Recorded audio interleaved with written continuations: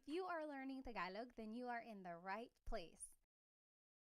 My name is Pat, and I'm here to welcome you to the Tagalog Time video series and podcast, where I will teach you conversational Tagalog. In my Tagalog lessons, we will break down grammar rules, we will learn common phrases that native speakers say, and we will practice so that you can feel confident speaking Tagalog to anyone you meet. Along the way, we will also talk about Filipino culture, history, and geography so that you can have some context to go along with the information we learn about the language. But first, I want to ask you, why are you learning Tagalog? Did you grow up in a home where your parents or your grandparents spoke Tagalog but you were never taught how to speak the language? Or maybe you have a special someone in your life who speaks Tagalog and you want to learn the language so that you can get to know their culture better. Or maybe you are fluent in Tagalog and you just want to understand the language a little bit better. Whatever your reason is, I'm so glad you're here. We will start from scratch, get a good foundation on the language, and build our way up.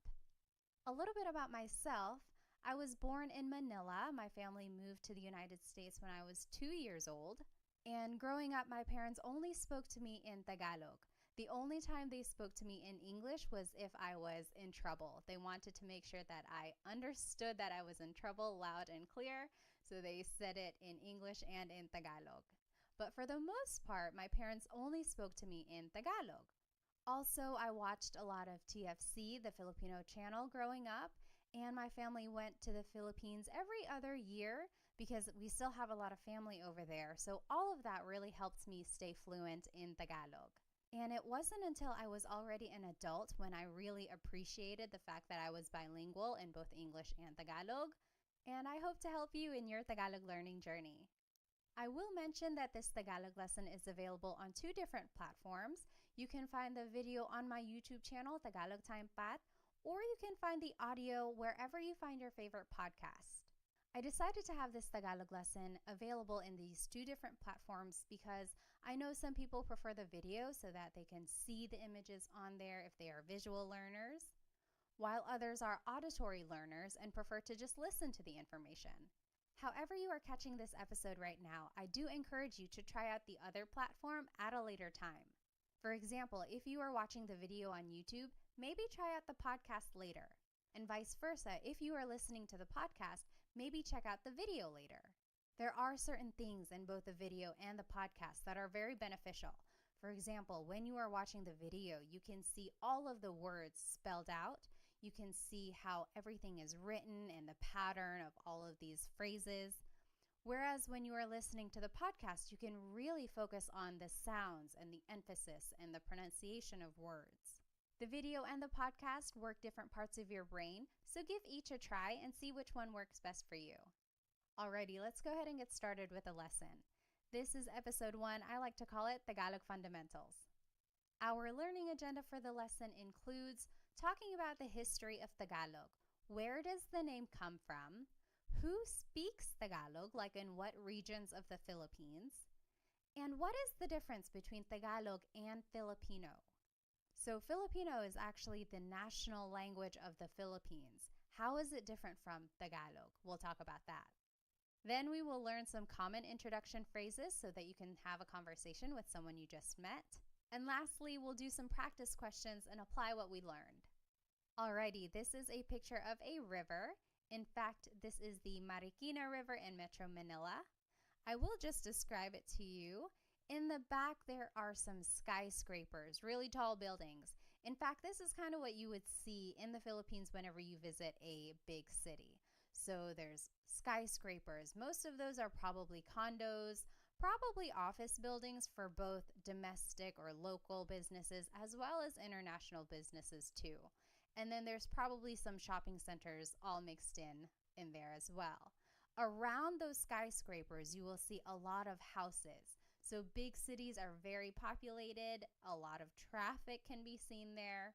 However, throughout the city, you will find pockets of nature, like this river, or even parts of wooded areas, or even nature parks where families will often relax together. So what does a river have to do with Tagalog? Well, in Tagalog, the word river is ilog. And back in the day, those who lived near the river were called taga-ilog. Taga means from, ilog means river, so these people were from the river, or also known as river dwellers. The opposite of that would be taga-bundok, from the mountain. So this was just a way to distinguish people in different regions. Taga-ilog are those who were living beside the river. And the name Tagalog comes from this phrase, taga-ilog. It is the language that was spoken by these people who were living near the river. So eventually, the language was called Tagalog. Now, what is the difference between Tagalog and Filipino? Well, before the 1930s, there actually wasn't even a national language in the Philippines. At the time, Spanish and English were considered to be official languages, but there was no national language assigned yet. It wasn't until 1937 when Tagalog was declared to be the national language by the government. However, this was pretty controversial. Tagalog was only spoken in the Central Luzon area. That means people up north and people in the south did not speak Tagalog. There are lots of languages and dialects throughout the country. In fact, some people didn't even recognize Tagalog as the national language. Some people did not support this decision, but ultimately Tagalog was chosen for a number of reasons. First, Tagalog was spoken in Manila and its surrounding areas. And this is where the government had resided for many years. So since this is the area where government decisions were being made about politics, economics, and social issues, many people decided that Tagalog would be more suitable to be the national language. Also, Tagalog was chosen because it didn't have as many smaller dialects like other languages did in the country at the time. Another reason why Tagalog was chosen to be the national language was because there was an extensive amount of historical documents and books written in Tagalog. So this showed that Tagalog had already been a well-established language. Lastly, Tagalog was chosen to be the national language at the time because even though not a lot of regions spoke it fluently, it was the most widely understood language throughout various regions in the Philippines. Eventually, in 1987, it was declared that Filipino would actually be the national language instead of Tagalog. So what is the difference between Tagalog and Filipino? Well, Filipino comes from Tagalog. However, it includes loan words that are also commonly used, but come from Spanish, English, and other languages. For example, let's take the word dictionary. In Filipino, people would just say diccionario, dictionary. However, a true Tagalog purist would say talatinigan. You'll notice that the word diccionario has a lot of Spanish influence. And that is what the Filipino language is all about. It incorporates all of these loan words that have been mixed into Tagalog. So that's the main difference between Tagalog and Filipino. Tagalog is the uninfluenced language, whereas Filipino incorporates all of these loan words and influences from other countries. So speaking of, what are some of the Tagalog influences?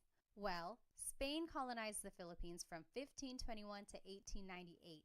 So for over 300 years, Spain occupied the country, so it had a big effect on the Filipino culture, language, and traditions. Here are some loan words from Spanish. Caballo, horse; radyo, radio; cuchara, spoon; tinidor, fork. Another country that influenced Tagalog is China. There were a lot of immigrants from the Hokkien community who were from the southern tip of China, and they immigrated to the Philippines between the 16th and 19th centuries. There are a lot of Chinese influences in the Filipino culture.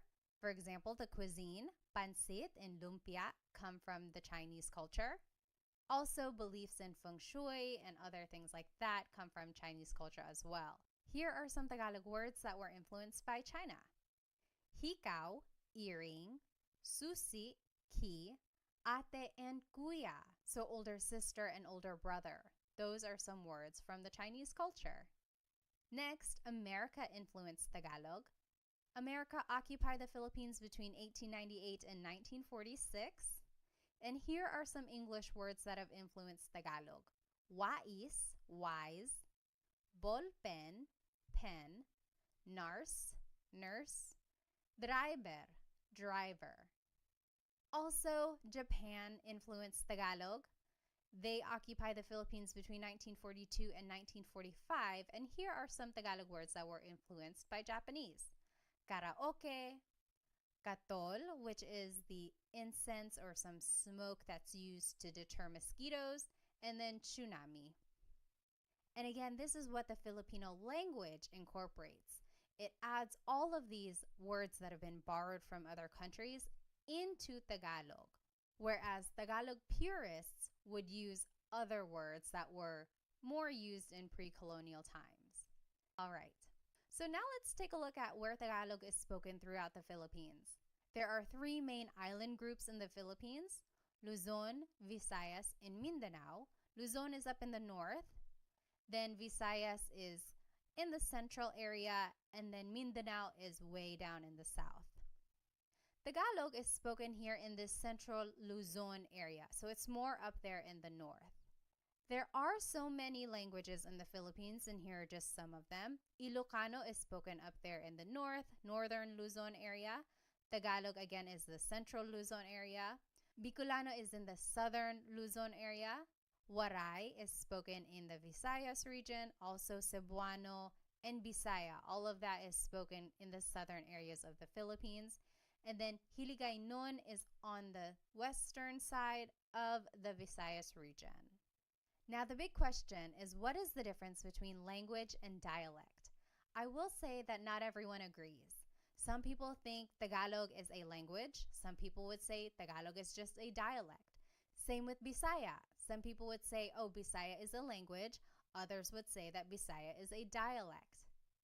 Based on my research, language is considered to be more broad, whereas dialect is more regional. So yes, someone could argue, oh, Bicolano is regional, Hiligaynon is regional. I like to consider all of these as different languages, and I know I'm going to get people who disagree, and I apologize, but I also just like to give these regions their own recognition as having this developed language and form of communication. I've been corrected before. I've called it a dialect and someone said, no, actually it's a language, and vice versa. I've called it a language and people say, no, it's a dialect. I would encourage you to maybe do your research. You figure out what you want to call these different forms of communication and call it what you would like. I will call them languages. All right. Now let's take a look at where Tagalog is spoken all throughout the world. Well, just think about where Filipinos go. Wherever there are Filipinos, there's likely to be someone who speaks Tagalog. And Filipinos travel all around the world, either for their families, they want to be closer to people who have moved away, or maybe just for work. There are a lot of overseas Filipino workers, so Filipinos have moved everywhere, all around the world. So Tagalog is spoken in almost every continent. Did you know that there has been a Filipino on Antarctica who did some research there? Other than that, they can be found in South America, Africa, North America, Australia, Europe, Asia, everywhere, really. So it is a very widespread language. In the United States, especially on the West Coast, like California, Nevada, Washington State, Tagalog is one of the most spoken languages in households, according to the U.S. Census. So good for you for learning Tagalog. It is a very useful language when you're meeting someone new. All right, so let's go ahead and learn some common phrases in Tagalog. If you want to say hello, how are you in Tagalog, it's kumusta ka? Kumusta ka?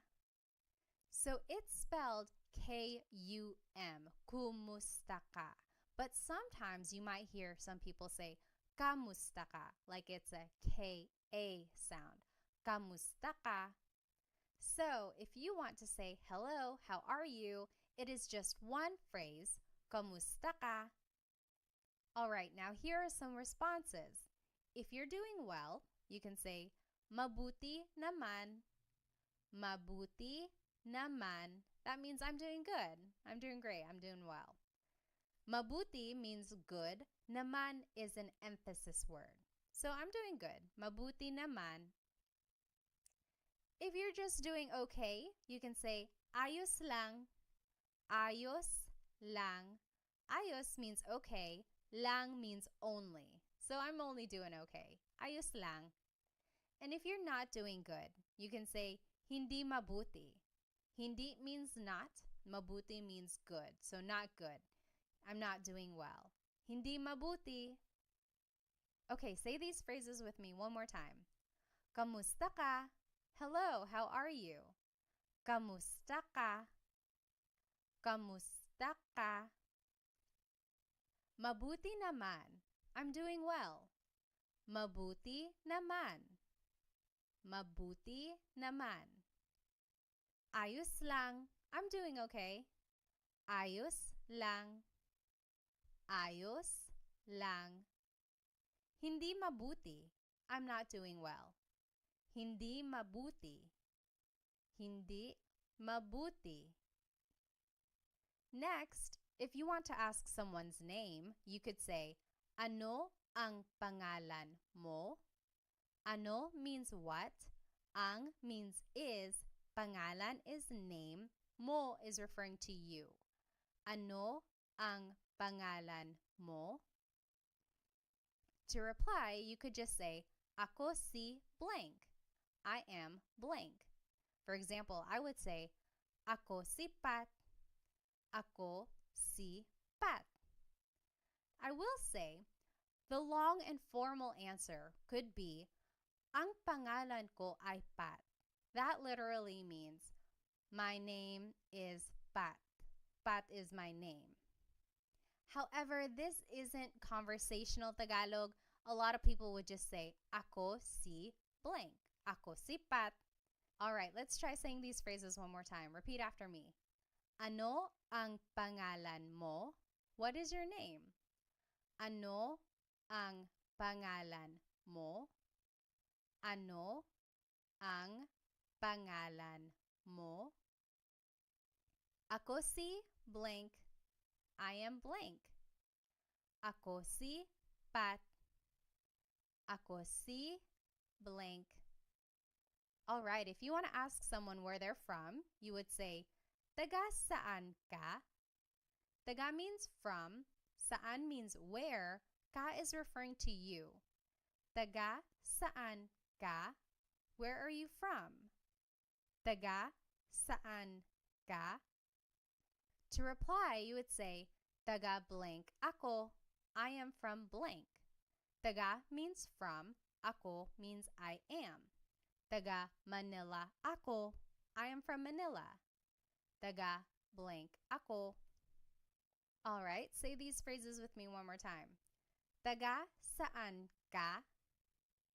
Taga saan ka? Taga saan ka? Taga Manila ako. Taga blank ako. Taga blank ako. Next, if you want to ask about someone's age, you would say, ilang taon ka na? Ilang taon ka na? Ilan means how many. Taon means year. Ka is referring to you. Na means already. Ilang taon ka na? Ilang taon ka na? To reply, you would just say, blank ako. I am blank. 30 ako. I am 30. Blank ako. Usually, when someone is saying their age, they use Spanish numbers. So an 18-year-old might say, 18 ako. I am 18. But you could also say it in Tagalog or in English. 30 ako. Let's say these phrases one more time. Ilang taon ka na? Ilang taon ka na? Ilang taon ka na? Blank ako. 30 ako. Blank ako. The long form of your answer could be, ako ay 30 taong gulang. That literally means, I am 30 years old. Again, this is not so much conversational Tagalog. It's more common for someone to just say, 30 ako. Next, you can ask someone, ano ang trabaho mo? What is your job? Ano means what? Ang means is, trabaho means job, mo is referring to you. Ano ang trabaho mo? Ano ang trabaho mo? Your response would be, blank ako. So very similar to the last response. I am blank. I am a blank. For example, I could say, nurse ako, teacher ako. And here's just some vocabulary on some professions. Guro, teacher. Nurse, nurse. Doktor, doctor. Abogado, lawyer. So you could say, guro ako, nurse ako. All right, say these phrases with me one more time. Ano ang trabaho mo? Ano ang trabaho mo? Ano ang trabaho mo? Blank ako. Nurse ako. Guro ako. The long form answer would be, ako ay isang nurse. Literally, I am a nurse. Ako ay isang nurse. Again, this is not conversational Tagalog. More people would just say, blank ako, nurse ako. Next, someone might ask you, may asawa ka na ba? Are you married? May asawa ka na ba? May means to have. Asawa is a spouse. Ka is referring to you. Na means already. Ba is a question word. May asawa ka na ba? May asawa ka na ba? Your response would be, oo, yes, wala, or hindi, no, wala pa, not yet. So repeat after me, may asawa ka na ba? May asawa ka na ba? And you say your answer, oo, yes, wala, no, wala pa, not yet. Next is a very similar question. May anak ka na ba? May means to have, anak means child, ka is referring to you, na means already, and ba is a question word. May anak ka na ba? Do you have any kids? May anak ka na ba? May anak ka na ba?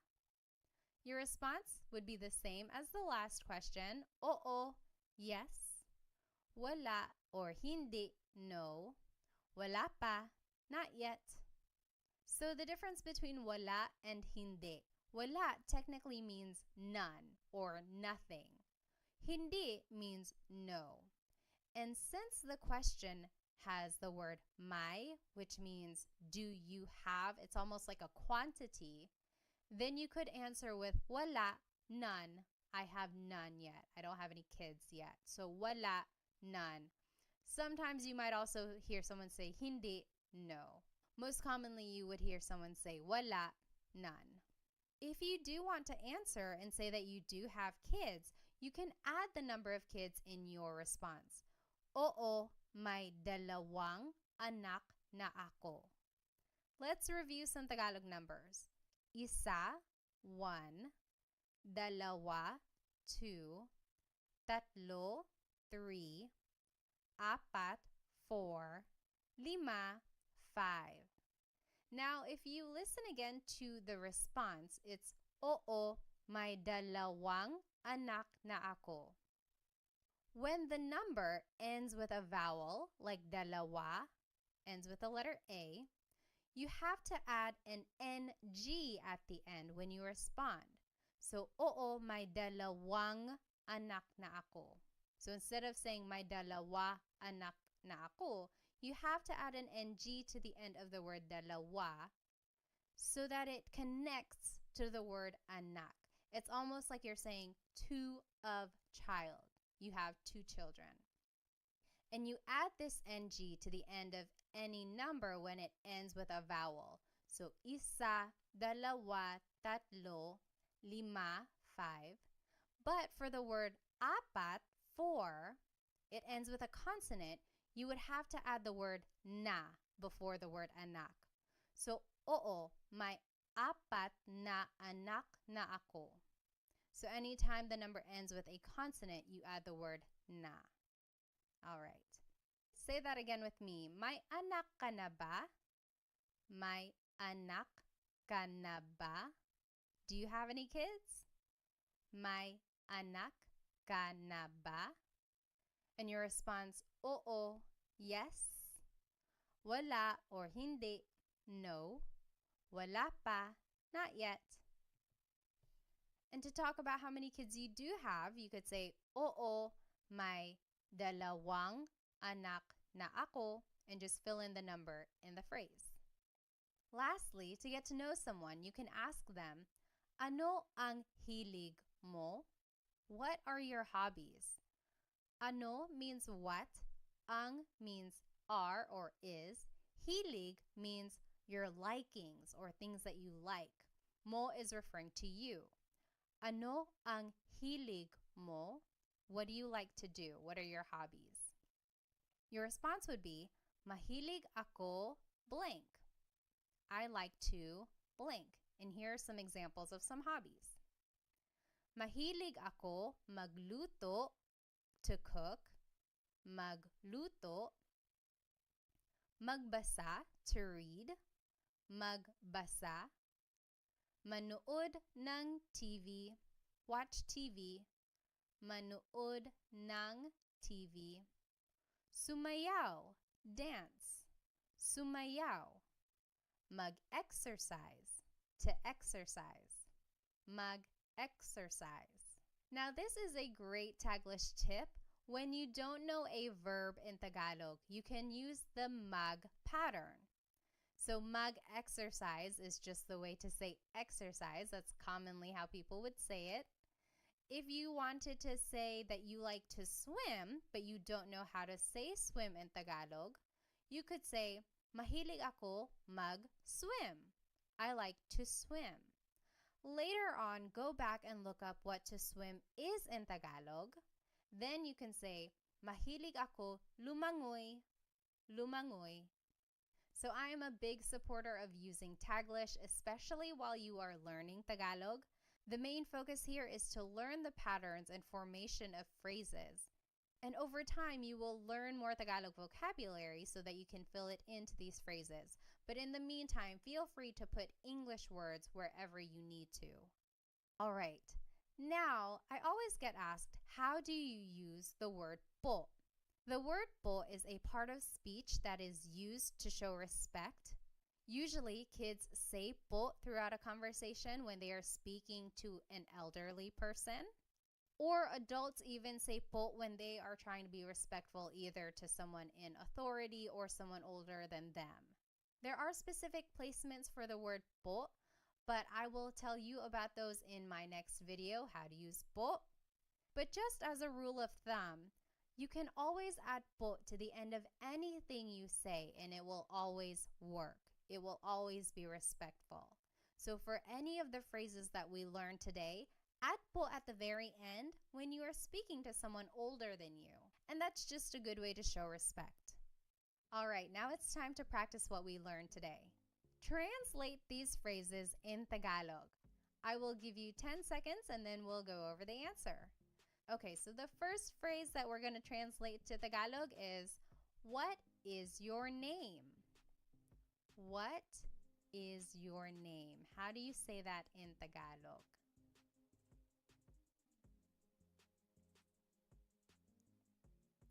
Ano ang pangalan mo? Ano ang pangalan mo? What is your name? Ano ang pangalan mo? Now, how would you reply in Tagalog? If someone asked you, ano ang pangalan mo? How would you reply in Tagalog?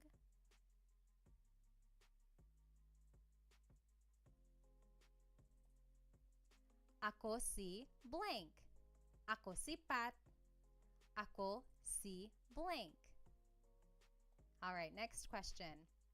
How do you say, what is your job in Tagalog? What is your job?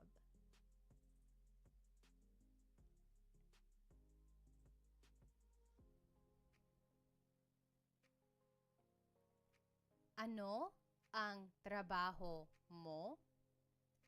Ano ang trabaho mo? What is your job? Ano ang trabaho mo? Now, how would you reply in Tagalog?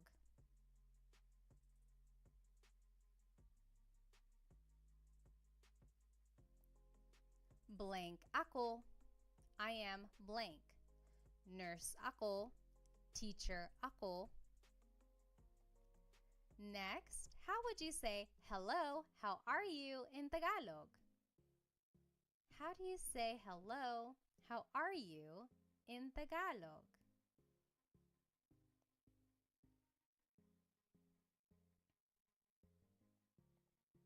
Kamusta ka? Kamusta ka? Kamusta ka? Now, how would you reply in Tagalog? Remember, there are 3 different responses that you could say. How would you reply to kamusta ka?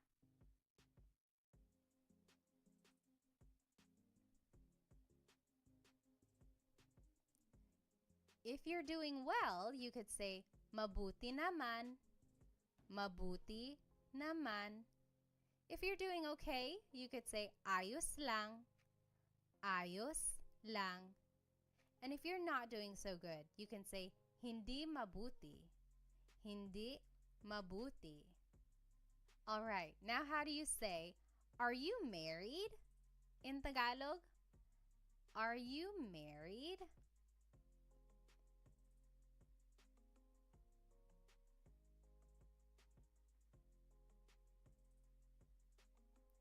May asawa ka na ba? May asawa ka na ba? Are you married? May asawa ka na ba? Now, how would you reply in Tagalog? Remember, there are 3 different types of responses you can give to this question. May asawa ka na ba?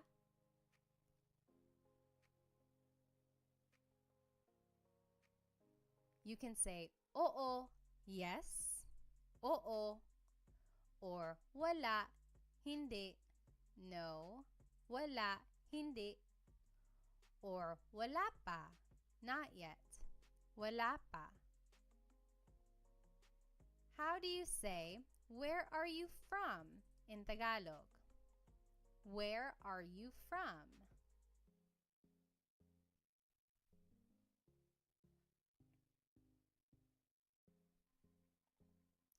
Taga saan ka?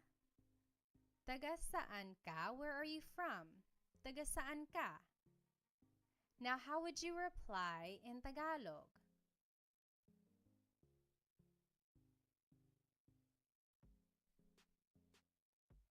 Taga blank ako.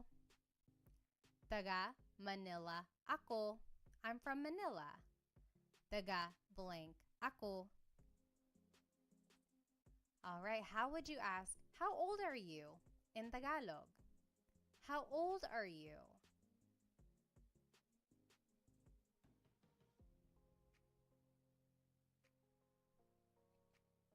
Ilang taon ka na? Ilang taon ka na? Ilang taon ka na? Now, how would you reply in Tagalog?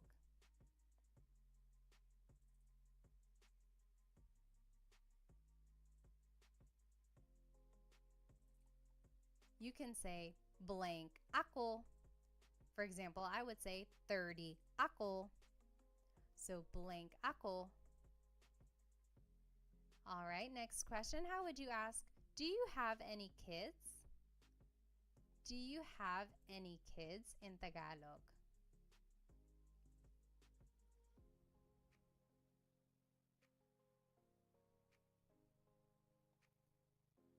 May anak ka na ba? May anak ka na ba? Do you have any kids? May anak ka na ba? And how would you reply in Tagalog?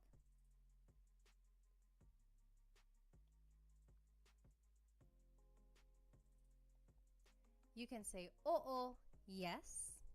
Wala or hindi, no. Wala pa, not yet. And if you wanted to be specific and say how many kids you do have, it would be my blank anak na ako. May dalawang anak na ako. I have 2 kids. Or may apat na anak na ako. I have 4 kids. So that would be the sentence structure if you wanted to say how many kids you do have. Lastly, how would you ask someone, what are your hobbies in Tagalog? What are your hobbies?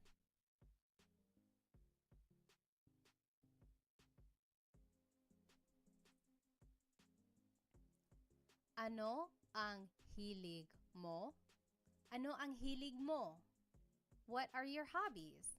Ano ang hilig mo?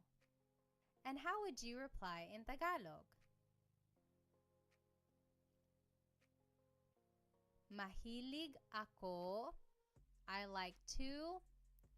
Mahilig ako magluto, to cook. Magluto. Magbasa, to read. Magbasa. Manood ng TV, to watch TV. Manood ng TV. Sumayaw, to dance. Sumayaw. Mag-exercise, to exercise. Mag-exercise. And remember, you can always use a Taglish tip. If you don't know a verb in Tagalog, just say it as a mag verb. Mahilig ako mag-swimming. Mahilig ako mag-shopping. And later on, go back and try to figure out what these words are in Tagalog. So to swim is lumangoy. Mahilig ako lumangoy. All right, we learned a lot today. We learned about the history of Tagalog. We learned where it's spoken and some influences of it. Then we learned some common phrases that hopefully you can start using when you meet someone new. And then we practiced. I encourage you to maybe write these phrases down on a note card. Write the English translation on one side and the Tagalog translation on the other side. And then just review them throughout the day. Practice really does make perfect. Try using these phrases to a native speaker that you know. Or if you don't have anyone you can speak to right now, really try practicing these note cards on your own. And a lot of people I meet get really nervous about their accent. I always say, ignore the accent. Forget about it for now. The accent will come the more you practice. I will say that even I have an English accent when I'm speaking Tagalog sometimes too. It usually comes out when I'm nervous or if I'm speaking too fast. But really, that doesn't matter. What matters in the end is that you are able to communicate in Tagalog. Be sure to subscribe to my YouTube channel for more Tagalog lessons and follow me on my other social media platforms. Thank you so much for joining me in this Tagalog lesson. In my next lesson, I will talk about how to use po when you want to be respectful. I hope to see you there. Paalam!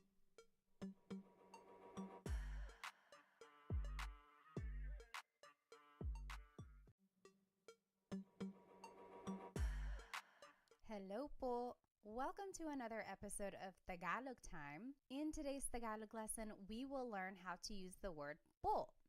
If you have ever listened to a Tagalog conversation, specifically between two people who have a significant age gap, maybe a younger person and an older person, then you have likely heard them use the word po. So what is this word? Why is it used when people are speaking Tagalog?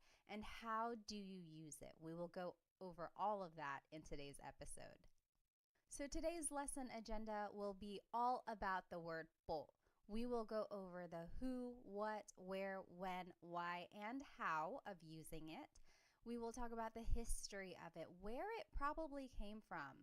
We will learn all of the different placements for it, and then we will practice where to put po in certain phrases at the end of the lesson.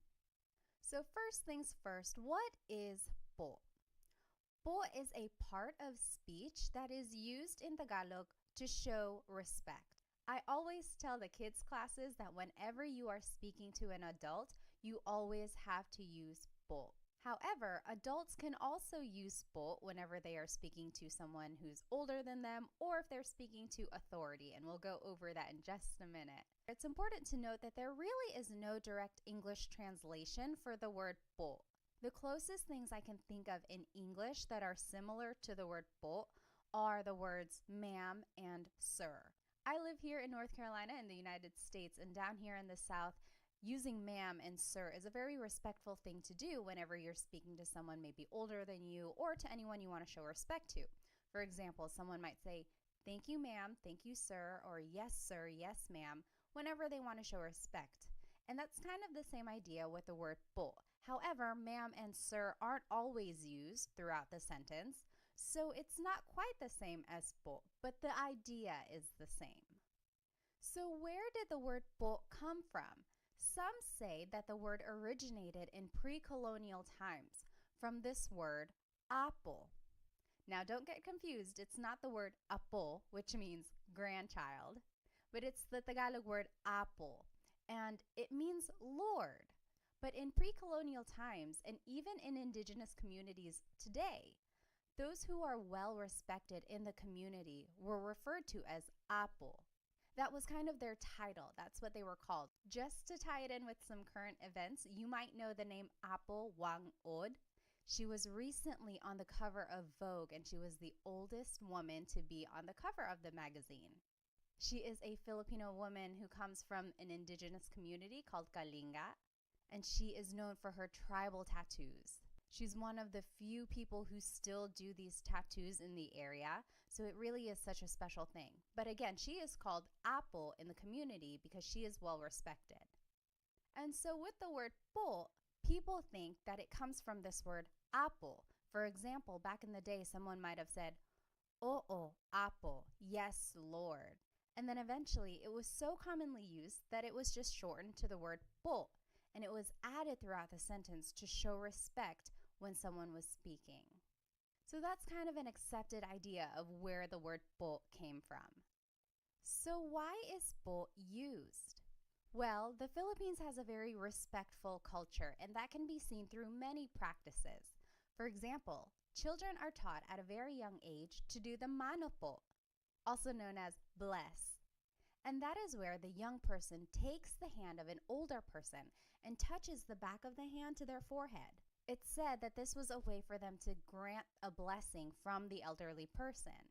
And that just emphasizes the idea of how people are taught to really respect their elders.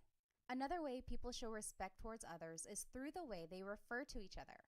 For example, the titles ate and kuya are used for people who are older than you. Ate is what you call an older sister or even an older cousin or friend who's a girl. These are usually someone who's just a little bit older than you, not too much older, otherwise they would be tita and tito. But if they are just like one generation older than you, then they would be considered your ate. Same with the name kuya. These are your older brothers or older cousins and friends who are boys. For example, if I am older than you, you could call me Ate Pat. Your older cousin might be Kuya Sam, and so on. So again, these titles just show how respect is embedded in the family and community unit. As I mentioned, kids are taught to say po whenever they are speaking to their elders. So their parents, their aunts and uncles, their grandparents. However, it's important to note that adults also use the word po whenever they are speaking, of course, to their elders, so maybe their grandparents or their parents, but also to anyone in authority, so bosses or police or priests or doctors. So anyone they want to be respectful to, they would say po. When and where is the word po used? It can be used anytime. Whether you are just at home with your family, or if you're at the grocery store, or if you're at work, it's always appropriate whenever you want to show respect. Other than using the word po personally with your family, you might also hear the word po in hospitality settings. So for example, at hotels and restaurants. You will likely hear the staff speaking to you with the word po. And that again is just a way to show respect because you are a guest in that area. And that is just a way for them to be professional and respectful. All right, so how do you use the word po? Before we jump into the proper placements of po, let's go over some common Tagalog phrases that we can use as a reference. So first, the basic way to say hello and how are you in Tagalog is just kamusta ka, kumusta ka. To reply, you can say mabuti naman, I'm doing well, mabuti naman. Or if you're just doing okay, you can say ayos lang, ayos lang. And if you're not doing well, you can say hindi mabuti, hindi mabuti. Say these phrases with me one more time. Kamusta ka? Hello, how are you? Kamusta ka? Mabuti naman. I'm doing well. Mabuti naman. Ayos lang. I'm doing okay. Ayos lang. Hindi mabuti. I'm not doing well. Hindi mabuti. Next, if you want to ask for someone's name, you can say, ano ang pangalan mo? Ano ang pangalan mo? Your response would be, ako si blank, I am blank. I would say, ako si Pat, ako si blank. Next, if you want to ask where someone is from, you can say, taga saan ka? Where are you from?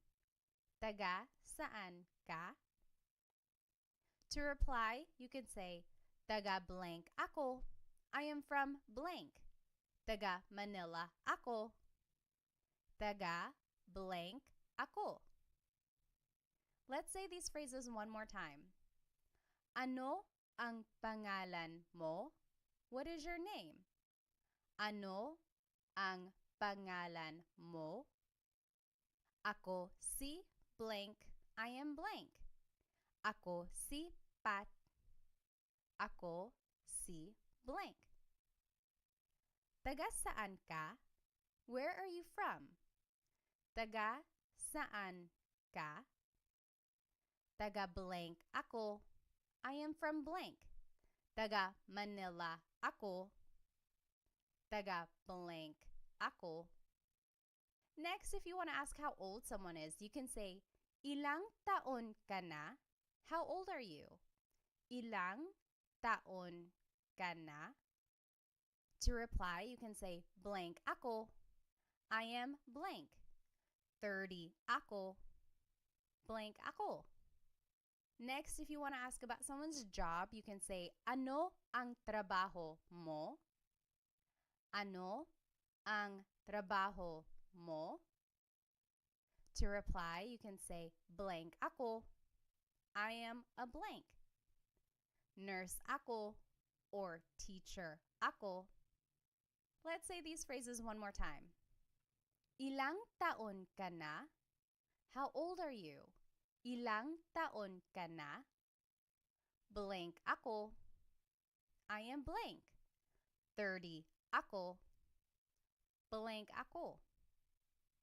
Ano ang trabaho mo? What is your job? Ano ang trabaho mo? Blank ako. I am a blank. Nurse ako.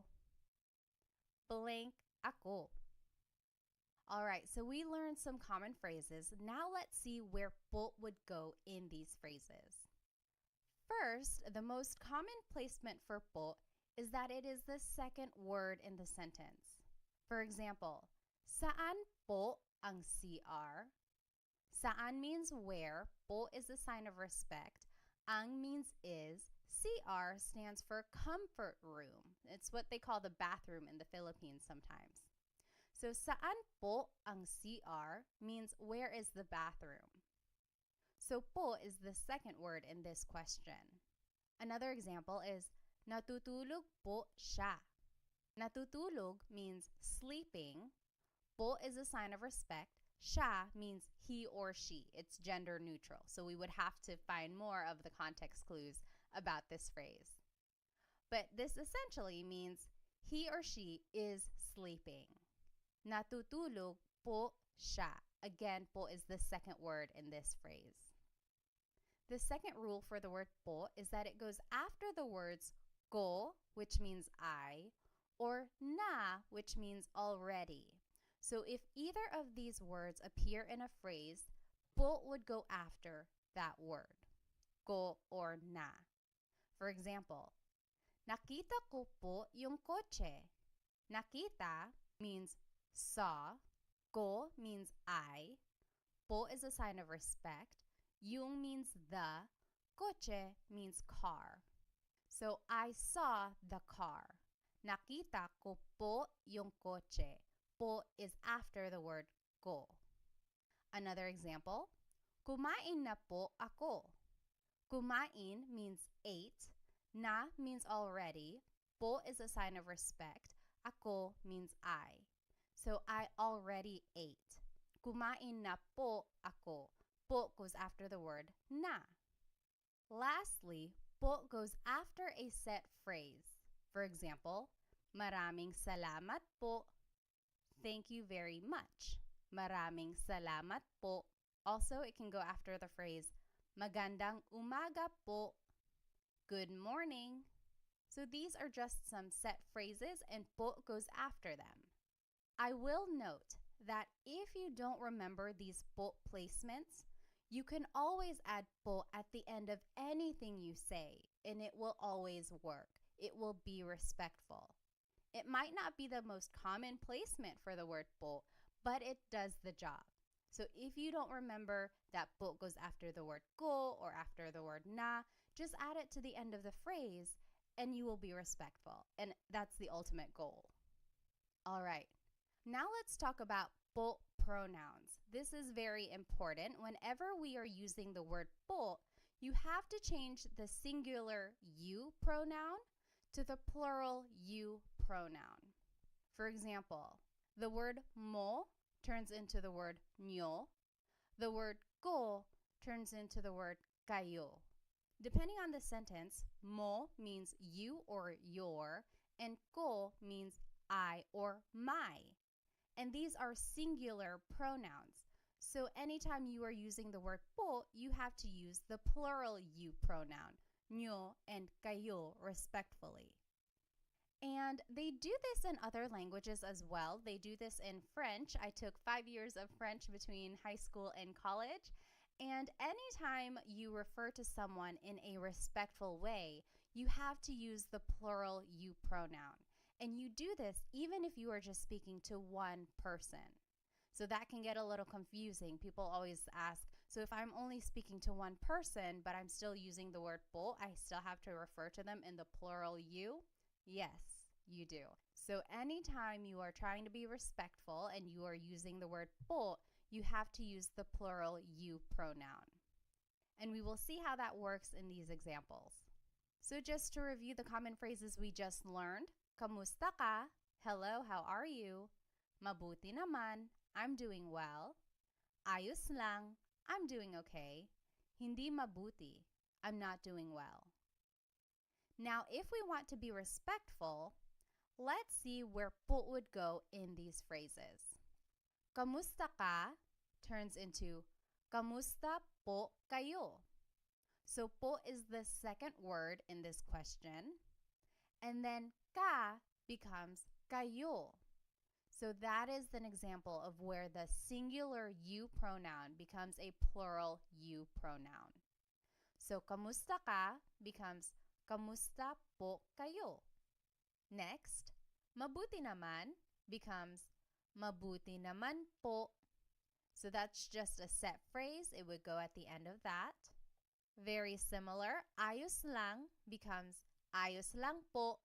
Again, it just goes at the end because it's a set phrase. And then lastly, hindi mabuti becomes hindi mabuti po. Again, that's just a set phrase. You might hear someone say, hindi po mabuti. I've heard that before, so it can also be the second word in this phrase, hindi po mabuti. But since it's a set phrase, I would add it to the end, hindi mabuti po. So those are some examples of where po would go. Just some more common phrases. Let's review. Ano ang pangalan mo? What is your name? Ako si Pat. I am Pat. Taga saan ka? Where are you from? Taga Manila ako. I am from Manila. Now let's see where po would go in these phrases. Ano ang pangalan mo becomes ano po ang pangalan nyo?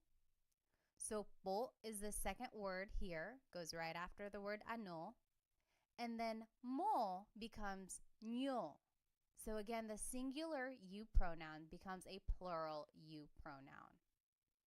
Next, ako si Pat becomes ako po si Pat.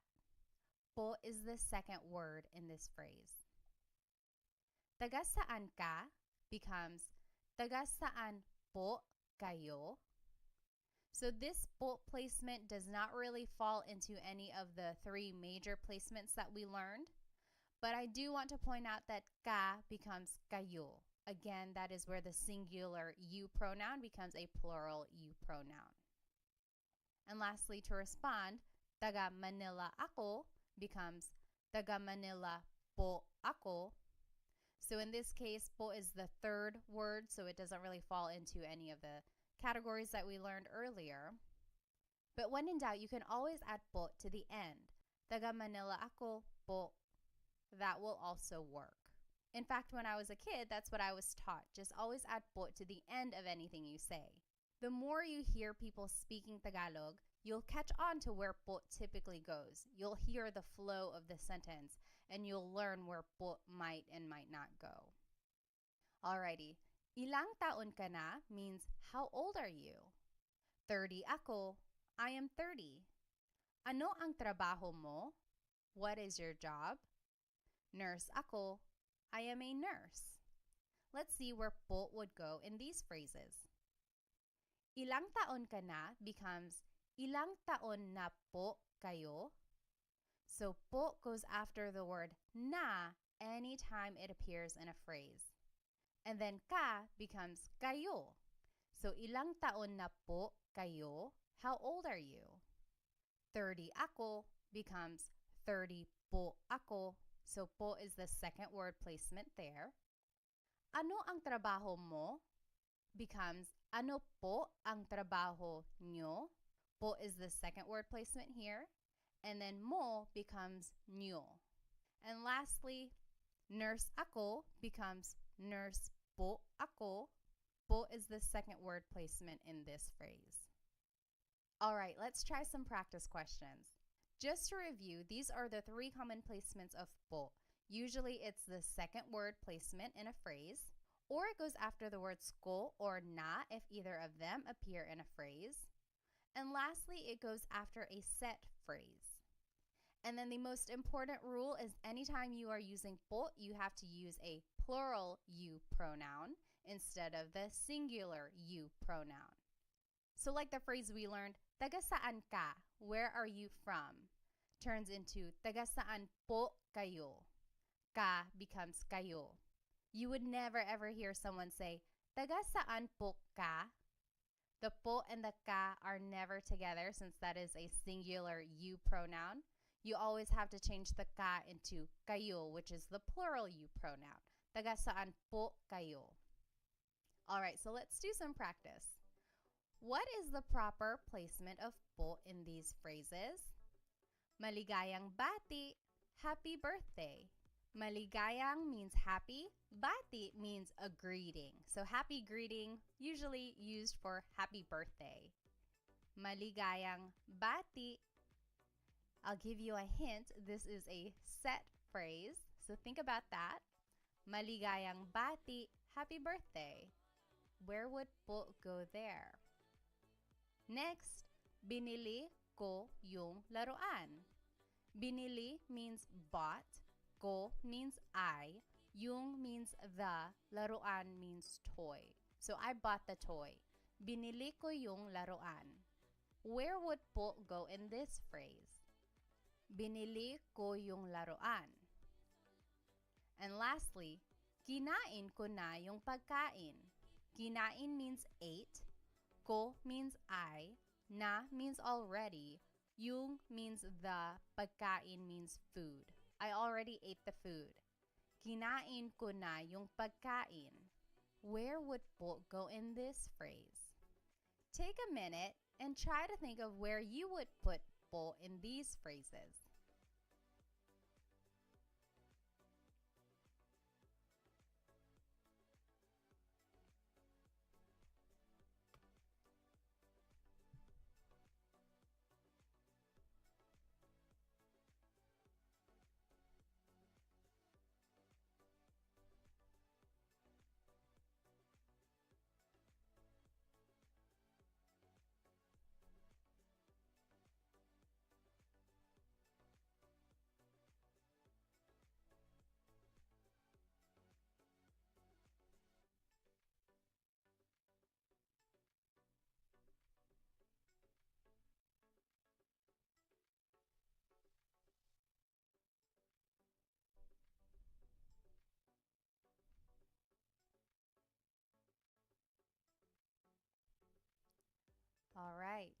Maligayang bati becomes maligayang bati po. So that is a set phrase, so po would just go at the end of that. Maligayang bati po. Next, binili ko yung laruan. I bought the toy. Becomes, binili ko po yung laruan. Po would go after the word ko in this phrase. Lastly, kinain ko na po yung pagkain. So remember, one of the rules was it goes after the word ko or na if either of them appear in the phrase. What if they both appear in the phrase? It would just go after both of them. So kinain ko na po yung pagkain. Po goes after the word na, which is after the word ko. So did you get it right? I hope you did. It does take some practice, but remember you can always add po to the end of your sentence. All right, so just a quick note. What is the difference between po and ho? For example, someone might say ano po, which means what? Someone else might say ano ho, which also means what. What is the difference between po and ho? Well, both are a sign of respect. They have the same placement rules that we just learned. However, ho is considered to be a little bit more informal and po is formal. Some people might use the word ho when they are speaking to an elderly person who is not really close to them or a stranger who they don't really know well. For instance, some people use the word ho when they are speaking to an older person who they don't really know very well. So maybe an older stranger or just an older acquaintance, they might use the word ho. Whereas po is really saved for older people in their family, people they really know and want to formally respect. I personally don't use the word ho very often. I just use po for everyone when I want to be respectful. However, I have heard people use the word ho whenever they're speaking to someone kind of informally but also still respectful. You might hear it in movies or Filipino shows or things like that. Just know that it is equivalent to the word po but just a little bit less formal. Alrighty, so we learned a lot today. We learned the placements of po. We learned a little bit about the history, where it comes from, how to use it, when and where. And then we were able to practice a little bit. So I encourage you, maybe when you are speaking to your parents or to your grandparents, just practice saying po, even if it's in English. Try adding po to anything you say at the end, even if it's an English phrase. That way you can get in the habit of using po and being respectful towards others in this way. If you would like to stay connected and get notified whenever I have a new Tagalog lesson, I encourage you to subscribe to my YouTube channel. And please follow me on my other social media platforms. I have a lot of other good content there as well. I'll see you in our next Tagalog lesson. Paalam!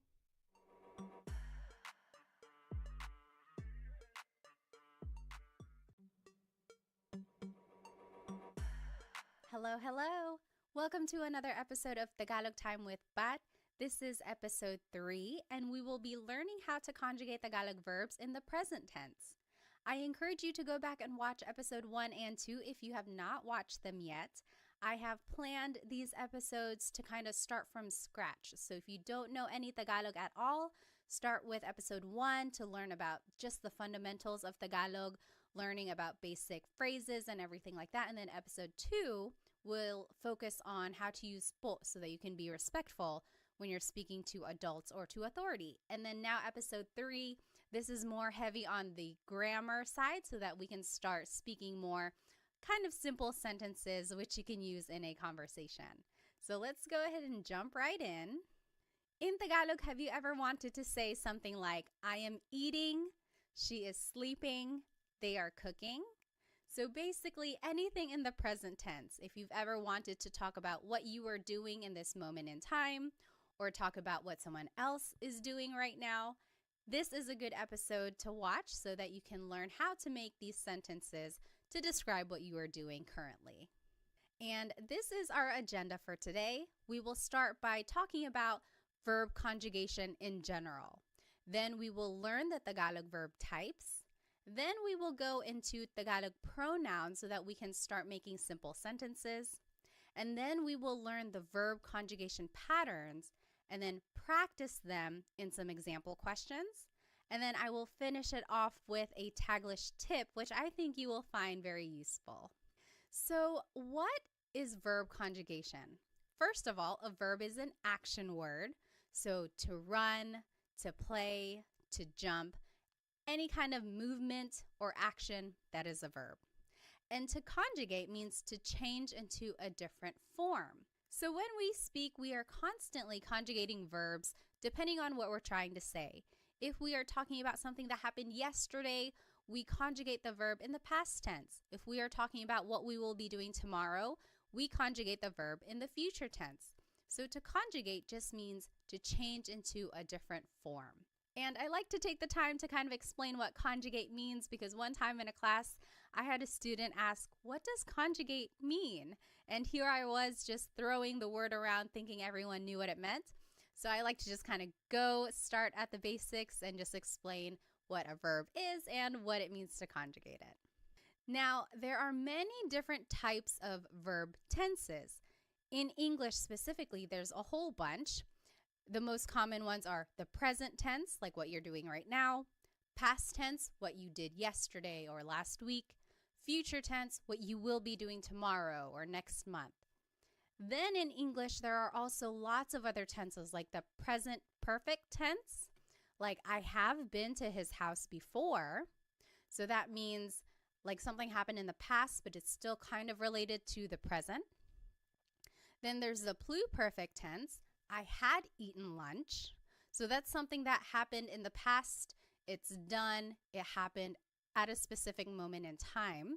And then there are just so many more verb tenses out there, especially in English.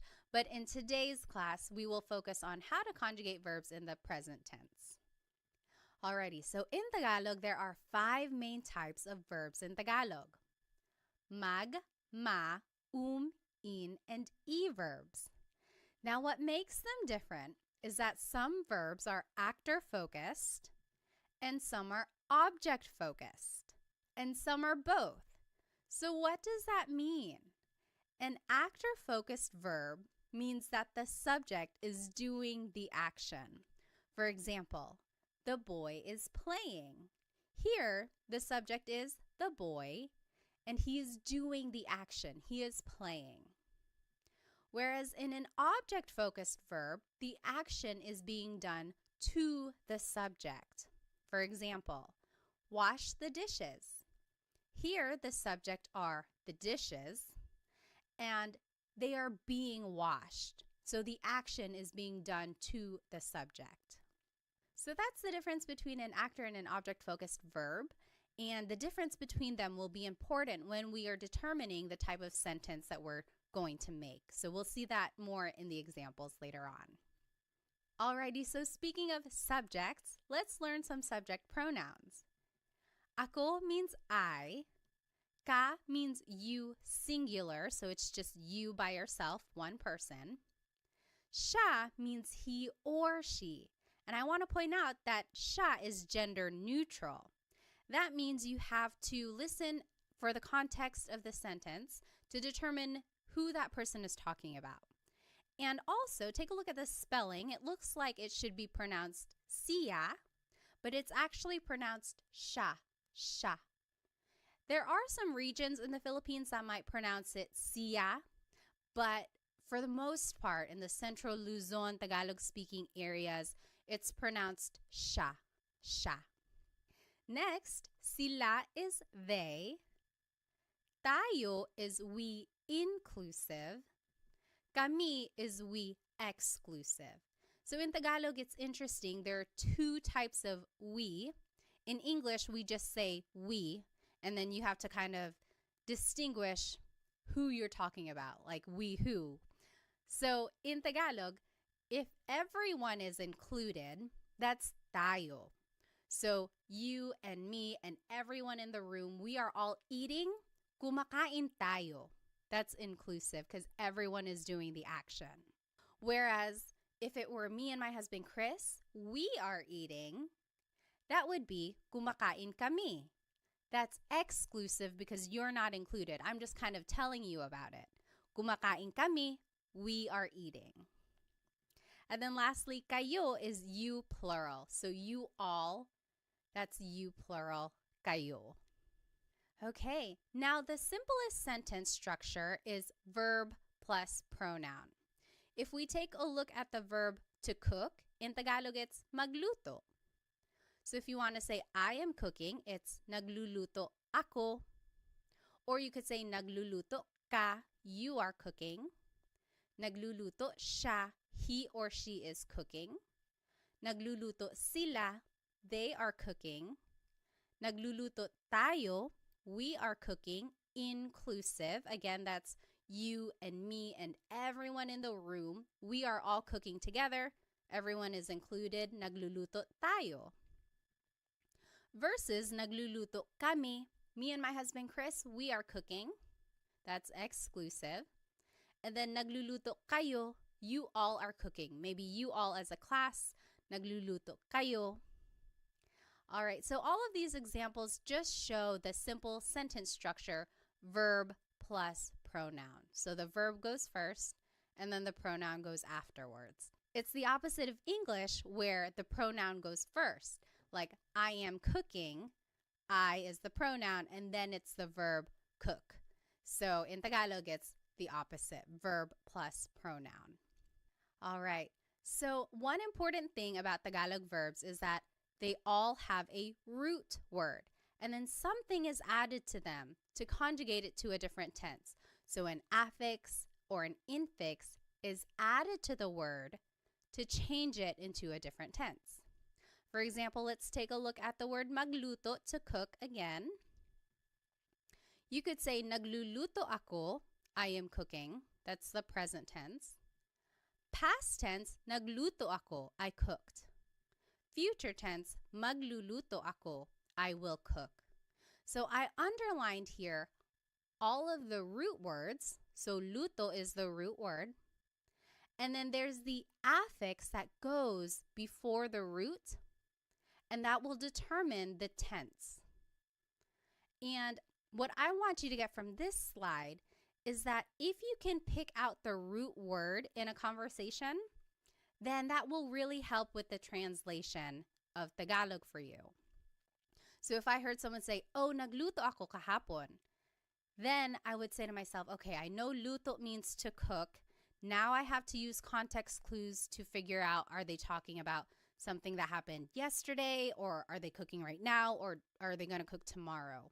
So if you can pick out root words when you're listening to Tagalog, that will really help with the translation and understanding of the language. Alrighty, so let's go ahead and jump right into these conjugation patterns. We will start with the mag verbs. They are usually actor focused, and they are the most common type of verb in Tagalog. Here are some examples. Maglakad, to walk. Magluto, to cook. Magbasa, to read. Now, in the present tense, if you want to conjugate a mag verb in the present tense, here is the pattern.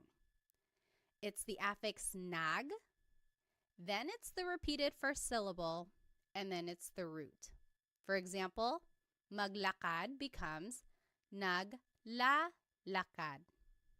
Here's the affix nag, then there's a repeated first syllable, and then the root. Naglalakad ako, I am walking. Naglalakad sila, they are walking. Alrighty, let's take a look at magluto, to cook. In the present tense, it becomes nagluluto. Here's the affix nag, then there's the repeated first syllable, and then the root. Nagluluto sila, they are cooking. Nagluluto. Lastly, magbasa, to read. It becomes nagbabasa. Here's the affix nag, then there's a repeated first syllable, and then the root. Nagbabasa ako, I am reading. So that is how you would conjugate a mag verb in the present tense. Let's take a look at ma verbs. They are very similar in their pattern. These are usually actor focused, and here are some examples. Maligo, to shower. Matulog, to sleep. Manood, to watch. In the present tense, if you want to conjugate a ma verb, here's the pattern. Now the affix is na, then it's the repeated first syllable and then the root. So maligo, to shower, will be naliligo. Naliligo ako. I am taking a shower. Naliligo siya. He is taking a shower. You jot it down on your paper. What do you think matulog and manood will be in the present tense? And feel free to pause the video if you need. All right, matulog in the present tense, to sleep, is going to be natutulog. The affix is na, then there's a repeated first syllable, and then the root. Natutulog ako. I am sleeping. Natutulog. Manood, to watch, will be nanonood. Nanonood sila. They are watching. Affix is na, then there's the repeated first syllable, and then the root, nanonood. So mag and ma verbs have a very similar pattern. The only difference is that affix in the beginning. Now let's take a look at verbs. These can be actor or object focused, depending on the context. And here are some examples. Kain is to eat. Takbo is to run. Tawa is to laugh. Now you might be wondering, why are these verbs? Doesn't appear in the word at all. It's because is the infix that goes into the word when you are conjugating it. So in the present tense, to conjugate an verb, the infix goes between the first and second letter, and then it's the root at the end. So for example, kain, to eat, becomes kumakain. Goes between the first and second letter, and then you add the root at the end. Kumakain ako. I am eating. Kumakain ako. Next, takbo means to run. In the present tense, it would be tumatakbo. Tumatakbo siya. He is running. Goes between the first and second letter, and then it's the root at the end. Tumatakbo. You jot it down. What do you think tawa will be in the present tense? And just use the pattern we learned. In the present tense, tawa, to laugh, will be tumatawa. Goes between the first and second letter, and then the root goes at the end. Tumatawa sila. They are laughing. Tumatawa. Alrighty, now let's move on to verbs. These are also object focused. And here are some examples. Gamit means to use. Walis means to sweep. It has a very similar pattern to verbs. The only difference now is that the infix in goes between the first and second letter, and then it's the root. So gamit, to use, in the present tense becomes ginagamit. In goes between the first and second letter, and then it's the root. Ginagamit ko. I am using something. Ginagamit. What do you think walis will be in the present tense? Remember to just use the pattern and plug everything in. Walis in the present tense is winawalis. So in just goes between the first and second letter, and then the root goes at the end. Winawalis ko yung sahig. I am sweeping the floor. Winawalis. Lastly, verbs. These are object focused. Some examples are isara, to close, ibigay, to give, itago, to hide. And now the pattern is the infix in goes between the second and third letter, and then it's the root. So isara, to close, becomes isinasara. Isinasara. So in goes between the second and third letter, and then the root goes at the end. Isinasara ko yung pinto. I am closing the door. You jot it down. What do you think ibigay and itago will be in the present tense? In the present tense, ibigay, to give, will be ibinibigay. ibinibigay. In just goes between the second and third letter, and then it's the root at the end. Ibinibigay. So, ibinibigay ko, I am giving something to someone. Lastly, itago, to hide, in the present tense will be itinatago. Itinatago. The in just goes between the second and third letter, and then the root goes at the end. Itinatago. All right, so those are the conjugation patterns for the 5 different types of verbs in Tagalog. So as you can see, there are some similarities among the patterns. You just kind of have to figure out what type of verb it is and then go from there. So I always get asked, how are verbs categorized? Why are some verbs mag, some are ma, some are some are in, some are e? And I've looked it up, and honestly, I have not found a consistent answer for that question. I think it goes back to baybayin, the ancient Philippine script. And back in the day, all of these verbs were just organized into these categories, and it was passed down throughout the years. And as Tagalog has evolved over time, all of these verbs have just been accepted into these categories. Unfortunately, there is no rhyme or reason that I know of to explain why magluto is a mag verb, whereas matulog is a ma verb. I'm not quite sure why they were organized like that. But my biggest tip is to really listen when a native Tagalog speaker is conjugating these verbs, and then make a note of that so that you can conjugate it that way in the future. So it's just a matter of acquiring more vocabulary and then using the verbs in those ways in the future. Now, if anyone does know the answer to that, like why are verbs organized in these groups, please let me know because I would love to share it. I have not been able to find a consistent answer to explain why they are the way they are. All right, so now let's go ahead and practice. I'm going to go ahead and turn my video off so that I can use the whole screen. All right, so in this top left corner are the verb patterns that we just learned. Under that are the subject pronouns we learned. Ako is I, ka is you, siya is he or she, sila is they, tayo is we, inclusive, kami is we, exclusive, kayo is you, plural. Then here is the simple sentence structure, verb plus pronoun. And then here are some vocabulary terms to indicate present tense. So ngayon means right now. Ngayong araw means today.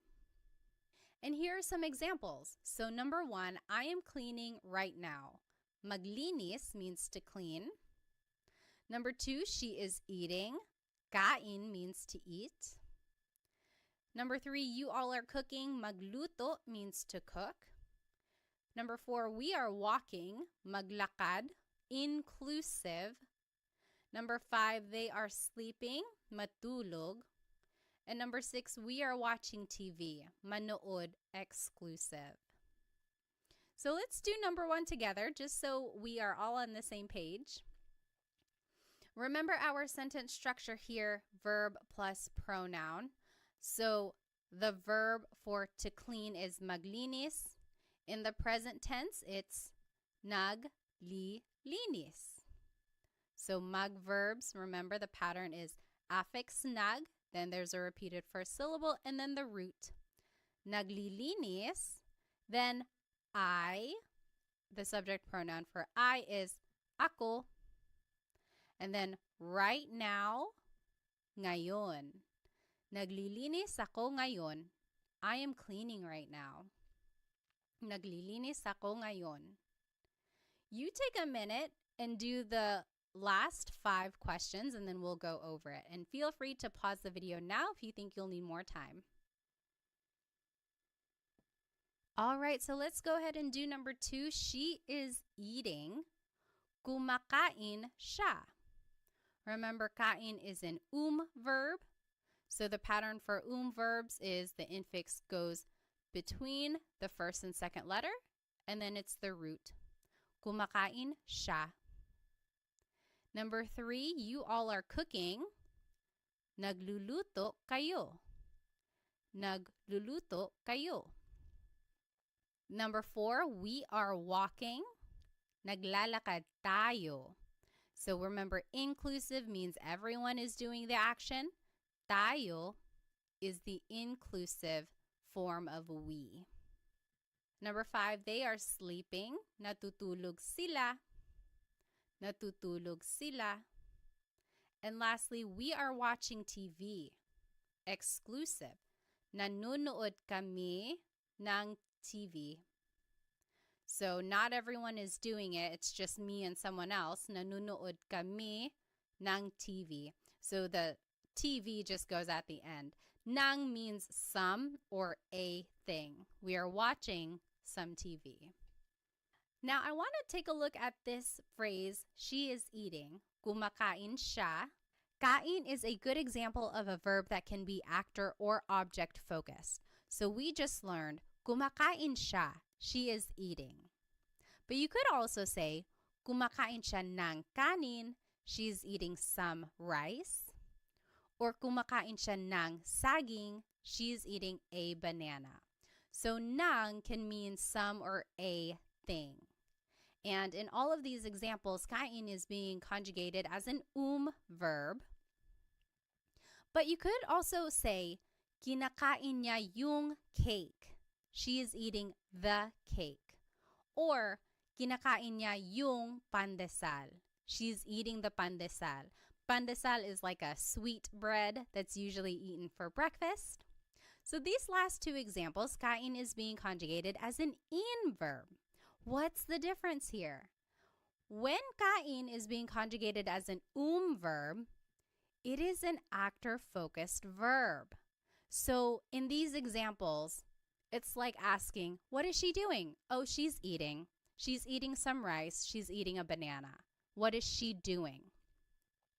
Versus when it's an object-focused verb, it's almost like you're asking, what is she eating? Oh, kinakain niya yung cake. She's eating the cake. Or kinakain niya yung pandesal. She's eating the pandesal. So when it's an actor-focused verb, it's more answering the question, what is she doing? In an object-focused verb, it's like answering the question, what is she eating? So there you can kind of see the shift in the focus of the sentence. Is it more focused on what the subject is doing or focused on what the subject is eating? So I think that's very interesting how the verbs can take on a different kind of focus depending on the context of your sentence. All right, so let's go back to the examples we just did. If you look closely, you'll notice that all of these examples are mag, ma, or verbs. That is because they are all actor-focused, meaning you can use a subject pronoun like we were using. However, if you want to use an in or verb, now you have to actually use a possessive pronoun.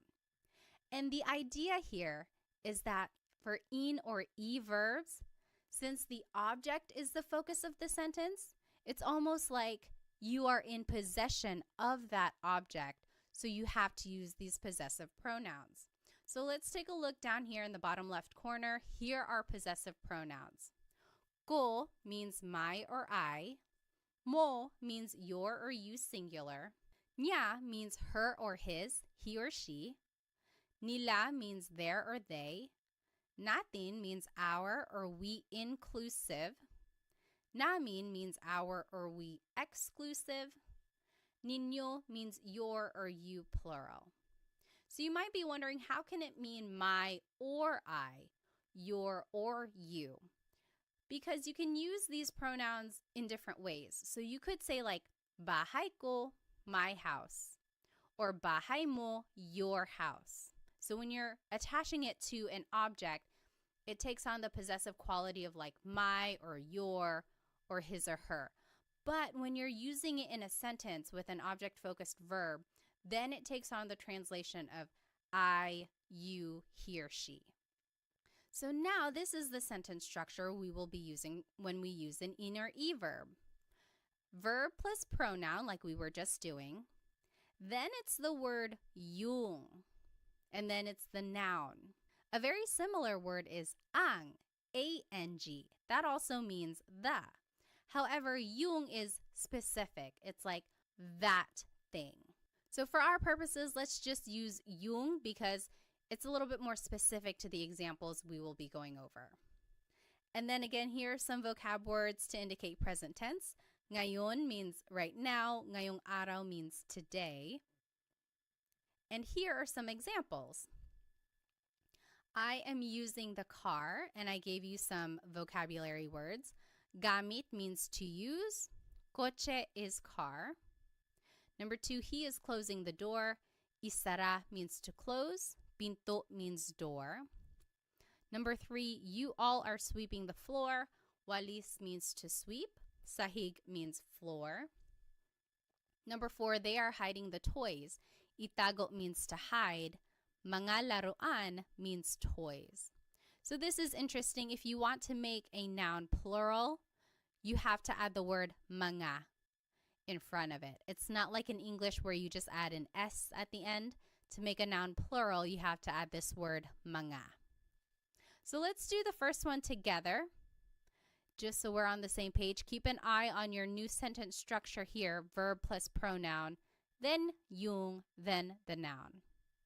So, I am using the car. Gamit is to use. In the present tense, it's ginagamit. Remember, the in just goes between the first and second letter, and then it's the root.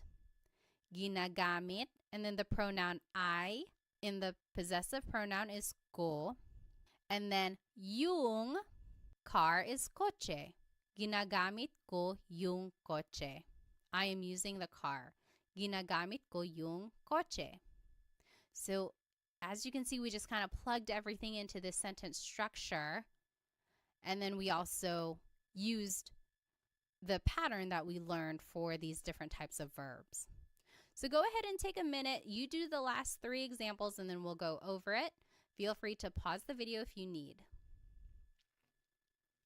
All right, let's do number 2. He is closing the door. Isinasara niya yung pinto. Isinasara niya yung pinto. So the pattern for E verbs, the in just goes between the second and third letter, and then it's the root.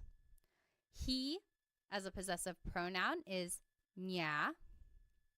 Yung pinto, the door. Number 3, you all are sweeping the floor. Winawalis nyo yung sahig. Winawalis nyo yung sahig. And then lastly, they are hiding the toys. Itinatago nila yung mga laruan. Itinatago nila yung mga laruan. So it really is just a matter of plugging everything into the sentence structure and then using the patterns that we learned for these different verbs. And the trickiest part really is trying to remember that for actor-focused verbs like magma and verbs, you can use subject pronouns. But then for in and e verbs, you have to use possessive pronouns. And again, it's because it's almost like you or the subject are in possession of that object. Alrighty.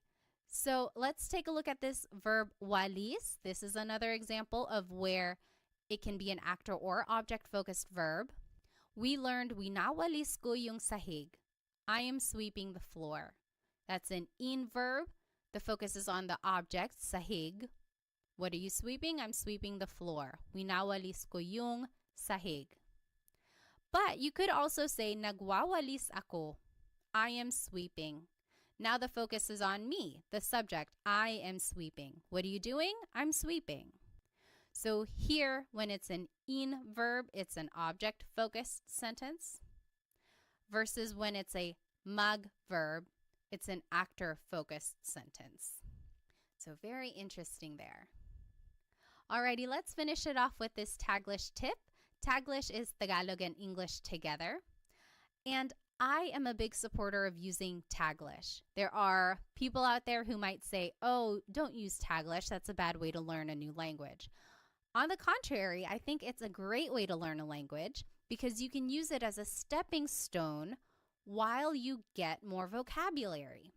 So you don't want to rely on Taglish forever. The idea is that hopefully over time you can get more vocabulary and learn how to say the whole phrase in Tagalog. But in the meantime, let's learn this Taglish tip, and I think you can use it every day. So let's take a look at these examples. I am driving, she is swimming, they are jumping.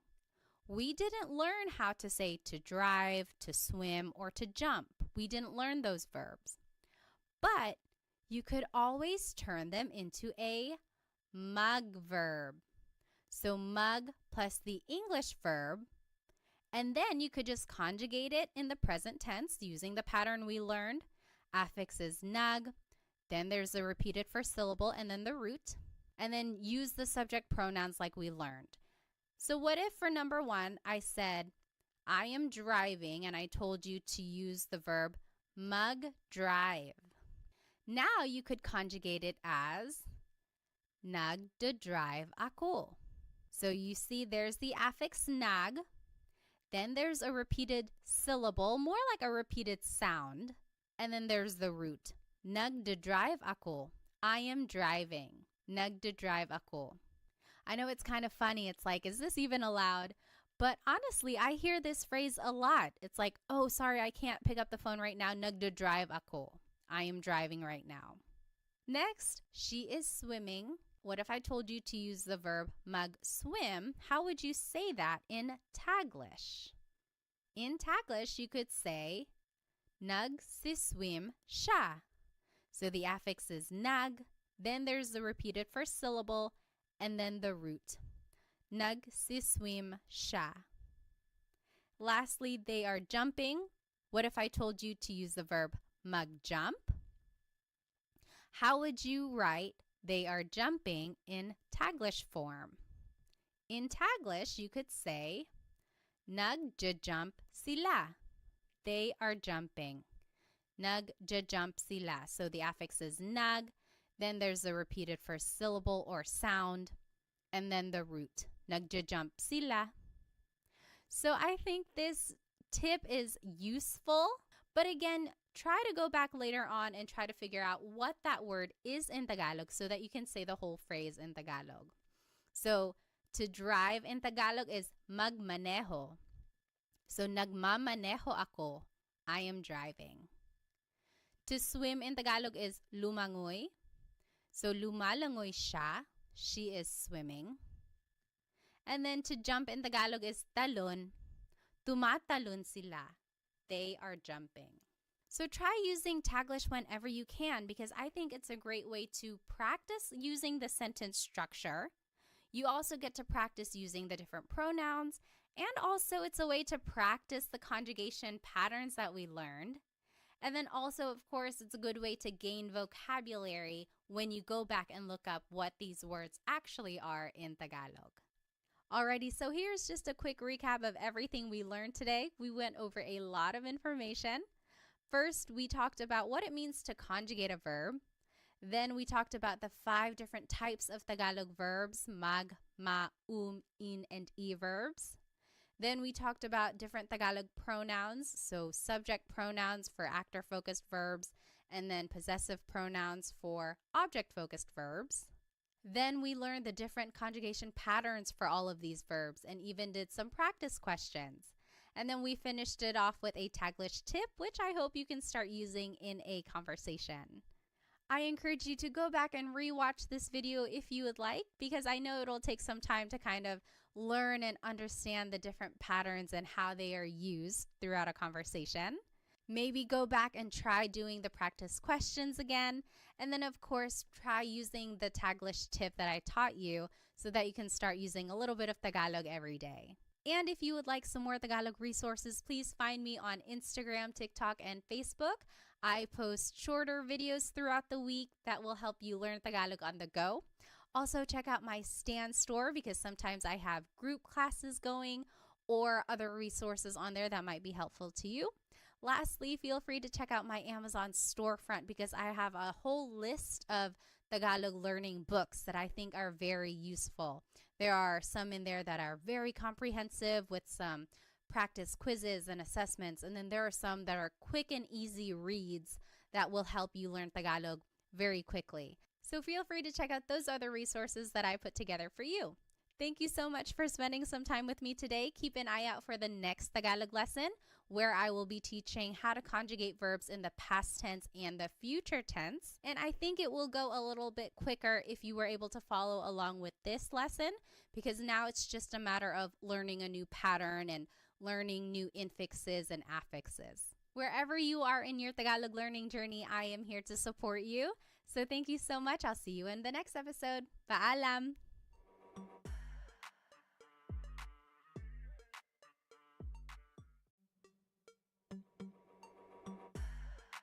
Hello, everybody. Welcome to another episode of Tagalog Time with Pat. This is episode 4, and today we're going to be learning how to conjugate verbs in the past and future tense. So this is actually a continuation of episode 3, where we learned how to conjugate verbs in the present tense. So I highly encourage you to go back and watch episode 3, where I go over what it means to even conjugate a verb, just giving an overview of Tagalog verb types and everything like that, and then also some practice and conjugation patterns on how to conjugate verbs in the present tense. So since this is kind of a continuation, I encourage you to go back and watch episode 3 if you have not watched it yet, because we will be building upon those ideas that we have already learned so far. Okay, so in Tagalog, have you ever wanted to say something like, I ate something earlier today, or she slept early? So anything in the past tense. Or have you ever wanted to say something like, they will cook something, or we will use something? So things in the future tense. If you ever wanted to say things about the past or the future, this is the episode for you. So here's the agenda for today's lesson. We will do a quick review of the Tagalog verb types. Then we will talk about Tagalog pronouns so that we can make simple sentences. And then we will review very briefly the present tense conjugation of verbs. Then we'll jump right into the past tense conjugation patterns, and then the future tense conjugation patterns, and then some practice questions throughout as well. And then we'll finish off with a Taglish tip, which I think you will find very useful. Alrighty, so there are 5 main Tagalog verb types in Tagalog: mag, ma, in, and e verbs. And what makes them different is that some are actor-focused, like mag, ma, and and then some of these verbs are object-focused, like in, and e. So you can see that the verbs, some of them can be actor or object-focused, depending on the context of the sentence. And again, in lesson 3, I go over which types of verbs can be actor or object-focused. So that's a really good episode to watch. Okay, so what does it mean to be an actor or an object-focused verb? Well, an actor-focused verb means that the subject is doing the action. For example, the boy is playing. Here, the subject is the boy, and he is doing the action. He is playing. So the focus here is on the subject. Whereas for an object-focused verb, the action is being done to the subject. For example, wash the dishes. Here, the subject is the dishes, and something is being done to them. They are going to be washed. So here the focus is more on the object, which is the dishes, versus when the focus is on a subject like a person or the actor. And then let's just review some subject pronouns. Ako is I. Ka is you singular. Siya is he or she. Again, this is gender neutral. You have to listen to the context of the sentence to figure out who someone is talking about. And again, just to point out the pronunciation, it looks like it should be pronounced siya, but it's usually pronounced siya, siya. Sila is they. Tayo is we inclusive. Kami is we exclusive. We'll go back to that. Kayo is you plural. So you all as a class, kayo. So now let's go back to the 2 different types of we here. So tayo is all of us together. You and me and the whole class, we are all doing the action. So kumakain tayo. We are all eating. Kumakain tayo. So it's inclusive because everyone is doing the action. Versus kami means me and someone else. So me and my husband Chris, we are eating. Kumakain kami. We are eating. You're not doing the action. I'm just telling you about it. So maybe you're calling me and I'm like, oh, kumakain kami. We are eating. So that's exclusive. So the simplest sentence structure in Tagalog is verb plus pronoun. It's the opposite of English where the pronoun goes first. I am running. I am eating. So there the pronoun I goes first. But in Tagalog, it's the opposite. The verb goes first. So for example, let's take a look at the verb to cook, which is magluto. Using the subject pronouns we just learned, here are some simple sentences. Nagluluto ako. I am cooking. Nagluluto ako. Nagluluto ka. You are cooking. Nagluluto siya. He or she is cooking. Nagluluto sila. They are cooking. Nagluluto tayo. We are all cooking together. So remember, that's inclusive. We're all doing it. Nagluluto kami. We are cooking. So me and my husband Chris, nagluluto kami. That's exclusive. And then nagluluto kayo. You all are cooking. Maybe you all as a class, you all are cooking. So this is a good slide to know just because it shows how you can put the verb and the pronoun together, and then it shows how the different subject pronouns are used. Okay, so now just a review that all Tagalog verbs have a root, and then something is added to them, whether it's an affix at the beginning, maybe an infix in the middle, or even a suffix at the end, which we will see today. So something is added to the root to conjugate it to a different tense.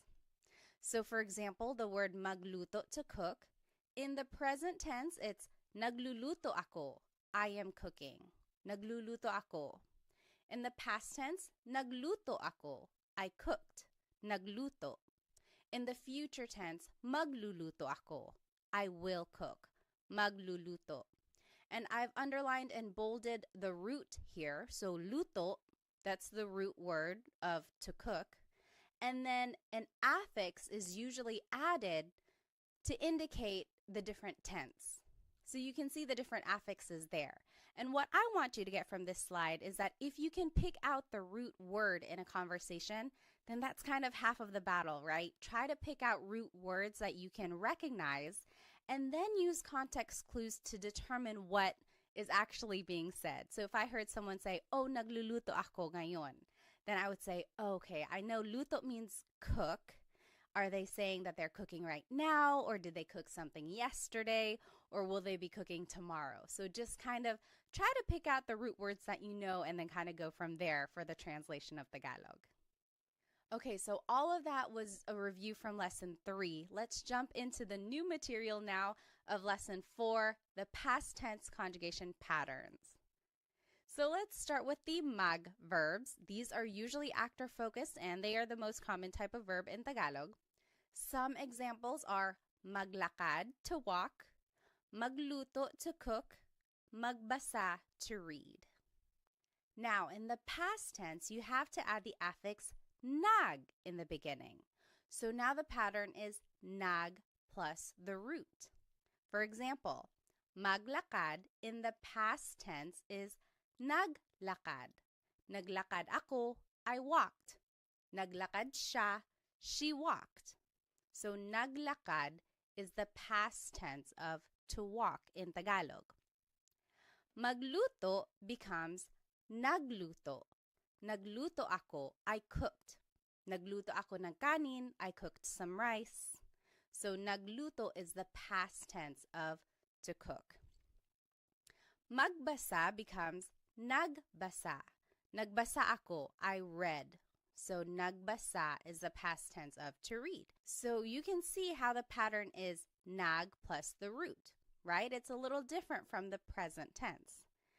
Speaking of, let's go ahead and just compare the present tense to the past tense conjugation of mag verbs.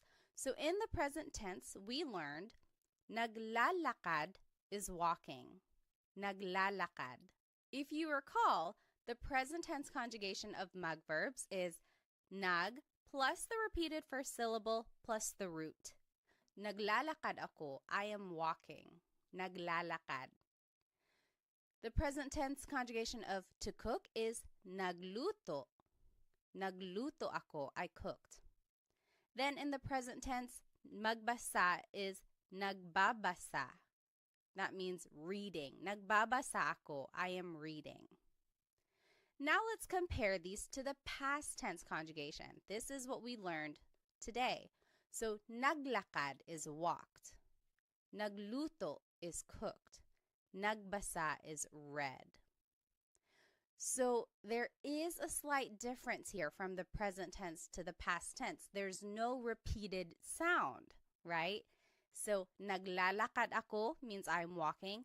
Naglakad ako means I walked. So the difference between the tenses can be a little subtle. It's one of those things that you have to train your ear for, right? So for the present tense, you can hopefully recognize that there's a repeated sound. Naglalakad ako.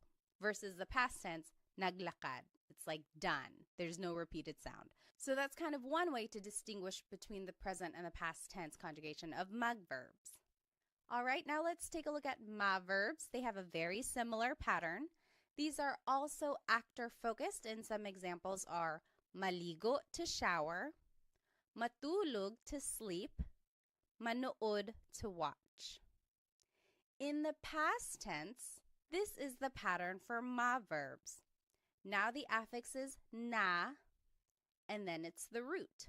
For example, maligo becomes naligo. Naligo ako. I took a shower. Naligo siya. He took a shower. So it's just naligo. You jot it down. What do you think matulog and manood will be in the past tense? Just use this pattern that we learned, affix na and then the root. What do you think matulog and manood will be in the past tense? Okay, matulog to sleep in the past tense is natulog. Natulog ako. I went to sleep. Natulog ako. And then manood will be nanood. So, nanood ako ng sine. I watched a movie. So again, we are just using this pattern, affix na plus the root, and that is how you change ma-verbs into the past tense. Let's compare. So in the present tense, I think it'll help if I put them both up together. So in the present tense, shower is naliligo. I am taking a shower. Naliligo ako. Naliligo. In the past tense, it's naligo. Naligo ako. Naligo. That's showered. I took a shower. For the verb matulog, in the present tense, it's natutulog siya. So natutulog is sleeping. In the past tense, it's natulog. That means slept. Then for the verb manood, in the present tense, it's nanonood. Nanonood ako. I am watching something. In the past tense, it's nanood. Nanood ako. I watched something. So it is a very similar pattern to the mag verbs. The only difference is that it doesn't have the G in the affix. But you can see here in the present tense, there is that repeated syllable, whereas in the past tense, there is no repeated syllable. It's just the affix, then the root. All right, so now let's take a look at verbs. These can be actor or object focused depending on the context, and here are some examples. Kain means to eat, takbo means to run, tawa means to laugh. And again, you might be wondering, why are these verbs? There is no in there. Is the infix that is put into the word to conjugate it in the present tense. But in the past tense, this is the pattern. So goes after the first letter when you're using it in the past. For example, kain to eat becomes kumain. Kumain ako. I ate. Kumain. Takbo becomes tumakbo. Tumakbo siya. He ran. Tumakbo. So again, the infix just goes after the first letter. Tumakbo. You give it a try. What do you think tawa, to laugh, will be in the past tense? Just use that pattern that we learned. Tawa in the past tense becomes tumawa. Tumawa sila. They laughed. Tumawa. So again, we are just adding the infix after the first letter. So now let's compare. In the present tense, kain is kumakain. Kumakain ako, I am eating. Kumakain ako. In the past tense, it's kumain. Kumain ako, I ate. Kumain. For the word takbo, in the present tense, it's tumatakbo. That means running. Tumatakbo siya, he is running. In the past tense, it's tumakbo. He ran. Tumakbo. Then for the word tawa, which means to laugh, in the present tense, it's tumatawa. Tumatawa sila. They are laughing. Tumatawa. In the past tense, it's tumawa. Tumawa sila. They laughed. Tumawa. Again, if you need to review the present tense conjugation patterns for verbs, be sure to watch lesson 3 because I go over all of that and there are practice questions as well. All right, so let's take a look at in verbs. These are usually object focused, and here are some examples. Gamit means to use. Walis means to sweep. In the past tense, the infix in goes after the first letter. So gamit, to use, in the past tense is ginamit. Ginamit ko, I used something. Ginamit. So you can see in just goes after the first letter. You jot it down. What do you think walis, to sweep, will be in the past tense? Walis in the past tense will be winalis. Winalis ko yung sahig. I swept the floor. Winalis. So let's compare. In the present tense, using is ginagamit. Ginagamit ko, I am using something. Past tense, ginamit. That means I used something. Ginamit ko. In the present tense, to sweep is winawalis. That means sweeping, winawalis. In the past tense, it's winalis. Winalis ko yung sahig. I swept the floor. So it looks like for the most part when a verb is conjugated in the past tense, the conjugation is usually shorter. There's not a repeated syllable, there's no repeated sound or anything like that. So that's kind of one way to recognize if something is being conjugated in the past. Usually it's a shorter word. All right, so now lastly, let's take a look at e-verbs. These are usually object focused, and here are some examples. Isara means to close. Ibigay means to give. Itago means to hide. In the past tense, the infix in goes after the second letter for e-verbs. So let's take a look at the word isara, which means to close. In the past tense, it becomes isinara. Isinara ko yung pinto. The in goes after the second letter. Isinara. Next, the word ibigay, which means to give, becomes ibinigay. Ibinigay ko yung regalo. I gave the gift. Ibinigay. Alrighty, you give it a try. What do you think itago, to hide, will be in the past tense? Remember to just use this pattern that we learned. Itago in the past tense becomes itinago. The in just goes after the second letter. Itinago ko, I hid something. Itinago. Now let's compare. In the present tense, isara is isinasara, closing. Isinasara. In the past tense, it's isinara, closed. Isinara. In the present tense, ibigay becomes ibinibigay. Ibinibigay, that means giving. In the past tense, it's ibinigay, gave. Ibinigay. Lastly, itago, which means to hide, in the present tense is itinatago. That means hiding. Itinatago. In the past tense, it's itinago, hid. Itinago. So those are all of the past tense conjugation patterns for the different types of verbs in Tagalog. I will go ahead and turn off my screen so that we can do some practice questions. All right, so up here in the top left corner are the conjugation patterns that we just learned for all of the different types of verbs. Then here are some subject pronouns that we learned. And then the sentence structure is verb plus pronoun, and then the time goes at the end. And then here are some vocabulary terms to indicate past tense. So kahapon is yesterday, kahapon. Kanina is earlier, kanina. Nung isang araw means the other day, nung isang araw. Nung isang linggo is the other week or last week. Nung isang buwan means the other month or last month. Nung isang taon means the other year or last year.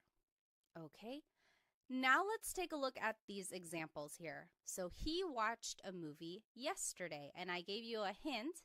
To watch is manood. So if we were going to do this together, let's review here that the sentence structure is verb plus pronoun plus time. So the verb here is manood. In the past tense, ma verbs, the pattern is affix na and then the root. So it becomes nanood. Then it's the pronoun siya, he. Ng sine, a movie, kahapon, yesterday. So in our sentence structure, I didn't point out where an object would go. It would go before the time. So nanood siya ng sine kahapon. He watched a movie yesterday. Nanood siya ng sine kahapon. Now you give it a try. You answer 2 through 5. You can pause the video now if you need more time, and then we will go over it. Alrighty, we'll go ahead and go over the answers. So she ran earlier. Remember, the sentence structure is verb plus pronoun plus time. So it would be tumakbo siya kanina. She ran earlier. Tumakbo siya kanina. Number 3, you all cleaned the other day. Maglinis means to clean. Naglinis kayo nung isang araw. Naglinis kayo nung isang araw. You all cleaned the other day. Number 4, we ate some adobo.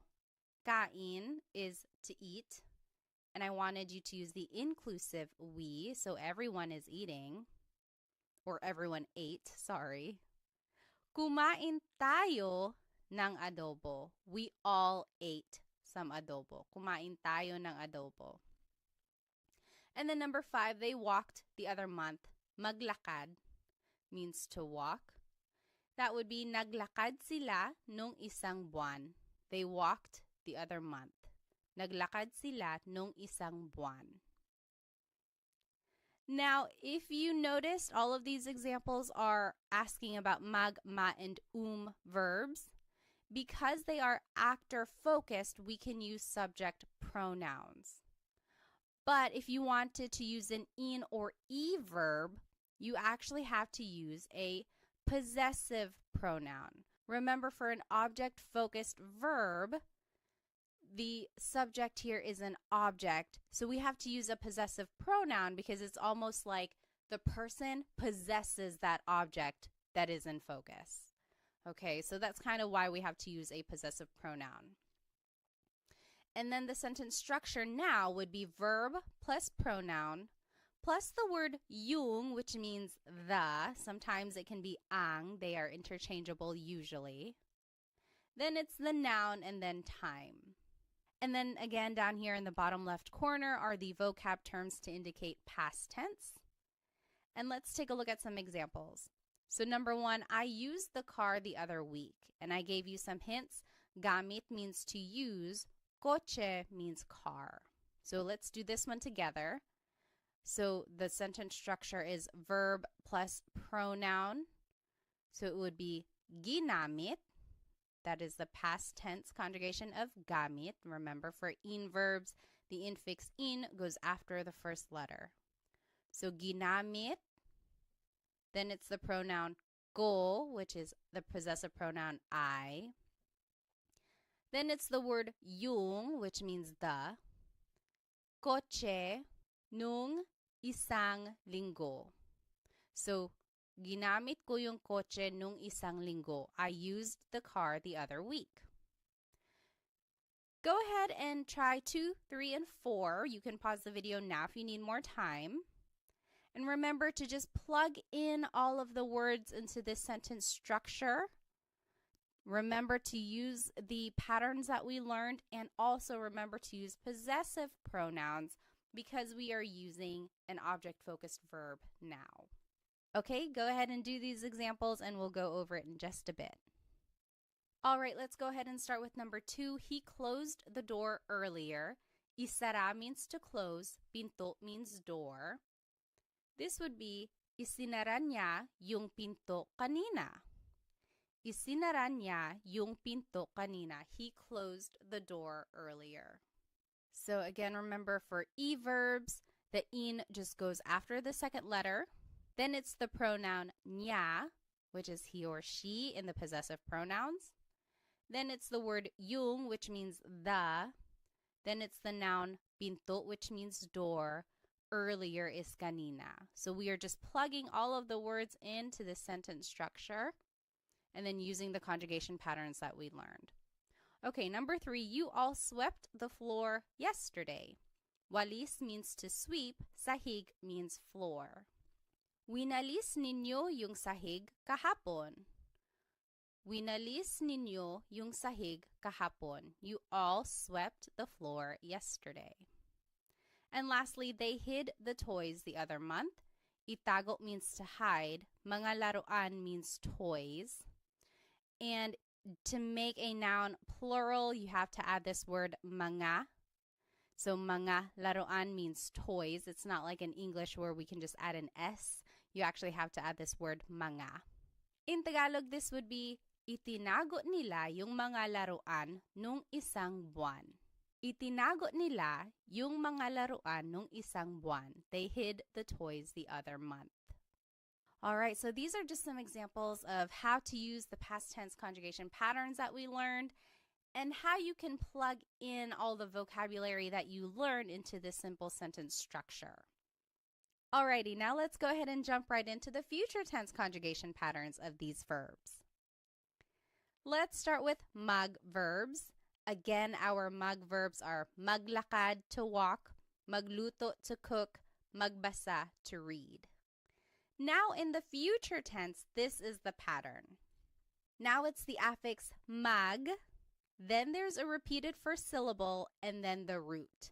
So in the future tense, if you wanted to say will walk, maglakad becomes maglalakad. So it's the affix mag, then there's a repeated first syllable, and then it's the root, lakad. So maglalakad ako, I will walk, maglalakad. Magluto, to cook, in the future tense will be magluluto. Again, the affix is mag, then there's a repeated first syllable, and then the root. Magluluto sila, they will cook. Lastly, magbasa, to read, becomes magbabasa. Magbabasa ako, I will read.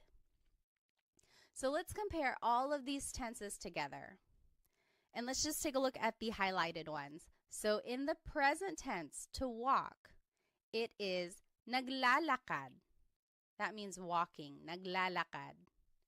In the past tense, to walk is naglakad, walked, naglakad. In the future tense, it's maglalakad, maglalakad. That is will walk. So future tense and present tense are very similar for mag verbs. The only difference is the first letter. So it's one of those things where you have to listen very carefully, but also rely on the context clues in case you miss what that first letter was. Okay, so it is a very similar pattern for present and future tense conjugation of mag verbs. Next, let's take a look at ma verbs. It's a very similar pattern to the mag verbs. Again, here are some ma verbs. Maligo, to shower. Matulog, to sleep. Manood, to watch. In the future tense, here is the pattern for ma verbs. Now the affix is ma, then there's a repeated first syllable, and then it's the root. So maligo, to shower, in the future tense will be maliligo. The affix is ma, then there's a repeated first syllable, and then it's the root. Maliligo ako, I will take a shower. You jot it down. What do you think matulog, to sleep, and manood, to watch, will be in the future tense? And remember to just use this new pattern. Okay, in the future tense, matulog, to sleep, will be matutulog. Matutulog ako, I will go to sleep. Matutulog. So the affix is ma, then there's a repeated first syllable, and then the root. Matutulog. And then manood, to watch, will be manunood. Affix is ma, then there's a repeated first syllable, and then the root. Manunood ako, I will watch. Now let's compare all of the tenses together for ma verbs. Let's just take a look at the highlighted ones. Maligo means to shower. In the present tense, it's naliligo ako, showering, taking a shower. Naliligo ako. In the past tense, it's naligo, showered. Naligo. In the future tense, it's maliligo. Maliligo ako, I will take a shower. Again, for ma verbs, it's a very similar pattern for present and future tense conjugation. The only difference is that first letter. But they both have that repeated first syllable. So again, try to listen carefully or try to rely on the context clues so that you can figure out what they're talking about. Okay, next, verbs. Our verbs are kain, to eat, takbo, to run, tawa, to laugh. Now the pattern for verbs is you repeat the first syllable. So take a look at this.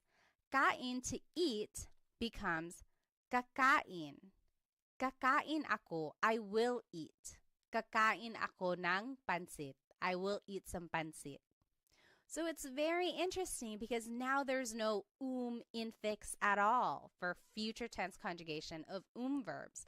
You just simply repeat the first syllable. So let's take a look at takbo, which means to run. Takbo in the future tense becomes tatakbo. Tatakbo sila, they will run. Tatakbo. Again, you're just repeating the first syllable. You give it a try. What do you think tawa, to laugh, will be in the future tense? All right, tawa will be tatawa. Tatawa sila, they will laugh. So you're just repeating the first syllable for the future tense conjugation of verbs. Very interesting. They just dropped the altogether. So let's go ahead and compare all of the conjugation patterns for verbs. We'll just take a look at the verb kain here, highlighted in yellow. In the present tense, to eat, it's kumakain. Kumakain ako, I am eating. Kumakain. In the past tense, it's kumain. Kumain ako, I ate. And then in the future tense, it's kakain. Kakain ako, I will eat. So very interesting. All of the conjugation patterns are different for verbs here. Then in verbs, some examples are gamit, to use, walis, to sweep. Now the pattern for future tense conjugation of verbs is that you have to repeat the first syllable, then it's the root, then goes at the end. So take a look at the word gamit, which means to use. In the future tense, it would be gagamitin. Gagamitin ko yung kotse. I will use the car. Gagamitin. So you repeat the first syllable, then it's the root, then it's at the end. So this is very interesting. We haven't seen a suffix yet, so the goes at the end of the word. This is the first time we've seen this. You jot it down. What do you think walis, to sweep, will be in the future tense? And just use this pattern. All right, walis in the future tense will be Wawalisin. Wawalisin ko yung sahig. I will sweep the floor. Wawalisin. So again, you just repeat the first syllable, then it's the root, and then in goes at the end. Let's compare all of the conjugation patterns for in verbs. We'll just take a look at the ones highlighted in yellow. So gamit means to use.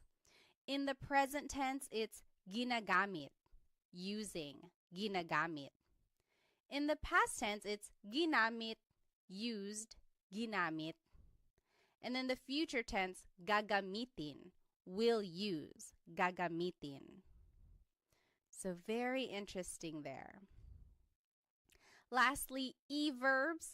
Some examples are isara, to close, ibigay, to give, itago, to hide. Now, for the future tense conjugation of e-verbs, you would just repeat the second syllable. Isara, to close, becomes isasara. Isasara ko yung pinto. I will close the door. Isasara. You just repeat the second syllable. You give it a try. What do you think ibigay, to give, and itago, to hide, will be in the future tense? And just follow this pattern. Okay? Ibigay will be ibibigay. Ibibigay ko yung regalo. I will give the gift. Ibibigay. And then itago, to hide, will be itatago. Itatago ko yung pera. I will hide the money. Itatago. So again, you are just repeating the second syllable. Let's go ahead and compare all of these conjugation patterns for e-verbs.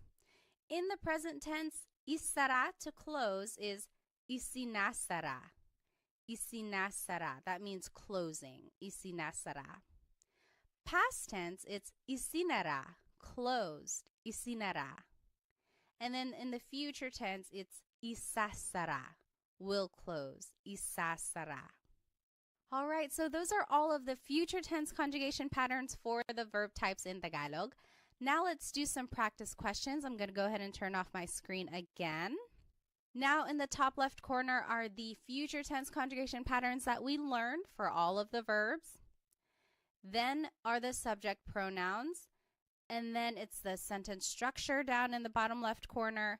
And now in the green are some vocabulary terms to indicate future tense. So bukas is tomorrow, bukas.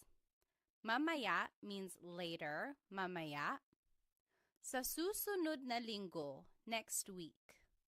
Sa susunod na buwan, next month. And sa susunod na taon, next year. Now here are some examples. Let's do the first one together. I will watch a movie tomorrow. Manood means to watch. So again, let's take a look at our sentence structure. It should be verb plus pronoun plus time.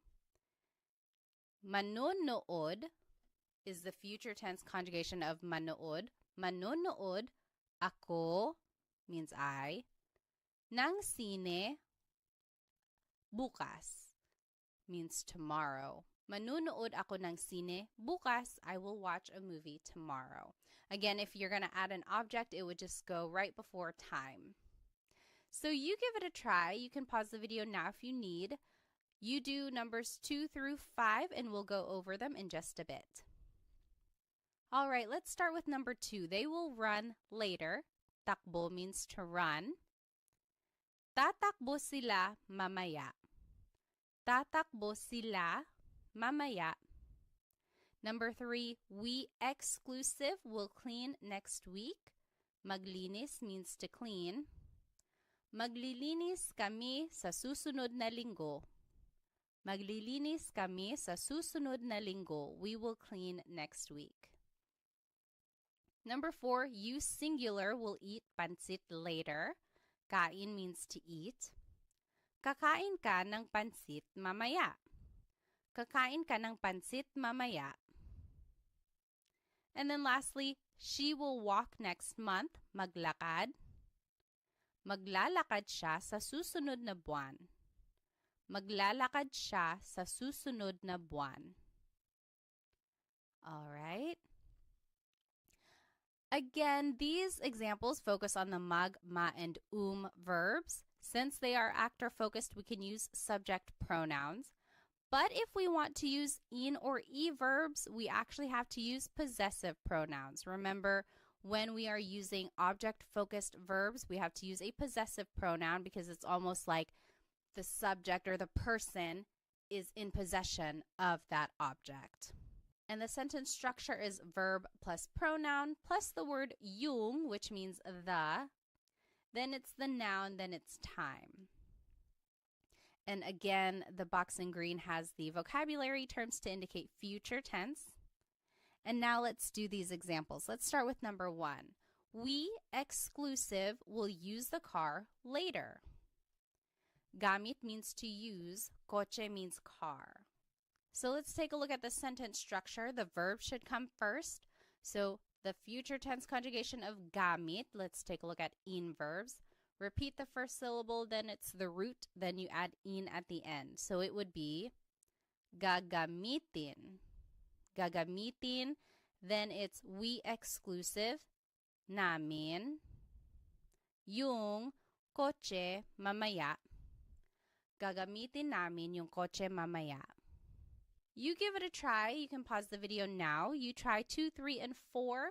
Just plug in the vocabulary into the sentence structure and then use the conjugation patterns for in and e verbs. Go ahead and do that and we'll check it in just a bit. Alrighty, let's go ahead and do number 2. He will close the store next week. Isara means to close. Tindahan means store. Isasara niya yung tindahan sa susunod na taon. Isasara niya yung tindahan sa susunod na taon. He will close the store next week.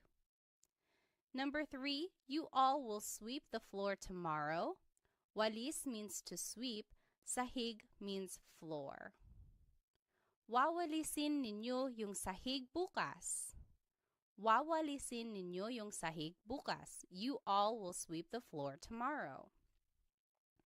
And lastly, number 4, they will hide the toys next month. Itago means to hide. Mga laruan means toys. Itatago nila yung mga laruan sa susunod na buwan. Itatago nila yung mga laruan sa susunod na buwan. So these are just some examples on how to use the future tense conjugation of these verbs. And it gives a good practice on how to use this sentence structure where the verb comes first, then it's the pronoun, and then sometimes an object, and then the time goes at the end. So hopefully you can recognize this pattern when you hear native Tagalog speakers speaking Tagalog.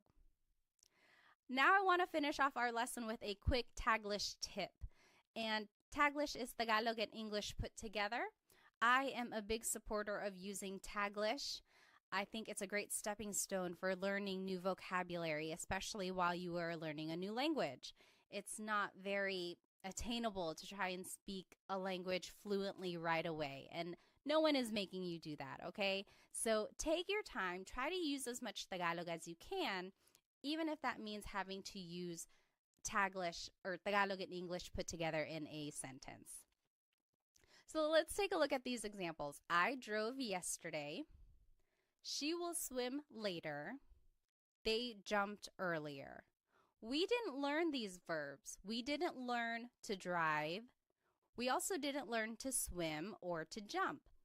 But you can always turn them into a mug verb. So that means mug plus the English verb. Then conjugate it like you would in the past or the future as a mug verb.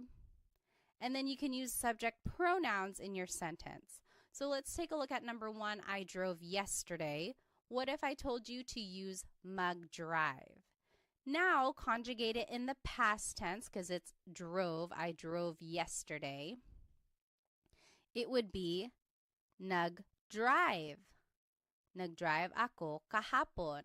I drove yesterday. Nag-drive ako kahapon. So see, we are just using the pattern that we've already learned and using this mug plus an English verb. So go ahead and try number 2 and 3. You can use mug swim and mug jump. And then we'll go over it in just a second. Alrighty, for number 2, she will swim later. If I told you to use mag-swim, it would be magsiswim siya mamaya. Magsiswim siya mamaya. So again, for the future tense conjugation of a mag verb, it's mag plus the repeated first syllable plus the root. Magsiswim siya mamaya. She will swim later. Lastly, they jumped earlier. If I told you to use mag-jump, it would be nagjump sila kanina. The affix is nag, then it's the root for a past tense conjugation of mag verbs. So nagjump sila kanina. So that is just a quick way to use Taglish, but I do encourage you to go back and look up these words in Tagalog so that you can say the whole phrase in Tagalog eventually. For example, to drive in Tagalog is magmaneho. So this would actually be nagmaneho ako kahapon. I drove yesterday. Nagmaneho ako kahapon. To swim is langoy. So this would be lalangoy siya mamaya. Langoy is an verb. So lalangoy siya mamaya. And then lastly, talon. Talon means to jump. So tumalon sila kanina. It's also an verb. So those are just some ways to use Taglish in a conversation. Now, you don't want to rely on Taglish forever. The goal is to hopefully get fluent in Tagalog. So look up words that you don't know so that you can say the whole phrase in Tagalog eventually. Alrighty, well, we learned so much in today's lesson. Here's just a quick recap. We reviewed the different types of Tagalog verbs and the pronouns that we can use in a simple sentence. Then we reviewed the present tense conjugation of these verbs and then jumped right into the past and future tense patterns. Then we did some practice questions and then finished off with a Taglish tip, which I hope you can start using in your everyday conversations. Again, I strongly encourage you to watch lessons 3 and 4 together because they build on each other. Be sure to take detailed notes so that you can keep all of these conjugation patterns straight. Hopefully this will help you recognize some of these patterns and recognize the tenses and definitely root words now that you know some vocabulary when you're listening to Tagalog speakers. If you would like some more Tagalog resources, please follow me on Instagram, TikTok, and Facebook, where I post shorter videos throughout the week that will help you learn Tagalog on the go. I also have an Instagram subscription if you would like extended videos and also a monthly newsletter where I recap all of my Tagalog lessons that I post on Instagram. I also have a Stan store where I have some products and then sometimes some group classes if they are available. You might want to check that out. And lastly, feel free to check out my Amazon storefront where I have links to some fun products about the Filipino culture, which I think you might enjoy. Well, thank you again for spending some time with me. I hope to see you in the next Tagalog Time episode. Paalam!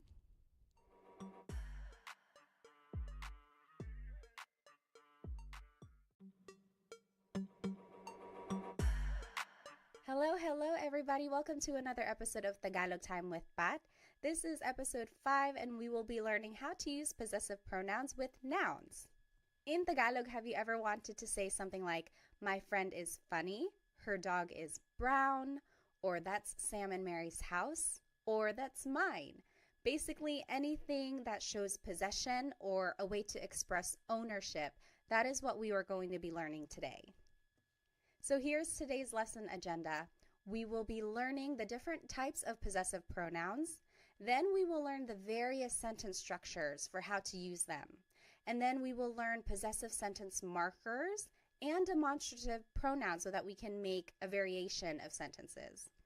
And then we will learn a Taglish tip, and then we will be doing practice questions all throughout the lesson. So go ahead and grab your piece of paper and something to write with so that we can practice. All right, so what is a possessive pronoun? Well, it's a part of speech that is used to describe ownership or possession of a noun.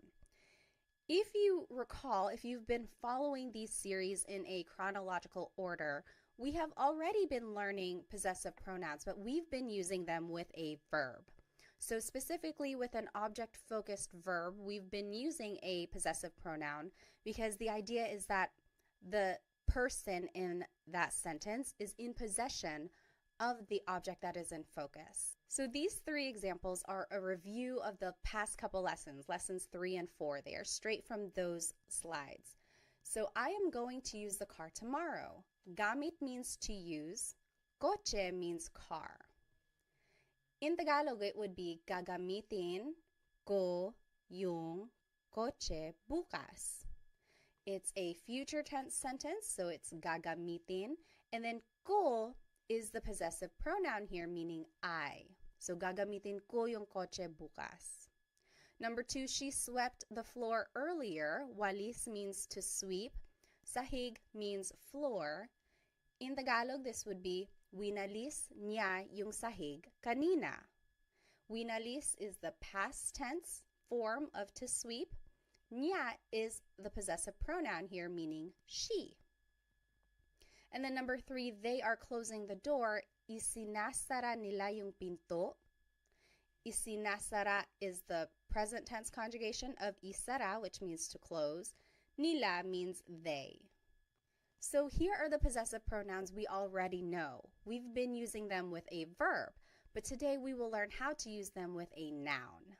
All right, so a possessive pronoun sometimes can be called a possessive adjective or a personal pronoun.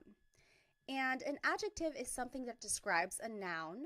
So if you were to say my house, you are kind of describing it. You're describing whose it is. It's mine, right? It's my house. So it kind of makes sense that sometimes it's called a possessive adjective.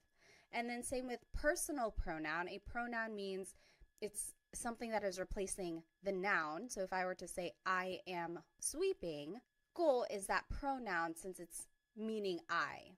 Okay, so these are the different names for possessive pronoun depending on what type of resource you're using. Now let's review the possessive pronouns that we've already learned. Ko means I or my. Mo is you or your singular. Nya, he or she, his or her. Again, this is gender neutral. Nila, they or their. Natin, we or our inclusive. Namin, we or our exclusive. Ninyo is you or your plural. So that's you all as a class. And we will take a look at the difference between this inclusive and exclusive meaning here. So let's take a look at the noun house. In Tagalog, house is bahay. Bahay ko is my house. Bahay ko. Bahay mo is your house. Singular. So that's just you, one person, your house. Bahay mo. Bahay niya, his or her house. So niya is gender neutral. You really have to focus on the context of the sentence to determine who someone is talking about. Bahay niya. Bahay nila, their house. Bahay natin, our house inclusive. So if you and me and the whole class, we all lived in the same house, we could say bahay natin. Everyone is included there. Versus bahay namin means our house exclusive. So me and my husband Chris, we have our own house. That's bahay namin. You're not included, I'm just telling you about it. So bahay namin. And then bahay ninyo, your house, plural. So you all as a class, you all have a house. That's bahay ninyo, your house. So I want to point out the word order here is object plus the pronoun. Bahay ko. This is different from English because we would say my house. The pronoun goes first, my house, and then it's the object. So in Tagalog, it's the opposite. The object goes first, and then it's the pronoun. And this is an important note. These types of possessive pronouns never go at the beginning of the sentence in Tagalog. They go after the object. So you would never start your sentence with ko or mo or nya. It just doesn't work like that. All right, so let's do some examples. I'm going to go ahead and turn off my screen here. Now, in order to use these possessive pronouns in a sentence, we have to have a noun and an adjective. So we will learn some of these nouns and adjectives here. In this top left corner are the possessive pronouns we just learned. Now here are some nouns. So aso is dog, Pusa is cat. Kotse is car. Bahay is house. Pagkain, food. Mga damit, clothes. Buhok, hair. Ulo, head. Mga kamay, hands. So again, that's how you make something plural. You have to add the word mga before it. Mga kamay means hands. Now here are some words for people that you might know. Tatay, father. Nanay, mother. Kapatid, brother or sister. So that's gender neutral. Kapatid is a brother or a sister. Mga anak, children. Kaibigan, friend. And now here are some adjectives. So here are different colors, mga kulay. Pula is red, kahel, orange, dilaw, yellow, verde, green, azul, blue, lila, purple, puti, white, itim, black, abo, gray, rosas, pink, ginto, gold, kayumanggi, brown. And some more adjectives, masakit, hurts, sira, broken, nawawala, missing, masaya, happy, bago, new, malayo, far away, masarap, delicious, malamig, cold.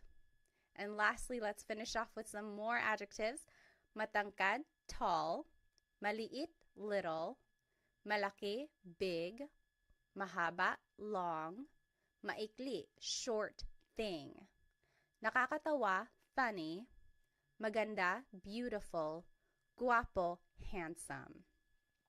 All right, so that's a lot of vocabulary right there, which is great because then we can make a variety of sentences. Now here is the sentence structure for using these possessive pronouns.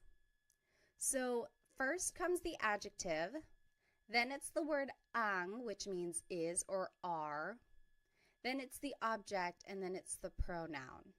So let's take a look at some examples. Number one, your, plural, food is delicious. Let's do this one together.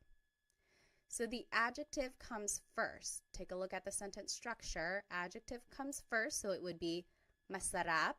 It's right over here in this pink box. Masarap means delicious. Then it's the word ang. Then it's the object, food, which is here in the noun section, food, pagkain.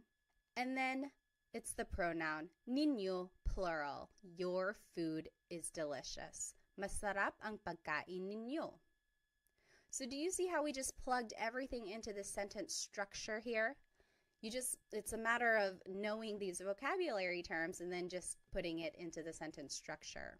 This is a good phrase to know if you're visiting like a Filipino restaurant, or if you are visiting a family member, like someone who's older than you, and you want to be respectful after they fed you. You could say, masarap ang pagkain ninyo. Your food is delicious.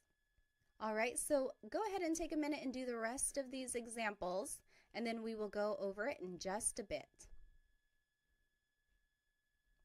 All right, so let's start with number 2. My head hurts. It would be, masakit ang ulo ko. Masakit ang ulo ko. My head hurts. Number 3, his brother is funny. Nakakatawa ang kapatid niya. Nakakatawa ang kapatid niya. So kapatid is one of those words that's gender neutral. If you wanted to be specific and say brother, like this sentence is perfectly fine, but you could go further and say, nakakatawa ang kapatid na lalaki niya. Or nakakatawa ang kapatid niya na lalaki. So, but usually you can just say nakakatawa ang kapatid niya. Number 4, their car is broken. Sira ang kotse nila. Sira ang kotse nila. Number 5, our exclusive house is far away. Malayo ang bahay namin. Malayo ang bahay namin. Number 6, your singular hands are cold. Malamig ang mga kamay mo. Malamig ang mga kamay mo. And lastly, number 7, our inclusive cat is black and white. Itim at puti ang pusa natin. And that is how you say and it's just the word at, A-T. Itim at puti ang pusa natin. All right, so here is a quick Taglish tip. Taglish is Tagalog and English put together. I am a big supporter of using English in Tagalog if you are still learning new vocabulary. So here is one way you can use it. So here is the sentence structure we just learned. If you don't know an adjective or an object in Tagalog, just say that word in English. For example, his cousin is beautiful, or my child is heavy. We didn't learn the word for cousin, we didn't learn the word for heavy. So you can just say them in English. Maganda ang cousin niya. His cousin is beautiful. Maganda ang cousin niya. Or heavy ang anak ko. My child is heavy. Heavy ang anak ko. So that works. That's perfectly fine. But the idea is to go back and look up what those words are later so that eventually you can say the whole thing in Tagalog. Maganda ang pinsan niya. So pinsan is cousin. And this is gender neutral as well. Maganda ang pinsan niya. Or mabigat ang anak ko. Mabigat means heavy. So if you don't know a word in Tagalog, don't be discouraged. I do want you to try and use Tagalog as much as you can, even if that means having to sneak in some English here and there. And then hopefully someone will just correct you and say, oh, cousin in Tagalog is pinsan. So then you can just start saying pinsan in your sentences. All right, so here are the examples we just did, and I want to take a closer look at number 1. Your food is delicious. And you can say it in an alternative way. So your food is delicious. We just learned, masarap ang pagkain ninyo. Adjective comes first, then it's the object, then it's the possessive pronoun. That's the sentence structure we just learned. However, you could switch it up and say, ang pagkain ninyo ay masarap. That also means your food is delicious. Ang pagkain ninyo ay masarap. Now the object is at the beginning. Then it's the possessive pronoun, then it's the adjective. So there is kind of a change in the grammar structure here. And now you are using this word ay, which is a sentence connector, which means is. So ang in this phrase means is, but then when you're switching it up, I is the connector here. Not a lot of people use this second form. It's more formal, it's more casual to just say, masarap ang pagkain ninyo. But this is not wrong. Ang pagkain ninyo ay masarap. That is perfectly correct. It's grammatically correct. It's just not very colloquial. It's not what's used in common conversation every day. Okay, so that's just a note on how you can say or hear things if you happen to hear it this way. All right, and then I just want to point out that all of these phrases could be turned into that alternative phrase. So, masakit ang ulo ko could turn into, ang ulo ko ay masakit.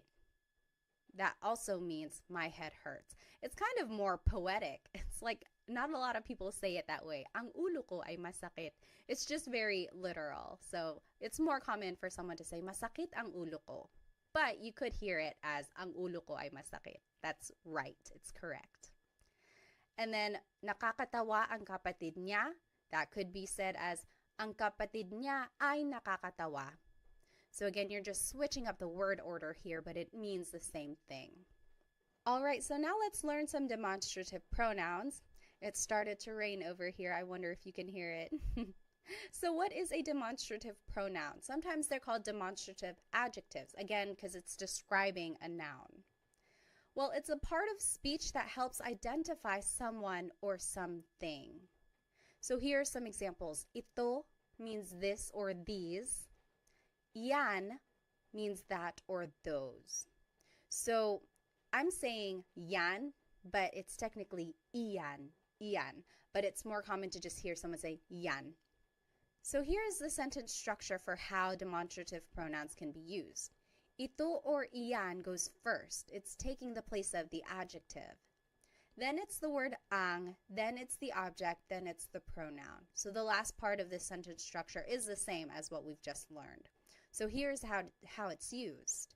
This is my house would be ito ang bahay ko. Ito ang bahay ko. This is my house. So ito goes first, then it's the word ang, then it's bahay, and then it's the pronoun. Ito ang bahay ko. That is my house would be iyan ang bahay ko. That is my house. Iyan ang bahay ko. So ito means this, iyan means that. And it can be used in a plural way as well. They can mean singular or plural things. So these are my kids is still ito ang mga anak ko. Ito ang mga anak ko. These are my kids. Those are my kids. Iyan ang mga anak ko. So ito means these. Iyan means those. Now there is an alternative way to say these phrases, which is still correct. So this is my house, we just learned. Ito ang bahay ko. You might also hear it as bahay ko ito. Bahay ko ito. So it's using that demonstrative pronoun ito, and then there's the object and there's the pronoun. So the word order is switched up and we took out the word ang. It's just kind of included in that phrase already. Bahay ko ito, this is my house. Same with that is my house. We learned iyan ang bahay ko. But you could also hear bahay ko iyan. Bahay ko iyan. Both forms of these phrases are correct. There's not one wrong way to say it. Ito ang bahay ko might be a little bit formal, but it's said just as much as bahay ko ito. Okay, so these are the two ways you might hear the demonstrative pronoun being used with a noun. So let's do some examples. These are my kids is ito ang mga anak ko. We learned that. And then those are my kids. Yan ang mga anak ko. I want you to think of the alternative. Remember, we took out the word ang, and then we had to switch up the order. So if you need to take a look at the last slide, you can flip back. But go ahead and pause the video now if you'd like, and then we'll go over it. Okay, so the alternative for ito ang mga anak ko would be mga anak ko ito. So the object goes first, then it's the pronoun, then it's the demonstrative pronoun. Mga anak ko ito. Yan ang mga anak ko can also be said, mga anak ko yan. Mga anak ko iyan. Okay, so those are the different ways you could say these phrases. They are both used equally as much. Okay, so this is just a review of the sentence structure for using these pronouns. Usually it's the adjective first, or it could be the demonstrative pronoun ito, iyan. Then it's the word ang, and then it's the object, and then it's the pronoun. So that's the sentence structure. And then remember that these possessive pronouns never go at the beginning of the sentence. They always go after the object. Okay? Now I want to take a look at some possessive sentence markers. What is a possessive sentence marker? Well, it's a part of speech that indicates ownership specific to a person or multiple people. So now if we want to say someone's name, like we're saying it belongs to someone specific, this is how we're going to do it. So we would use the word ni for one person. We would use the word nina for multiple people. So take a look at this. Mary's children are smart. So it's just one person. It's Mary. It would be matalino ang mga anak ni Mary. So this is the same sentence structure. It's the adjective, then it's the word ang, then it's the object. And instead of a pronoun, now we're adding someone's name. And in order to do that, we have to use this possessive sentence marker, ni, because it's just one person. Matalino ang mga anak ni Mary. Mary's children are smart. Now, if we're talking about multiple people, like this is Sam and Jane's car, then you would have to use the word nina. Ito ang kotse nina Sam and Jane. So it's still that same sentence structure. Ito is the demonstrative pronoun, then it's the word ang, then it's the object kotse, and now instead of a pronoun, we're using someone's name, but then we have to use this possessive sentence marker nina because it's multiple people. So ito ang kotse nina Sam at Jane. This is Sam and Jane's car. All right, so this is that sentence structure I was just talking about. It's the adjective, plus it's the word ang, then it's the object, then it's ni or ni na, and then the names go at the end. So here are some examples. Let's do number 1 together. Sarah's head hurts. Head is ulo, hurts is masakit. So let's just follow this sentence structure. So adjective comes first, masakit, ang, ulo, which is the object, ni, Sarah. So it's just one person, so we would choose ni. Masakit ang ulo ni Sarah. Sarah's head hurts. You take a minute, you do number 2 and 3, and then we will go over it. Okay, number 2, John and Amy's house is far. House is bahay, far is malayo. Malayo ang bahay nina John at Amy. Malayo ang bahay nina John at Amy. So we use nina because it's multiple people. And number 3, that is Mario's cat. Cat is pusa. Yan ang pusa ni Mario. Iyan ang pusa ni Mario. So it's just one person, so we would use the possessive sentence marker, ni. Now, there are some different ways to say these phrases. Let's take a look at the example. This is Sarah's house. We learned, ito ang bahay ni Sarah. But you could also hear, bahay ito ni Sarah. So in this case, the object goes first, then it's the demonstrative pronoun, then it's the possessive sentence marker, ni, and then it's the name. Bahay ito ni Sarah. Another example, that is Mark and Molly's house. It would be, iyan ang bahay ni Mark at Molly.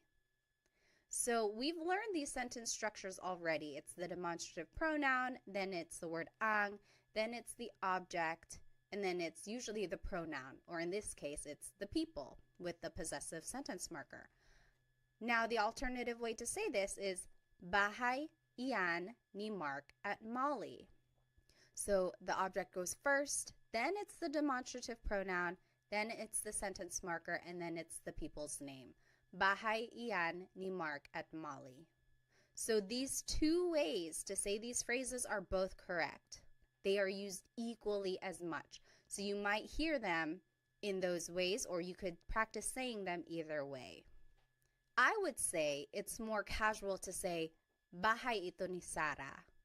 But if I'm walking around and we happen to be walking by Sarah's house, I could say, oh, ito ang bahay ni Sarah. This is Sarah's house. So it kind of just depends on the context of what you're trying to say. Okay, but they are both used equally as much. Okay, now let's take a look at this last set of possessive pronouns. They are different from the first set that we learned. These are also known as sa personal pronouns, and you'll see why. So these pronouns can replace the noun in the sentence. Not always, but they can, and you'll see what I mean. So akin means mine, akin. Iyo means yours, singular. That's just you, it's yours. Kanya means his or her. Kanila is theirs. Atin is ours, inclusive. Amin is ours, exclusive. Inyo is yours, plural. So these are all pronouns that still show possession or ownership, but they are different from the ones we just learned. So it's not ko or mo or nya, but now it's akin, iyo, kanya, and it means mine, yours, his or hers. Okay, so we'll take a look at how they are used. Let's take a look at car. Car in Tagalog is coche.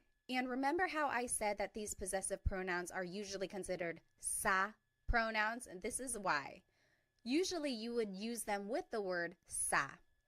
Sa akin ang coche. The car is mine. Sa akin ang coche. Sa by itself is a preposition which means to, but it can be used in a number of different ways in Tagalog. And with these possessive pronouns, it's usually said before the possessive pronoun when you're using it in a sentence. So, sa akin ang coche, the car is mine, sa akin. Sa iyo ang kotse. The car is yours, singular. Sa kanya ang kotse. The car is his or hers. And that's gender neutral, kanya. Sa kanila ang kotse. The car is theirs. Sa atin ang kotse. The car is ours, inclusive. Maybe we are all sharing a car. Sa atin ang kotse. The car is ours. Sa amin ang kotse. The car is ours, exclusive. So me and my husband Chris, the car is ours. Mine and his. It's ours. Sa inyo ang kotse, the car is yours. So maybe you all as a class, you are sharing a car. The car is yours, you plural.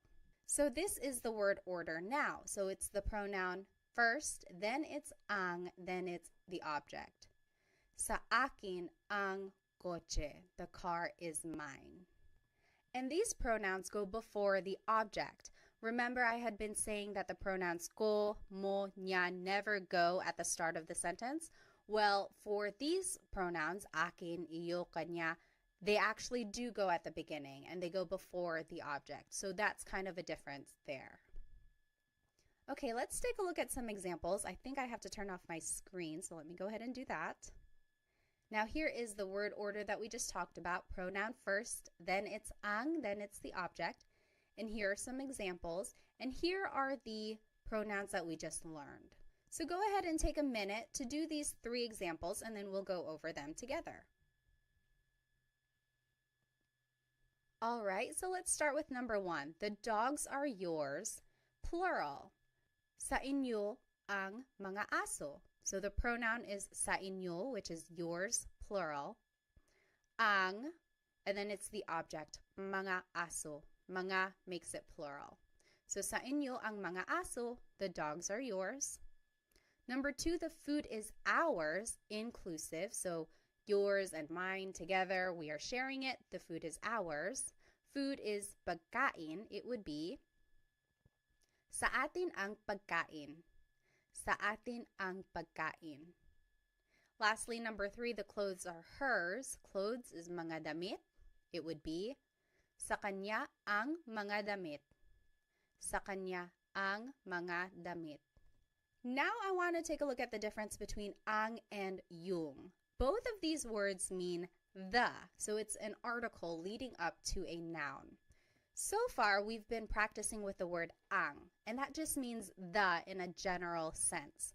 But in common conversation, and oftentimes I say yung, which is specific to a thing, like that one thing over there or that specific one. So for example, the dogs are yours, plural. Sa inyo ang mga aso. That just means, oh, the dogs are yours. The dogs, any dogs, the dogs are yours. Whereas if I were to say, sa inyo yung mga aso, maybe we had already been talking about specific dogs, like, oh, the 2 right there. Sa inyo yung mga aso. The dogs are yours. So it's a very subtle difference there, ang and yung. And oftentimes people are just using them interchangeably. But when I use yung, it's like I'm already talking about something specific. We had already been talking about some specific dogs, and I'm like, oh yeah, the dogs are yours. Now the next example, the clothes are hers. We learned, sa kanya ang mga damit. The clothes are hers. We're just talking about it in a general sense. We don't know what clothes specifically. We're just saying, oh, the clothes are hers. But if we had already been talking about maybe a box of clothes that's on the floor and someone was like, whose clothes are these? We could say, sa kanya yung mga damit. Oh, the clothes are hers. These specific ones, the clothes are hers. So that is the slight difference there between ang and yung. You will certainly hear them interchangeably in common conversation. Just for our practice, I indicate which one I want you guys to use. So sometimes it's ang, sometimes it's yung, but just know that there is a slight difference, but they are mostly the same. All right, now let's switch gears a little bit. Na is a sentence marker that is used to connect an adjective. So for example, the house is theirs. We learned, sa kanila yung bahay. The house is theirs. Sa kanila yung bahay. It's a very simple sentence. If you want to add an adjective, the big house is theirs. This is how you would do it. Sa kanila yung bahay na malaki. So see, we added an adjective now. And you would do it by adding this sentence marker na, and then it's the adjective, malaki. Sa kanila yung bahay na malaki. But you could also hear it this way. Sa kanila yung malaking bahay. So this is an alternative phrase, but it still means the big house is theirs. Sa kanila yung malaking bahay.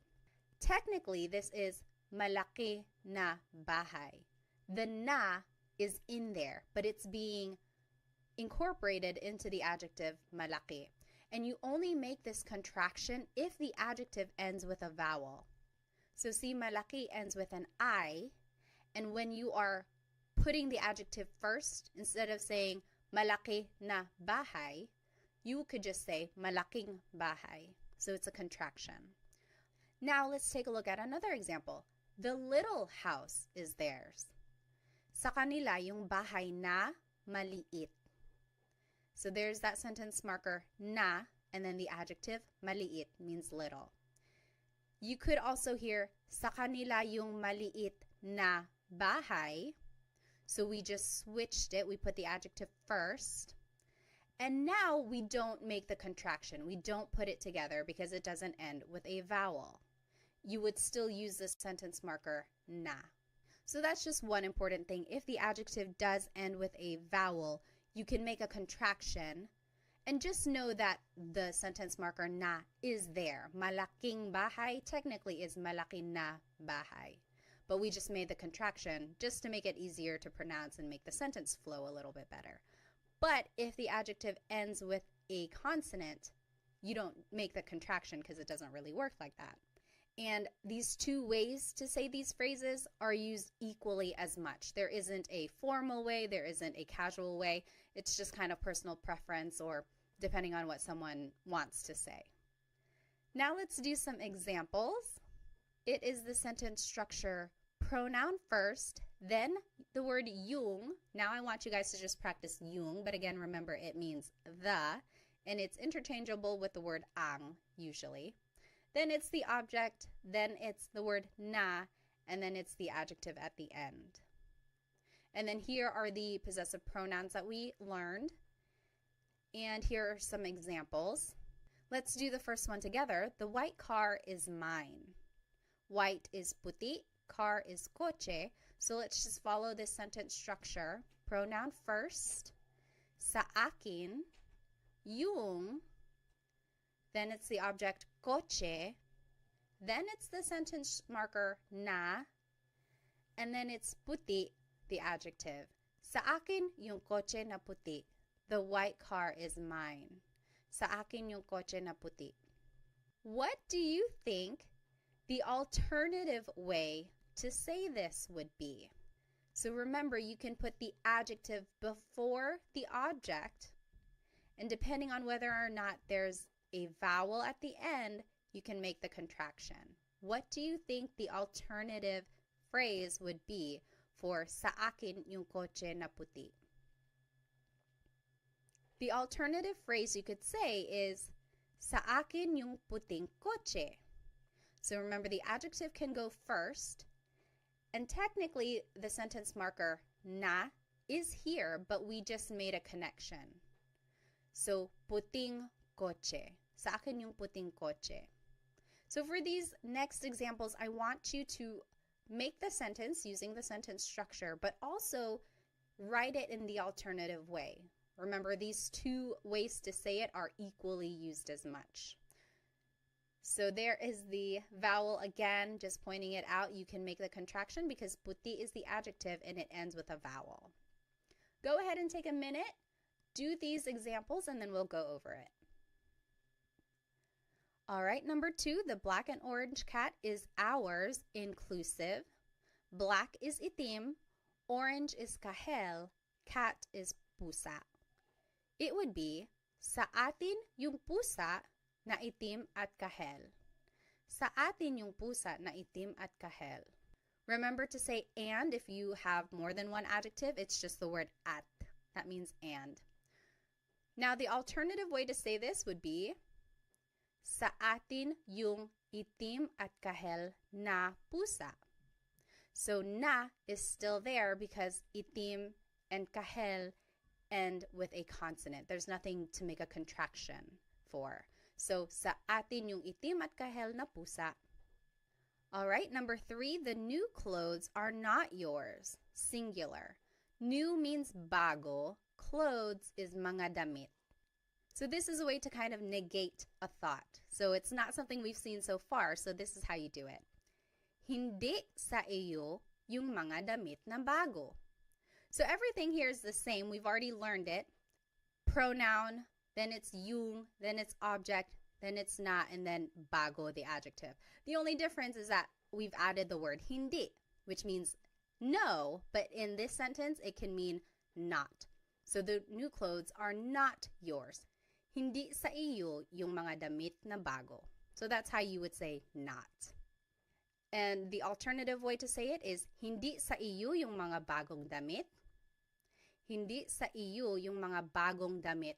Here you can make the contraction, bago na damit. Could just be bagong damit. All right, now let's practice with some demonstrative pronouns. Ito means this or these. Yan means that or those. If you wanted to say this is mine, it would be sa akin ito. Sa akin ito. Or you might hear sakin to. Sakin to. So a lot of people just put all the words together or shorten it. Sakin to, this is mine. That is yours is sa iyo yan. Sa iyo yan. So the pronoun goes first, and then it's the demonstrative pronoun. You might hear sa'yo yan. Sa'yo yan. And then lastly, that's not mine. Again, negating the thought. It would be hindi sa akin yan. Hindi sa akin yan. Or hindi sa akin yan. Hindi sa akin yan. All right. Now let's do some examples. First, it's the pronoun, and then it's the demonstrative pronoun. And these are the pronouns we learned. So now take a minute and do these examples. If you wanted to say those are his, it would be sa kanya yan. Sa kanya yan. Number 2, these are ours. Exclusive would just be sa amin ito. Sa amin ito. So we are just following that sentence structure, pronoun, then the demonstrative pronoun. Number 3, that's not yours. Plural is hindi sa inyo yan. Hindi sa inyo yan. So you just add the word hindi at the beginning to mean not. Okay, so let's just do a quick recap. We learned so much in today's episode. We learned the different types of possessive pronouns. Certain pronouns can go at the beginning of the sentence, and some do not ever go at the beginning, so remember to keep track of that. We also learned the different sentence structures and how to use the possessive sentence markers and demonstrative pronouns throughout these sentences. We also learned how to use English throughout these phrases if we don't know the word in Tagalog. And then we did lots of practice questions throughout the lesson, which I hope will help you understand some of these concepts. Now, let's go back to these phrases that we learned at the beginning. I want you, for your homework, to try and translate them, and I will put the answers in the video description. And then you can go over it. If you have any questions, feel free to write them in the comments. And if you need some more Tagalog resources, please feel free to follow me on Instagram, TikTok, or Facebook. I post shorter videos throughout the week to help you practice.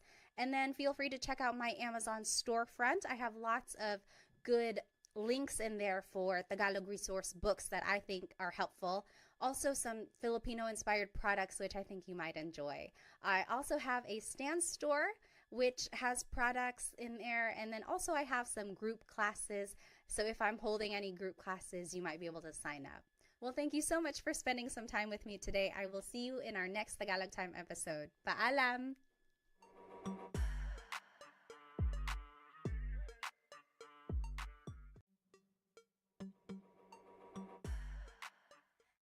Hello everyone. Welcome to another episode of Tagalog Time with Pat. Today we will be learning how to ask questions in Tagalog. And someone asked me if they could get a copy of these slides, maybe like a PDF form, so that you can print them out and then write on them when you are studying. I have uploaded them onto my Stan store, so you are able to download them if you would like. The link to that is in the description. So let's go ahead and get started. Here is today's agenda. Today we will be learning the different Tagalog question words. Then we will be learning how to use them to make a question formation. We will also be practicing some Tagalog responses and learning some common questions, and then doing a lot of practice questions as well. So go ahead and grab a piece of paper and something to write with so that we can get started. So here are some Tagalog question words. There are a lot, and then we're going to be talking about them and then some variations as well. So let's just go through them. They don't have the translation just yet, but as we go through them, the translation will pop up as well. So ano, bakit, saan, kailan, sino, kanino, paano, ilan, alin, and ba. So these are all of the question words that we're going to be talking about today. The very first question word that we're going to learn is ano. So that means what? Ano. If you have ever heard a native Tagalog speaker, they might sometimes say ano as a filler in their conversation. Like if they can't think of the word, they say yung ano, yung ano.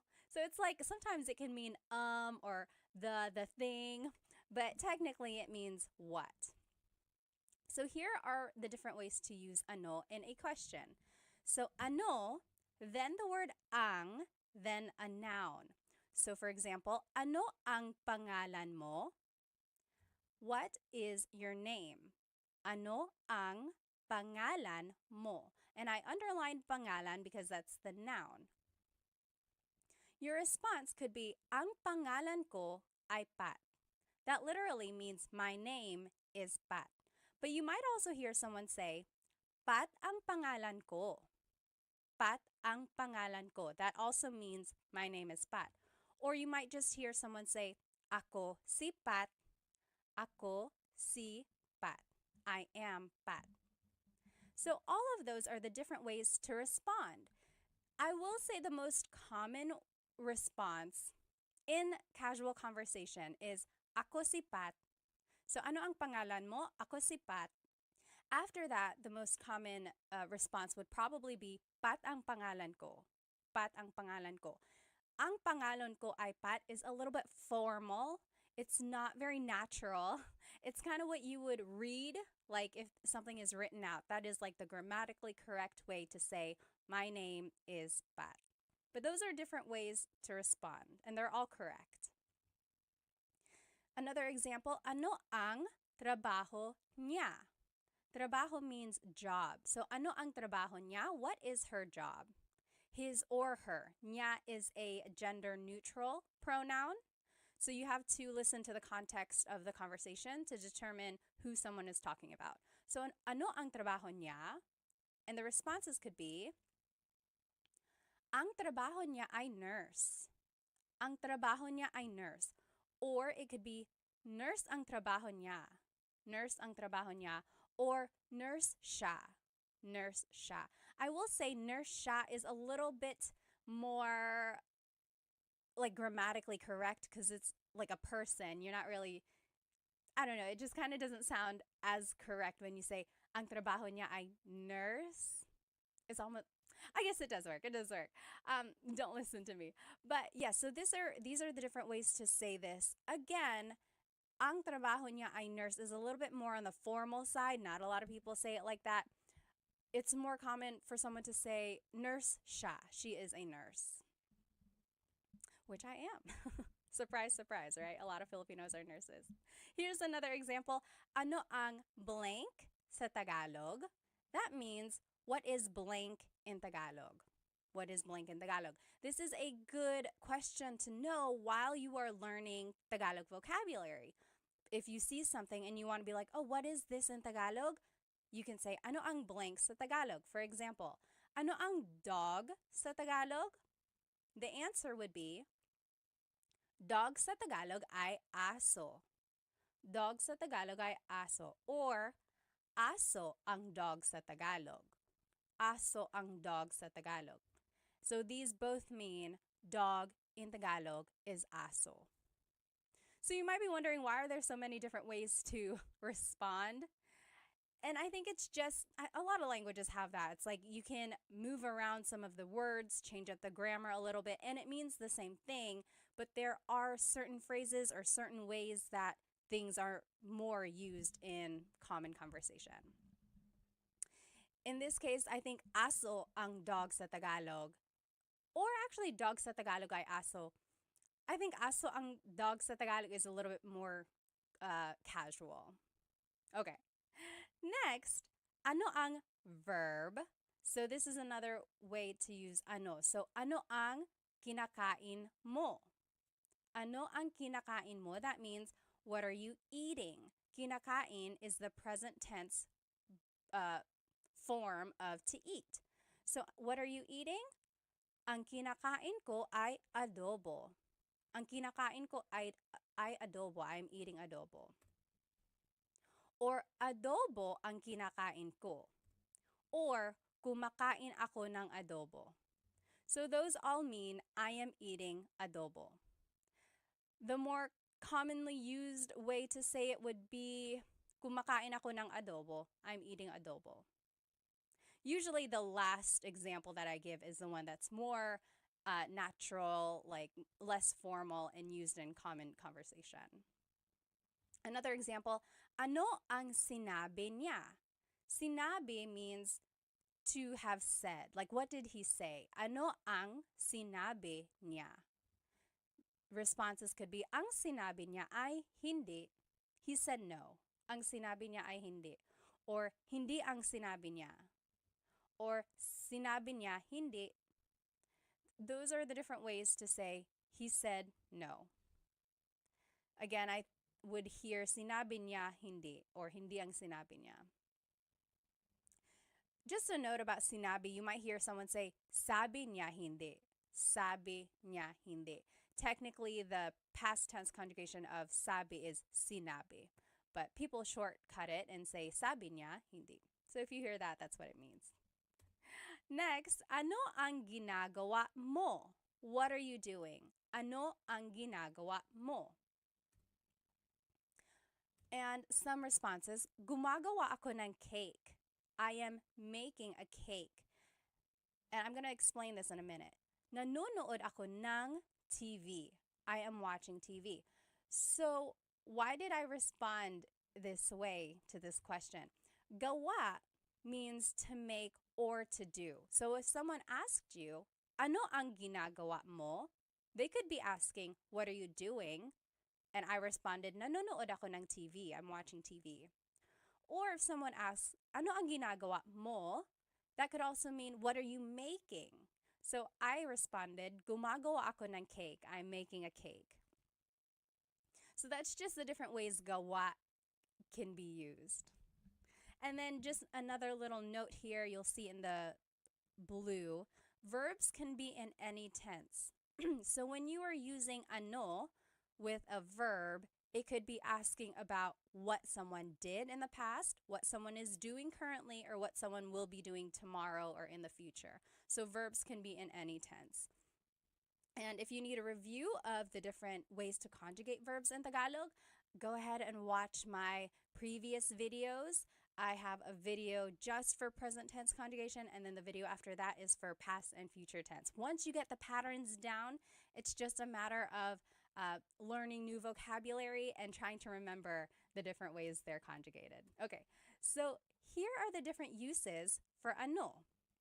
So, ano na means what's up. Na is an emphasis word, or sometimes it means already. And in this case, it's kind of lost in translation. It's just an expression meaning, hey, what's up? For example, if someone was taking a long time to get ready and I'm like, hey, ano na, we're going to be late, ano na. So it's like, hey, what's up? Or if you haven't seen someone in a very long time, you're like, oh, ano na, hey, what's up? So that's just a different way to use ano na. Next, ano ba means what the heck? And ba is a question word, and we'll learn how to use that later at the very end of the lesson. But in this case, again, it's lost in translation, but it means like, what the heck? So, for example, if someone bumped into you and they didn't say sorry, you can say, ano ba? Ano ba? What the heck? Or if someone is just joking with you, you could say, ano ba? Okay, so it's an expression meaning what the heck. Next, ano daw? That means what did they say? So daw means like you're referring to someone else after they've said something. So ano daw? What did they say? Ano daw? Next, ano ito? What is this? And then ano iyan? What is that? So that's just the different ways to use the demonstrative pronoun this and that. Ano ito? Ano yan? What is this? What is that? And then there's another demonstrative pronoun. Ano yun? Ano iyon? So what is that over there? So what is this? What is that? What is that over there? So it's like a little bit farther. That's the difference there. And then anong problema? What's the problem? Anong problema? So the ng at the end there is like ano ang problema, and you can put it together and it would be anong. So anong pangalan mo? That also works. Instead of ano ang pangalan mo, you can put it together, anong pangalan mo? And you will see this happen to a lot of the question words that we'll be learning. Anytime the word, the previous word ends in a vowel, you can usually make this contraction or like putting the words together. You'll see that. Now let's just practice using ano. So on the left side, oh, let me turn off my screen, so sorry. So on the left side here, you will see the rules that we just learned. So ano ang plus a noun. The example was, ano ang pangalan mo? Ang pangalan ko ay Pat. Or Pat ang pangalan ko, or ako si Pat. Again, remember, ako si Pat is the more casual way to respond. And then the next example we learned was ano ang plus a verb. So ano ang kinakain mo? What are you eating? And then those are the responses. Kumakain ako ng adobo. Now what I want you to do is to translate these examples. So they're in Tagalog. I want you to translate them to English. So number one, what are you cooking? And then I gave you a vocab hint. Niluluto means cooking. Number two, what is his girlfriend's name? Nobya means girlfriend. Number three, what is cat in Tagalog? 4, what did Mark and John eat yesterday? Kinain means ate. Number 5, what are you watching? Pinapanood means watching. So let's do number 1 together. What are you cooking? Ano ang, and then the verb, right? So we're just following this sentence structure number 2. Ano ang niluluto mo? Ano ang niluluto mo? What are you cooking? And then a response could be, nagluluto ako ng pansit. Nagluluto ako ng pansit. So this kind of brings in all of the different conjugations that we had learned in the previous lessons. So try to remember how to conjugate them. And I'm just thinking here, I guess it can be a little bit confusing because in the question, it's conjugated as niluluto. And that wasn't really one of the conjugation patterns that we had learned. But nagluluto is a nag verb. So I will say there are some variations in the conjugations and you might not recognize them, but just try your best and then we'll go over it, okay? And then just follow this pattern when you're making your response as well. Take a look at the examples I did and then see if you can make the examples. And you can fill in the example with any answer that you want. So go ahead, pause the video now, and then you can come back and we will go over these questions. Okay, welcome back. Let's do number 2. What is his girlfriend's name? Nobya is girlfriend. Ano ang pangalan ng nobya niya? So we learned ano ang pangalan mo. Now if you want to talk about someone else, you would have to add ng nobya niya. Ng means of. So nobya is girlfriend, niya is his. So what is the name of his girlfriend? You see how everything just kind of fits together, but it might not be in the order that we're used to in English. So just take note of this. It would be, ano ang pangalan ng nobya niya? That's how you would say that. Response, Sara ang pangalan niya. Sara ang pangalan niya.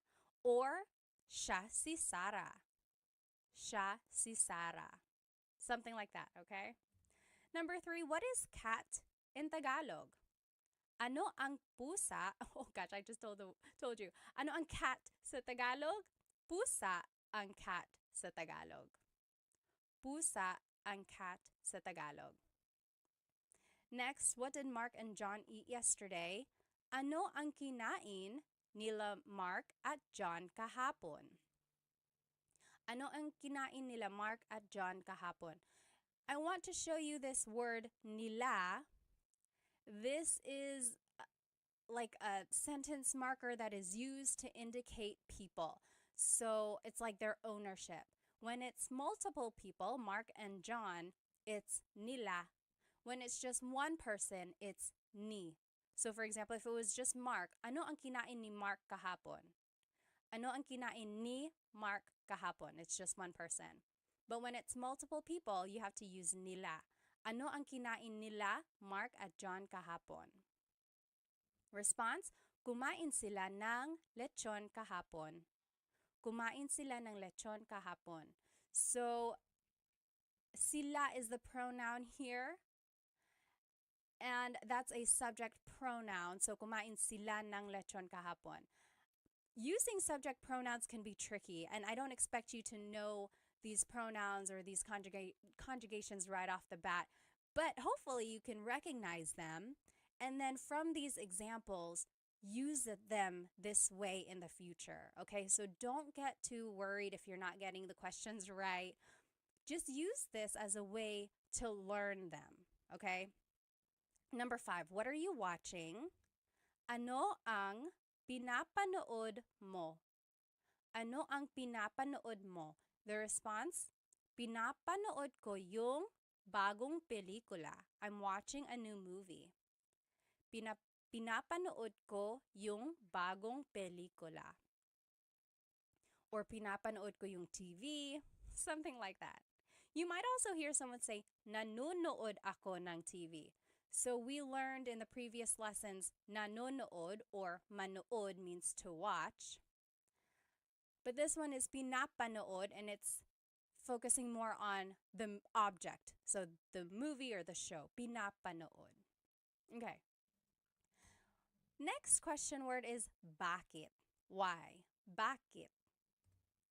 And here is one way to use it. Bakit plus an adjective plus the word ang and then a noun. So for example, bakit madumi ang kotse? Bakit madumi ang kotse? Why is the car dirty? And then the response, madumi ang kotse kasi maputik sa labas. Madumi ang kotse kasi maputik sa labas. So the car is dirty because it's muddy outside. Maputik means muddy, labas means outside. Okay, and then another example is, bakit mainit ang cellphone ko? Why is my cell phone hot? Bakit, mainit is an adjective meaning hot, ang cellphone ko. And then a response, mainit ang cellphone ko dahil masyado kong ginagamit. My cell phone is hot because I'm using it too much. So hopefully you can see here the pattern that we are following. Bakit goes first, and then it's the adjective, and then it's the word ang, and then it's the noun. Or you could also do bakit plus a pronoun and then a verb. So bakit ka umiiyak? Why are you crying? Bakit ka umiiyak? Some responses, umiiyak ako kasi nawawala yung aso ko. I'm crying because my dog is lost. Umiiyak ako kasi nawawala yung aso ko. Nawawala means lost or missing. Another example, bakit mo ginawa iyon? Why did you do that? Bakit mo ginawa yun? Ginawa ko yun dahil mahal kita. I did that because I love you. Ginawa ko yun dahil mahal kita. You might hear me saying yun, as if there's no I, and that's commonly how it's pronounced. You might hear people say, ginawa ko iyon dahil mahal kita, but usually the letter I sound is dropped. And then another way to use bakit plus a verb. Bakit umiiyak si Michelle? So bakit plus a verb, bakit umiiyak si Michelle? Why is Michelle crying? Umiiyak si Michelle kasi nakakalungkot yung palabas. Michelle is crying because the show is sad. Nakakalungkot means it's like feeling sad, makes someone feel sad. Yung palabas, the show. So those are the different ways bakit can be used. And again, verbs can be in any tense, like we saw in ano. I want to point out the different responses that you can say when you're using bakit questions. So because can be kasi, or dahil, or sapagkat. Sapagkat. Okay, so kasi is informal. It is most commonly used. You'll hear it a lot in common conversation. Kasi. Dahil is also used a lot. We saw it in the examples. But it's a little bit more formal. But it can also be used casually. And then sapagkat is very formal. It's rarely used. It's almost like Shakespearean. You'll see it in like writing, or someone might use it maybe to prove a point or something, but it's not used a lot. It's almost like a deep Tagalog, really. So here are those examples again, and you'll see the kasi and dahil. So umiiyak ako kasi nawawala yung aso ko. I am crying because my dog is lost. So there's kasi. And then ginawa ko yun dahil mahal kita. I did that because I love you. So there's the kasi and there's the dahil. And they are used interchangeably, but kasi is more casual, dahil is a little bit more formal, but can also be used casually. Okay? Now, here are the different ways bakit can be used, and it doesn't really have a direct translation.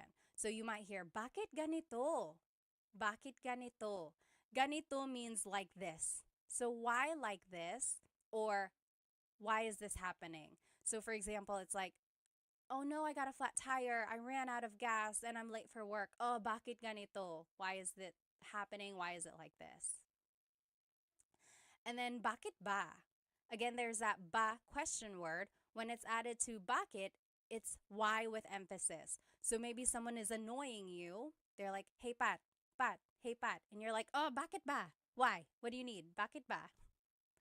And then, bakit na naman? Na naman means like, it's a sign of emphasis, or it means like again. Again. So, why again?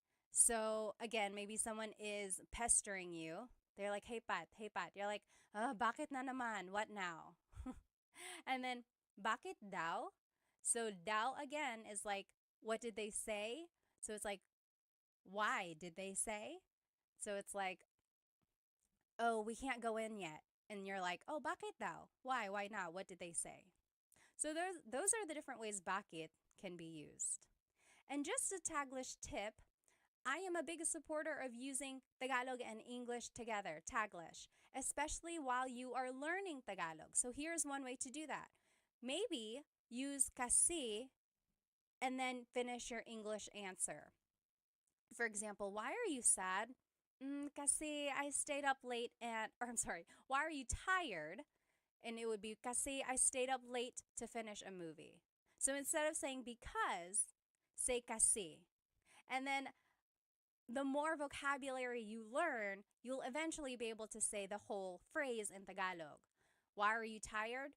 Kasi natulog ako ng late dahil nanonood ako ng movie. Okay, so just insert Tagalog words here and there, and then before you know it, you'll be able to say longer phrases in Tagalog. Now I want us to practice bakit. Here on the left side, again, are the different ways to use bakit. So, bakit plus an adjective, then ang, then a noun. Bakit madumi ang kotse? Why is the car dirty? Or, bakit plus the pronoun plus a verb. Bakit ka umiiyak? Or, bakit plus a verb. Bakit umiiyak si Michelle? Why is Michelle crying? Okay, so those are the different sentence structures when using bakit. And just a tip, when you're making a response, you can use kasi or dahil. Remember, that means because. Here are the questions that I want us to translate. So, why are you sad? Malungkot, to be sad. Let's do this one together. Why are you sad? It would be bakit. Then it's the pronoun ka. And then it's the adjective malungkot. Bakit ka malungkot? So that kind of falls under the rule number 2. Bakit plus a pronoun. Instead of a verb, it can be an adjective. Okay, so bakit ka malungkot? Your response, malungkot ako kasi ... I am sad because, malungkot ako kasi namimiss ko ang tatay ko. I'm sad because I miss my dad. Okay, so you can fill in the rest of your response with whatever you want, but hopefully it starts with this same format. So, malungkot ako kasi ... So take a minute, pause the video now, and then we will go back and answer these questions together. Okay, welcome back. Let's start with number 2. Why is Bea laughing? Tumatawa is laughing. So, bakit tumatawa si Bea? Bakit tumatawa? So, there's the bakit, there's the verb. Si Bea. So, it's referring to Bea. Bakit tumatawa si Bea? Tumatawa si Bea dahil Bea is laughing because nanonood siya ng comedy, because she's watching a comedy. Next, why is Sam's car broken? Kotse is car, sira is broken. Bakit sira ang kotse ni Sam? So this one kind of falls under the rule number 1, bakit, and then adjective, and then ang, and then the noun, kotse. And then ni Sam just indicates the ownership of Sam. So, bakit sira ang kotse ni Sam? Response could be, sira ang kotse ni Sam kasi luma na siya, because it's old. Sira ang kotse ni Sam kasi luma na siya. Next, why are the kids fighting? Mga bata is kids, nag-aaway is fighting. Bakit nag-aaway ang mga bata? So there's bakit and then there's a verb. So there's rule number 3. Bakit plus a verb. Bakit nag-aaway ang mga bata? Why are the kids fighting?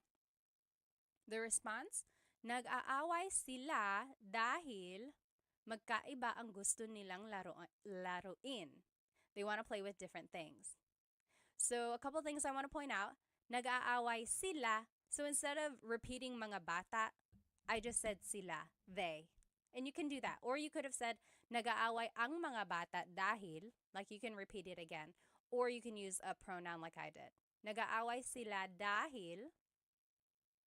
And remember, you could have said kasi. So it's interchangeable. You'll see in my answer, sometimes I use kasi, sometimes I use dahil. Magkaiba means different. Ang means is. Gusto is to like. Nilang laruin. They are playing. They want to play with different things. Number 5, why is the house messy? Bahay is house. Magulo is messy. Bakit magulo ang bahay? So this one is just directly following rule number 1. Bakit, then an adjective, then ang, then a noun. Bakit magulo ang bahay? Response, magulo ang bahay kasi the house is messy because nagparty kami kagabi. We had a party yesterday.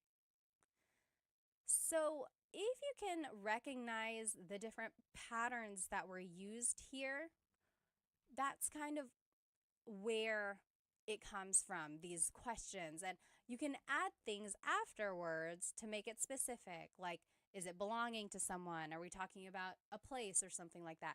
So follow these rules on the left side, and then if you have to, add more information at the end.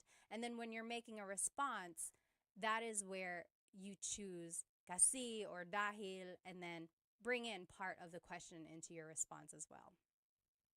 If you have any questions about anything we're learning, please feel free to write it in the comments and I will try to respond.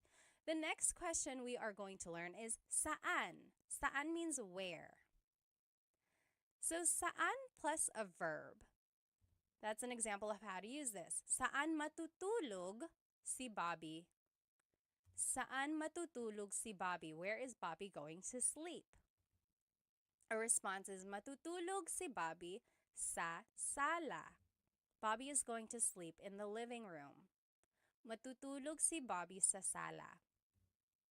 Now, you might also hear saan plus a pronoun plus a verb. For example, saan ka pupunta? Where are you going? Saan ka pupunta? That should have saan. It just says sa there. Sorry about that. So then the response, pupunta ako sa tindahan. I am going to the store. Pupunta ako sa tindahan. So that's the difference there. If you are talking about someone specific, you would add si and then their name. Saan matutulog si Bobby? Or if you just want to use a pronoun, the pronoun would go right after the question word. Saan ka pupunta? Okay, so those are the different ways to use it. I do want to point out that your response has this word sa. Sa. When the question is saan, the response is sa. Sa is a preposition and it means at a place, but it can mean to or from or something like that. So sa has a lot of different translations depending on the context. In this case, it means at a place or to, okay? Next, there's this question word, nasaan. So it's similar to saan, but it's nasaan. And here are the different ways to use it. Nasaan plus ang plus a noun. For example, nasaan ang CR? CR is comfort room in Tagalog, or in the Philippines, that's what they refer to the bathroom as. Where is the bathroom? Nasaan ang CR? The response, nasa labas ang CR. The bathroom is outside. Nasa labas ang CR. Or you could ask about a person. Nasaan si a person? Nasaan si nanay? Where is mother? Nasaan si nanay? The response, nasa trabaho si nanay. Mother is at work. Nasa trabaho si nanay. Now I want to point out that the responses all start with nasa. Okay, so when the question is nasaan, now your response has to have nasa. So that was a difference that's here. So when it's saan, the response has sa. When it's nasaan, the response has nasa. So just to go over it, when do you use saan? When do you use nasaan? Saan napunta ang cellphone ko? Where did my cell phone go? Versus nasaan ang cellphone ko? Where is my cell phone? Saan always goes with a verb. When you're asking about a verb or something that has happened with like an action, then you use saan. Saan napunta? Saan napunta? The root word of punta means to go. So napunta means went. Where did my cell phone go? Saan napunta? There's the verb. And then the response is sa. Oh, sa kotse. And then, nasaan ang cellphone ko? Nasaan plus the word ang plus a noun. So when you're asking about the location of something, then it's nasaan. So it's like nasaan noun, nasaan noun. Anytime there's like the ends, try to remember that. So your response has nasa. Nasaan ang cellphone ko? Nasa bag ko. It's in my bag. Okay? So this is just to look at it again. These are the examples we just saw. You might hear someone say asan or saan when they're referring to nasaan. So that's just like a short way to say it. So instead of saying nasaan ang CR, someone might ask asan ang CR? Where is the bathroom?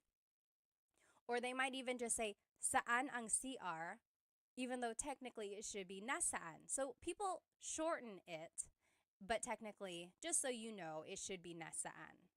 Okay? Now let's take a look at this response. Nasa labas. Nasa labas ang CR. The bathroom is outside. These are the location vocabulary. So let's take the question, nasaan ang susi? Where is the key? Susi is key. Nasa labas, it's outside of the car. Nasa labas. Or nasa loob, it's inside the car. Nasa loob ng kotse. Nasa ibabaw, it's on top. Nasa ilalim, it's under. Nasa tabi, it's beside.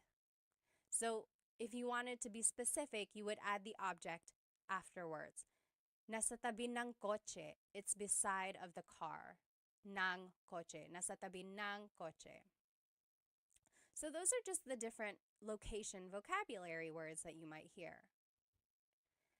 And just the sentence structure for the response, it would be nasa plus the location word that we just learned. Then it's nang, then it's a place, then it's ang, then the thing. So let's take a look at it. Nasa loob ng kotse ang susi. The key is inside the car. Nasa, loob is the location. There's nang. Kotse is a place or thing. Ang, and then susi is the thing. Okay? Nasa loob ng kotse ang susi. Or nasa ilalim ng kama ang susi. The key is under the bed. Nasa ilalim ng kama ang susi. So people ask me all the time, when do I use nang? When do I use ang? So these words, sometimes they are prepositions, sometimes they are articles that go before a noun. Just try to think about it as the translation. So the key is under the bed.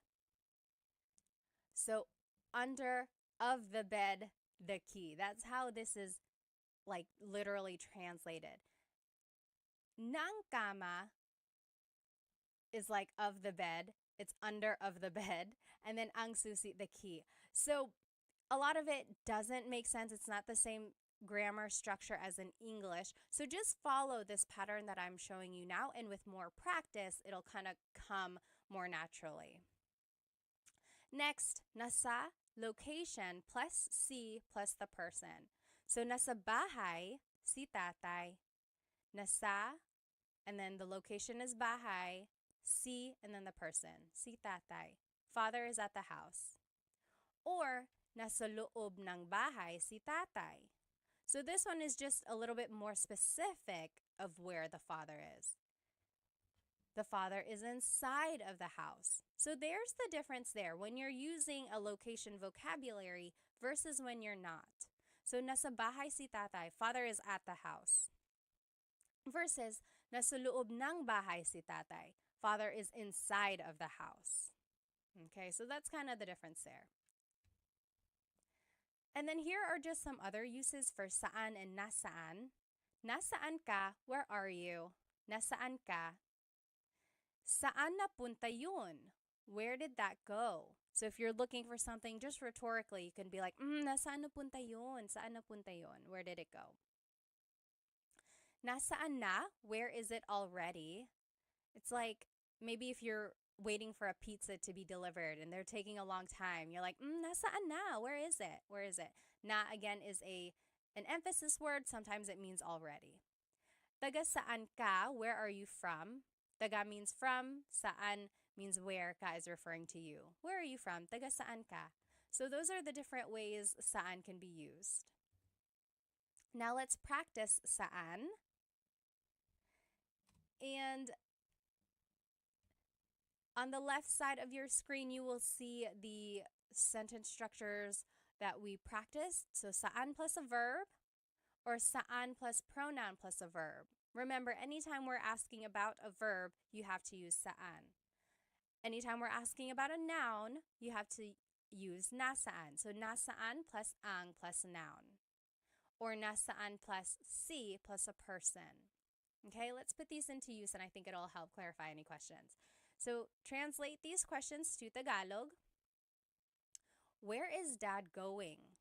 Pupunta means going. So let's do this one together. Saan, because it's asking about an action. Pupunta si dad. Saan pupunta si dad? And then the response, pupunta si dad sa simbahan. Dad is going to church.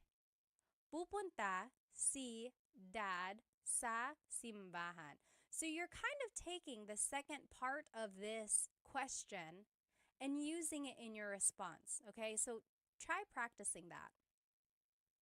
And there's that preposition sa again, to the church, okay? Pause the video now. You try the next 4 examples and we'll go over it together. Okay, so now let's do number 2. Where is the store? Tindahan is store.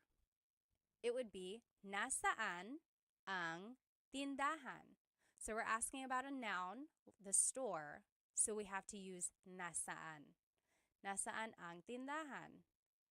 The response, nasa tabi ng post office ang tindahan. Nasa tabi means beside. Ng post office means of the post office, so beside of the post office. Ang tindahan means the store. The store is beside the post office. Next, where will we be eating later?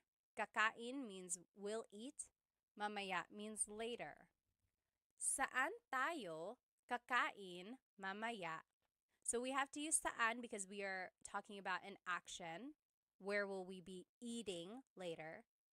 And then the pronoun just goes right after the question word. Saan tayo kakain mamaya?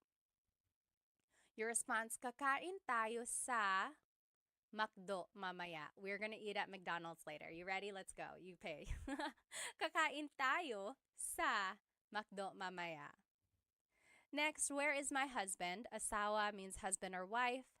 Nasaan ang asawa ko? So we're asking about a noun or an object. So nasaan is what we used. Nasaan ang asawa ko? Where's my husband or wife? Husband in this case. Number 5, where is John? Oh, your response, nasa kusina siya. Nasa kusina siya. He is in the kitchen. So remember, anytime you're using nasaan, your response has to have nasa. And then up here in the previous example, anytime you're using saan, your answer has to have sa. And then last one, where is John and Simon? Nasaan sina John at Simon? So it's nasaan because we're just asking about them, not about what they're doing or where they are doing something. And then it would be nasa labas sila, they are outside. Or nasa labas sina John at Simon. So you can add their names again. Or you could just add the pronoun. And then I added that here in the number 4 example, nasa kusina ang asawa ko. So you can repeat that part of the question, or you can just use a pronoun. Okay, so up to you. So these are the question words that we have learned so far. Ano means what. Bakit means why. Saan means where. Okay? And this is where we're going. We're going to see what these other ones mean. Now, we're going to talk about kailan. Kailan means when. When. So if you want to use it in a question, it would be kailan ang, and then a noun. Kailan ang kaarawan mo? When is your birthday? Kailan ang kaarawan mo? Sa March ang kaarawan ko. My birthday is in March. Sa March ang kaarawan ko. Kailan ang handaan? When is the gathering? When is the party? Sa Sabado ang handaan. The party is on Saturday. And again, you don't have to add this part at the end. You could just say sa Sabado. Kailan ang handaan sa Sabado? But the longer response, kailan ang handaan sa Sabado ang handaan? Okay, so those are the different ways you can use kailan. There's this word sa again, and in this case, it's being translated as on or at a certain time. So that's where, or that is the leading word in your responses. Next, you can use kailan with a verb. So, kailan aalis si Nadine? When is Nadine leaving? Kailan aalis si Nadine? Aalis si Nadine bukas. Nadine is leaving tomorrow. Aalis si Nadine bukas. So, this is just a phrase, and you use the conjugation patterns that we learned, and then you just answer. So depending on what the question is, just make a statement using that correct tense of the verb.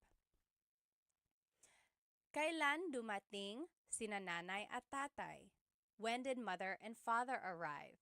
Kailan dumating, so kailan plus a verb, sina nanay at tatay? Dumating sila kahapon. They arrived yesterday. So here, sina is a sentence marker that's indicating mother and father, whereas sila is the pronoun that replaces them. So if we were going to say nanay and tatay in the response, we would use sina again. For example, dumating sina nanay at tatay kahapon. But if we're just using the pronoun, it's dumating sila kahapon. Okay, so that's how you would use kailan in a verb. So there are the different sentence markers when you are using a name in your question. When it's one person, it's si. Kailan aalis si Nadine? When it's more than one person, it's sina. Kailan dumating sina nanay at tatay? All right, then you could do kailan plus a pronoun plus a verb. Kailan ka uuwi? When are you going home? Kailan ka uuwi? So there's kailan, there's the pronoun, there's the verb. We're just following the pattern here. Then, uuwi ako mamaya. I am going home later. Uuwi ako mamaya. Another example, kailan sila ikakasal? When are they getting married? Kailan sila ikakasal? Ikakasal sila sa susunod na buwan. They are getting married next month. So hopefully you're recognizing some of this vocabulary from our previous lessons. So we're pulling those patterns of conjugation and the vocabulary words from those lessons, and now we are using them in like a hypothetical conversation, right? So it's all building on each other. Now I want to show you the responses. The response might have the word nung or sa. We already talked about sa. Let's see what nung means. So nung means something happened in the past. Sa means something will happen in the future. So for example, kailan sila ikakasal? When will they get married? The response, sa susunod na buwan, next month. So sa July or sa June, in June or in July. But sa is thinking of the future. When are they getting married? Next month or in June, in July. So sa is the future. However, nung is talking about the past. So kailan sila ikinasal? So that's the past tense conjugation of to get married. They got married when? Nung nakaraan buwan. So last month. Or nung February, nung January.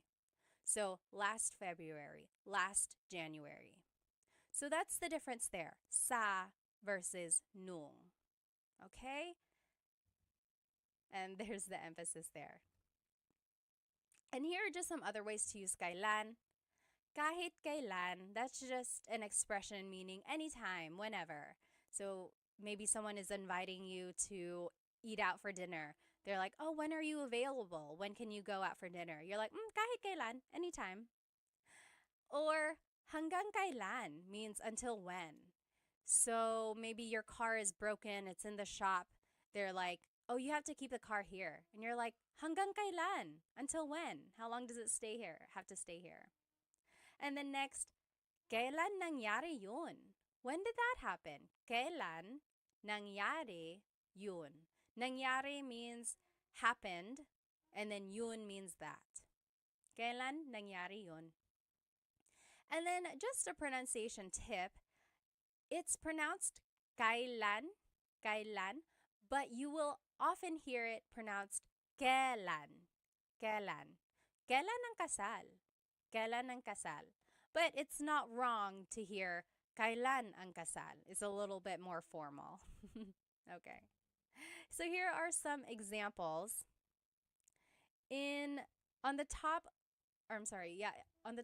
left here, you will see the kailan rule. So kailan plus ang plus a noun. Kailan ang kaarawan mo? Kailan plus a verb. Kailan aalis si Nadine? Kailan plus a pronoun plus a verb. Kailan ka uuwi? When are you going home? And then here are the examples I want us to practice. Number 1, when is your vacation? Bakasyon is vacation. So let's just follow, I think it would be rule number 1. Kailan ang bakasyon mo? So, kailan, then the word ang, then the noun, which is vacation, and then the pronoun. Kailan ang bakasyon mo? The response, sa susunod na linggo ang bakasyon ko. Next week. My vacation is next week. So, a couple things I want to point out in the response. It should have the word sa because it's talking about the future, right? It will be next week, so there's sa. And then just try to remember how to phrase things. And if you weren't able to watch or if you don't remember the past lessons, just go from here and just copy my sentence structures. Okay, so moving forward when you answer these questions, just see if you can follow these sentence structures. Okay, so go ahead and pause the video now, and then we will go over the examples in just a minute. Okay, so number 2, when are you leaving? Aalis means leaving. Kailan ka aalis? That's just rule number 3. Kailan plus the pronoun plus the verb. Kailan ka aalis? The response, aalis ako sa Lunes. Aalis ako sa Lunes. So there's sa because it's a future action. Number 3, when did Tony come back? Bumalik means came back. Kailan bumalik si Tony? So this is rule number 2. Kailan plus a verb. Kailan bumalik? And then you add si Tony. The response, bumalik si Tony kahapon. He came back yesterday. Bumalik si Tony kahapon. Number 4, when did you buy that? Binili means bought. Kailan mo binili yan? Kailan mo binili yan? So that's rule number 3. Kailan plus the pronoun plus the verb. Kailan mo binili yan? Binili ko yan nung isang linggo. Or binili ko ito nung isang linggo. I bought that last week or I bought this last week, depending on how you want to answer your question. Number 5, when are you going to sleep? Matutulog means will go to sleep. So, kailan ka matutulog? This is just rule number 3. Kailan plus a pronoun plus a verb. Kailan ka matutulog? Matutulog ako mamaya. Matutulog ako mamaya. I know it can get a little tricky figuring out which structure to use, and then when there's a pronoun or when there's like added information that has to be added to the end. I know it can get tricky, but use these examples to see the patterns in use and then try to use them in the future. Okay, so don't get bogged down if you're not getting the answers right.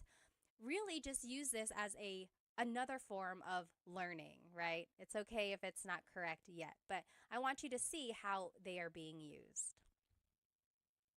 Okay, so the next question word we are going to learn is sino, and that means who. Sino. So these are the different ways sino is used. Sino plus the word ang, then it's a verb, a noun, or an adjective. So it's easy because you just have to use sino ang, and then you just fill in the end with a verb, noun, or an adjective.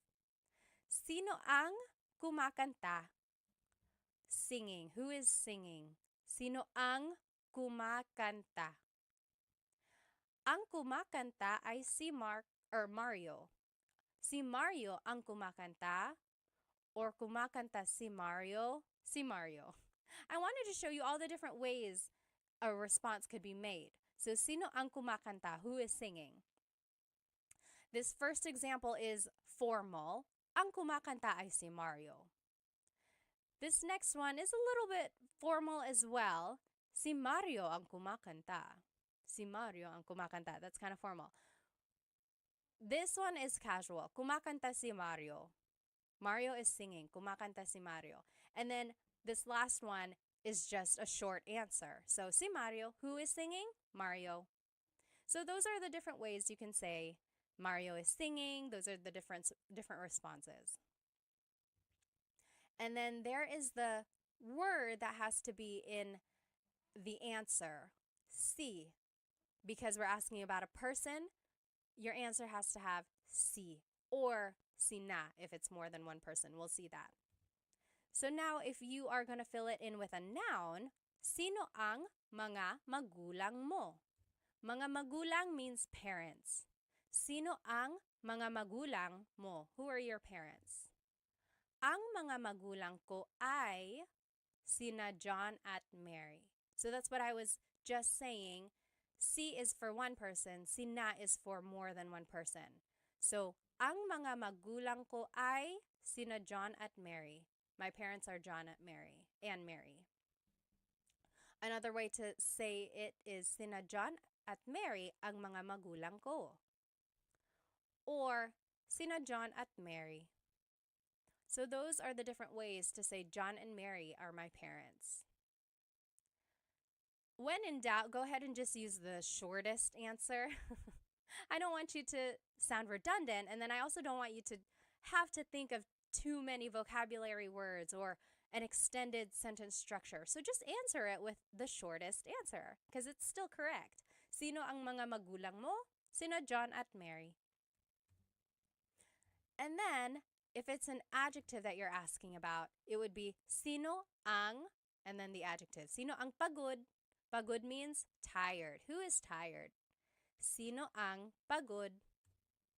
Ang pagod ay ang mga bata. The kids are tired. Ang pagod ay ang mga bata. That one's formal. Next, ang mga bata ang pagod.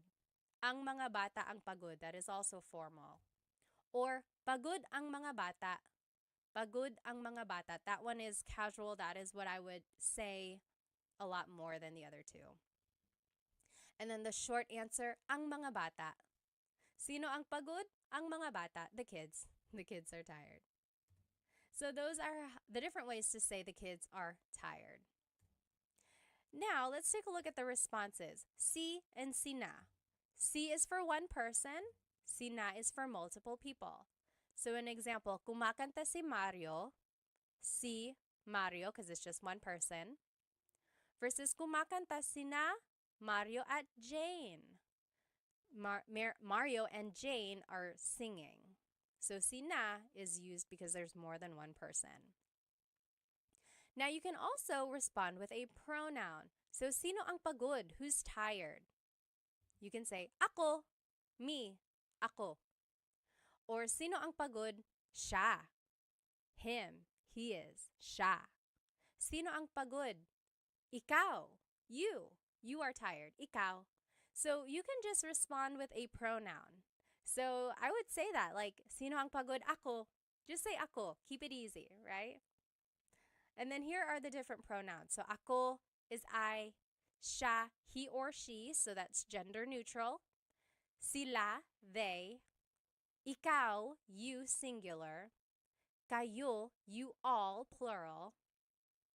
Tayo is we inclusive, that's you and me, all of us. We are all tired. Maybe we all ran a race together. We are all tired. Pagod tayo. And then pagod kami, me and my husband Chris, we ran. Only us, we did. So pagod kami, we are tired. Not you. I'm just telling you about it. Okay? Now here are other ways sino is used. Sino siya? Who is he? Who is she? Sino siya? The response, siya si Pat. She is Pat, or that is Pat. Sino ito? Who is this? Sino ito? Ito si Pat. This is Pat. Ito si blank. Sino yun? Who's that? Sino yun? Yun si Pat. That's Pat. Or sino ka? Who are you? Sino ka? The response, ako si Pat. Now, I do want to say, you really shouldn't say sino ka if you want to be polite. Sino ka is kind of rude or just a little blunt. Like, sino ka? Who are you? So it would be more polite to say, sino po kayo? So for one thing, add po to be respectful. And then when you're adding po, you have to use the plural you pronoun. So kayo, sino po kayo? That's a lot more polite instead of saying sino ka. If you want to ask, who are you again? Sino po kayo? And then just a pronunciation tip. If you have sino ang in a question, you might hear sinong. So they put it together. So sinong kumakanta? Who is singing? Sinong kumakanta? Instead of sino ang kumakanta, it's sinong kumakanta. Okay? Now let's practice some translations when we're using sino in a question. So sino ang plus a verb, noun or object or adjective. And here are the examples there. And let's do number 1 together. Who is taking a shower? Naliligo means to take a shower or taking a shower. So it would be sino ang naliligo? Sino ang plus the verb. Sino ang naliligo? Easy, right? The response, si George ang naliligo. Si George ang naliligo.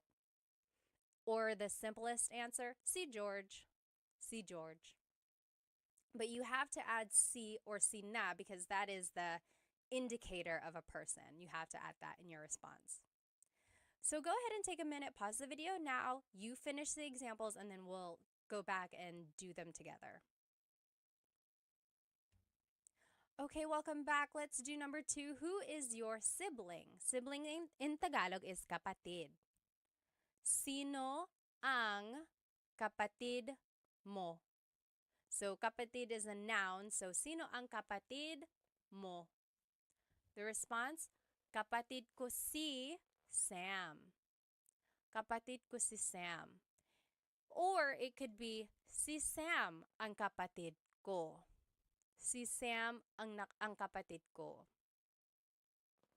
Remember, there are different ways to respond. Number 1, we said, si George ang naliligo. It could have also been, naliligo si George. So again, you can look back at the different ways a response can be made. When in doubt, just say the shortest answer. So this one could have been, si Sam. Sino ang kapatid mo? Si Sam. Number 3, who is scared? Natatakot is scared. Sino ang natatakot? Who is scared? Natatakot ang mga bata. The kids are scared. The kids are scared. Natatakot ang mga bata. Number 4, who cooked dinner? Nagluto is cooked. Hapunan is dinner. Who cooked dinner is sino ang nagluto ng hapunan? So that's just sino plus ang plus a verb. Sino ang nagluto ng hapunan? Nang is the sentence marker before the noun. Si Lola ang nagluto ng hapunan. Lola cooked the dinner. Si Lola ang nagluto ng hapunan. And then last example, who called? Tumawag is called. Sino ang tumawag?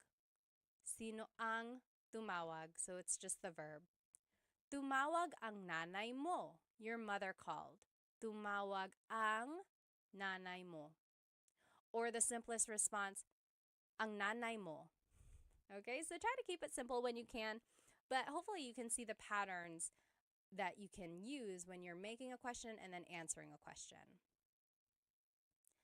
All right, the next question word that we are going to learn is kanino. Kanino means whose. Kanino.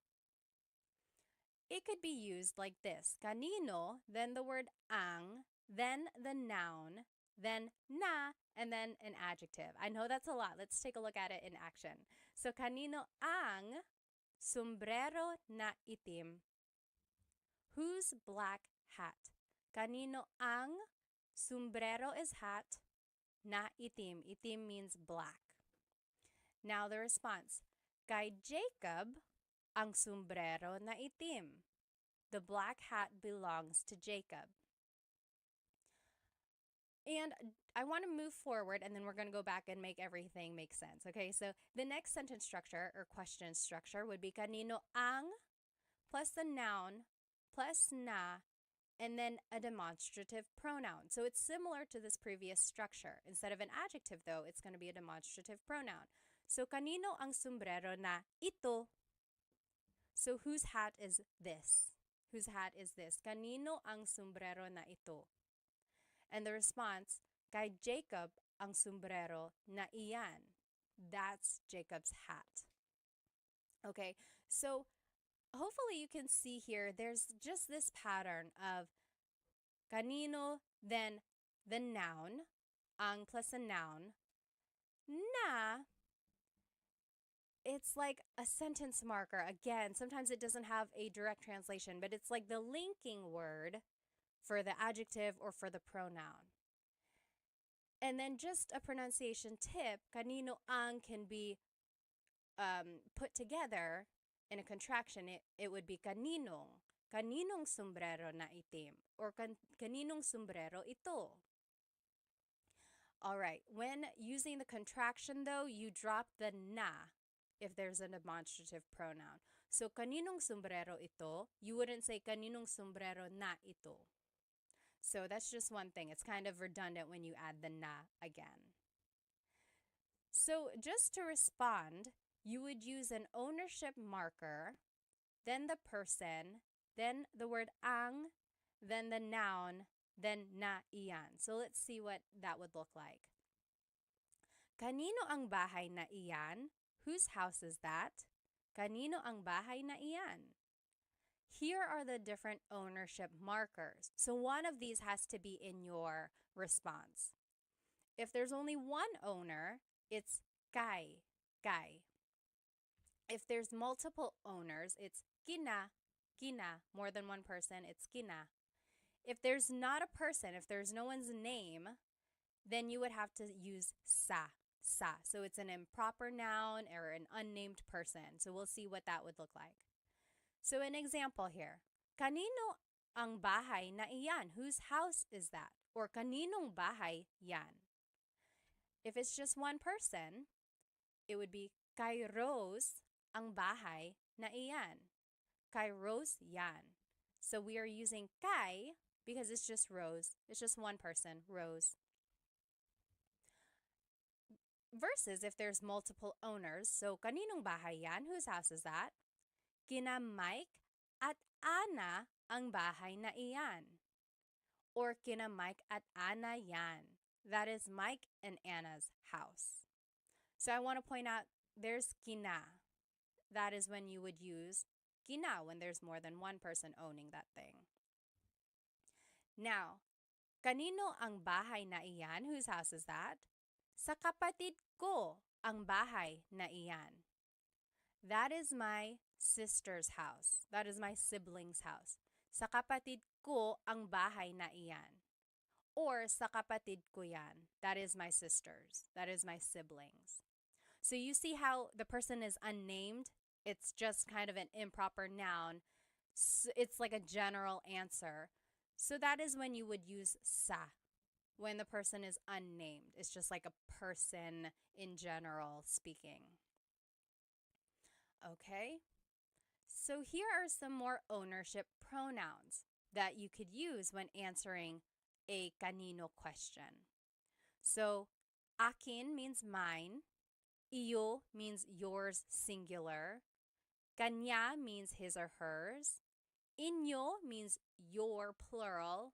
Maybe it's your house, bahay ninyo, or inyo. And then atin is our inclusive. Amin is ours, me and my husband, Chris.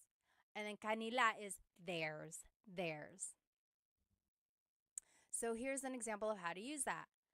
Kanino ang bahay na iyan? Whose house is that? Akin yan. That's mine. Akin yan. Or inyo yan. That's yours. You all live in one house. Inyo yan. That's your house. Or kanila yan. That's their house. Kanila yan. Okay, so that's how to use these ownership pronouns. I want to show you, let's go back to the first example we learned. I know it's a lot of words in this one. So, kanino ang sombrero na itim? Whose black hat is this? So, sombrero is hat, itim means black.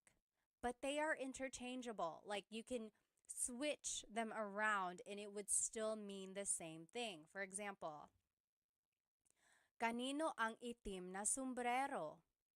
So instead of saying, kanino ang sombrero na itim, you might hear, kanino ang itim na sombrero? So in Tagalog, you can switch the adjective and the noun around and it will still make sense. And why does that happen? It probably just goes back to baybayin or to the evolution of Tagalog in general. So the adjective and the Tagalog vocabulary word can be interchangeable and they mean the same thing. Another example, kanino ang sombrero na pula? Pula means red. So whose red hat is this? You can switch it up and it could be kanino ang pula no sombrero. So we just switched it. But I want to show you that when you switch it, you can make a contraction, meaning you can put pula and na together. And now it would be kanino ang pulang sombrero? Whose red hat is this? Okay, so those are the two things I want you to get out of this slide. First, you can switch the adjective and the noun. So you can switch them in the question and it will still make sense. Second, when your adjective ends with a vowel like pula, then you can make the contraction. Add ng to the end. Instead of saying pula na sombrero, it's pulang sombrero. Pulang sombrero. We can't do that with the word itim because it ends with a consonant. There's nothing to put together. It would still have to stay itim na sombrero. Okay, so to respond to this question, kanino ang sombrero na pula? It would just be, kay Mary ang pulang sombrero. That is Mary's hat, or that hat belongs to Mary. Kay Mary ang pulang sombrero. Okay, so your response has to have the ownership marker, kay, because it's one person, and then you can add the rest of the phrase. But remember, your simplest answer would be kay Mary, kay Mary. Now, let's practice using kanino in a question. So, kanino ang plus a noun plus na plus the adjective. Or kanino ang plus a noun plus na plus a demonstrative pronoun. Kanino ang sombrero na ito versus Kanino ang sombrero na itim? And then the response has to have the ownership marker. Remember, kay or kina or sa. Then it's the person. Then it's ang noun na iyan. Or you could just use the simplest answer. Let's take a look at these examples. Whose house is the big one? Whose house is the big one? Malaki means big. Bahay means house. It would be kanino ang, then it's the noun bahay na malaki. So whose house is the big one? Kanino ang bahay na malaki? The response, here's another way to say it. Kanino ang malaking bahay? So this just goes back to the previous slide. Remember, the adjective and the noun can be switched. And if the adjective ends in a vowel, then you can make a contraction. Malaking bahay instead of malaki na bahay. Malaking bahay. And then the response would be, that's it. The response is actually example number 2. So pause the video now, answer the rest of these questions, and then we will go through it. Okay, welcome back. Number 2, that is Teddy's house. It would be, kay Teddy ang bahay na malaki na yan. Or kay Teddy ang malaking bahay na iyan. Or the simplest answer, kay Teddy. Kay Teddy. Okay, so see if you can recognize kind of where the noun would go, where the adjective would go, and then see that you can switch them up and it would still make sense. Next, number 3, whose child is that? Child in Tagalog is anak. Kanino ang anak na iyan? Kanino ang anak na iyan? So that's rule number 2. Kanino plus ang plus noun plus na plus the demonstrative pronoun. Or, kaninong anak yan? Kaninong anak yan? This second part is how it would be pronounced. I just want to show you how it would be pronounced. It's not technically the correct spelling of things, but that's how you would hear it or say it quickly. Kaninong anak yan? Whose child is that? Number 4, that is Chris and AJ's child. Kina Chris at AJ ang anak na iyan. Kina Chris at AJ ang anak na iyan. I want to point out kina, that is the ownership marker that you use when there's multiple people. And then the short answer, kina Chris at AJ. Kina Chris at AJ. Number 5, whose cell phone is this? Kanino ang cellphone na ito? So that's following sentence structure number 2. Kanino ang, the noun is cell phone, na, ito is the demonstrative pronoun. And just quickly speaking, someone might say, kaninong cell phone ito? Kaninong cell phone ito? So the na is dropped usually. Whenever someone is speaking quickly, the na is dropped. But I want to point out that technically there is a na. I don't think I would be a very good teacher if I didn't tell you the correct technology, like the technically correct way to say these things. But in colloquial speaking or in common conversation, the na is dropped. Kaninong cell phone ito?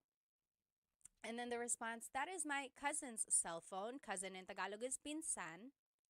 Sa pinsan ko ang cell phone na iyan. So I want to point out sa is the ownership marker that you use because it's not a specific person, right? The person is unnamed. So sa pinsan ko ang cell phone na iyan. Or just in common conversation, you might hear, sa pinsan ko yan. Sa pinsan ko yan. Or even the shortest answer, sa pinsan ko. Sa pinsan ko. Okay, let's just look at all of the questions that we have learned here. So we learned ano means what, bakit means why, saan means where, sino means who, kanino means whose. Then, we're going to learn these last 4 here. Next, paano means how. Paano means how. So, paano plus a verb. Paano magluto ng adobo? How does one cook adobo? Paano magluto ng adobo? Or paano gumawa ng video? How do you make a video? How does one make a video? Paano gumawa ng video? So there's the paano question word, then it's a verb that follows. And then ng plus a noun. Another way to use paano is paano plus a pronoun plus a verb. So paano ka uuwi? Paano ka uuwi? Paano ka umuwi? How did you get home? Paano ka umuwi? Or paano mo nalaman yung balita? How did you discover the news? Paano mo, there's the pronoun. Nalaman, there's the verb. Yung balita. And just to note, there's no particular response formation for these paano question words. There's no pattern or anything like that because your answers will just be a statement using the appropriate tense of the verb. So just answer as if it's a statement, right? So that brings in all of our conjugation patterns and using the correct pronouns and things like that. So just make a sentence with what you know. Now I want to show you this other question word. We learned paano, but there's also gaano. This also means how, but in a different sense. For example, gaano plus an adjective plus ang plus a noun. For example, gaano katangkad ang anak mo? Even if you've never heard the word katangkad, but you know the word matangkad. Matangkad means tall. Hopefully you can kind of maybe guess that this is asking about the height of someone's child, right? So, gaano katangkad ang anak mo? How tall is your child? Let's see another example. Oh, the answer would be 5'10" siya. He is 5'10". 5'10" siya. Here's another example. Gaano kadalas ka namimili? Kadalas means often. Madalas means often. Namimili means to go shopping. So how often do you go shopping? Gaano kadalas ka namimili? Namimili ako linggo-linggo. I go shopping every week. Namimili ako linggo-linggo. So I want to point out that when it says to use an adjective, we're actually using the adjective with a ka prefix. So technically the adjective is matangkad, tall, matangkad. But when we're using it in a gaano question, we have to use the ka prefix, katangkad. Gaano katangkad ang anak mo? And the ka prefix is a way to show the quality of something. It's asking about the characteristic of that adjective. It's a little interesting. So when we're asking gaano katangkad, it's like asking about that person's adjective or that height. So yes, again, the prefix ka is used when measuring the extent of that adjective. And then just a pronunciation tip, if you happen to see gaano ang something, it's usually put together and it's gaanong. So gaanong katangkad ang anak mo? We didn't have ang in these examples because technically you don't need it, but some people add it still and it would be gaanong katangkad ang anak mo. So both of those are correct. Gaano katangkad ang anak mo or gaanong katangkad ang anak mo? Both of those are correct. Now, we learned paano, we learned gaano. Now there's this question, magkano. Magkano. Let's see what they all mean. So paano is asking about an action, right? Paano gumawa ng adobo? How do you make adobo? It's asking about the action. Paano mo gumawa? Paanong gumawa ng adobo? Or paano mo nakuha ito? How did you get this? Paano mo nakuha the action to get, ito. Another way to ask how is gaano, but this is asking about the extent of something. Gaano kabilis ang kotse mo? How fast is your car? Gaano kabilis ang kotse mo? So it's asking about the speed of your car. And then magkano is asking about the cost of something. Magkano ang t-shirt? How much is the t-shirt? Or magkano po? How much is this po? Po is just a sign of respect. So how much is this? Okay, so very interesting. These words sound alike, but they are used for different situations. Now, here are just some other paano uses. So, paano nangyari yun? How did that happen? Paano nangyari yun? Yari means happen. And then yun means that. Paano nangyari yun? How did that happen? Or paano na ngayon? What now? Ngayon means now.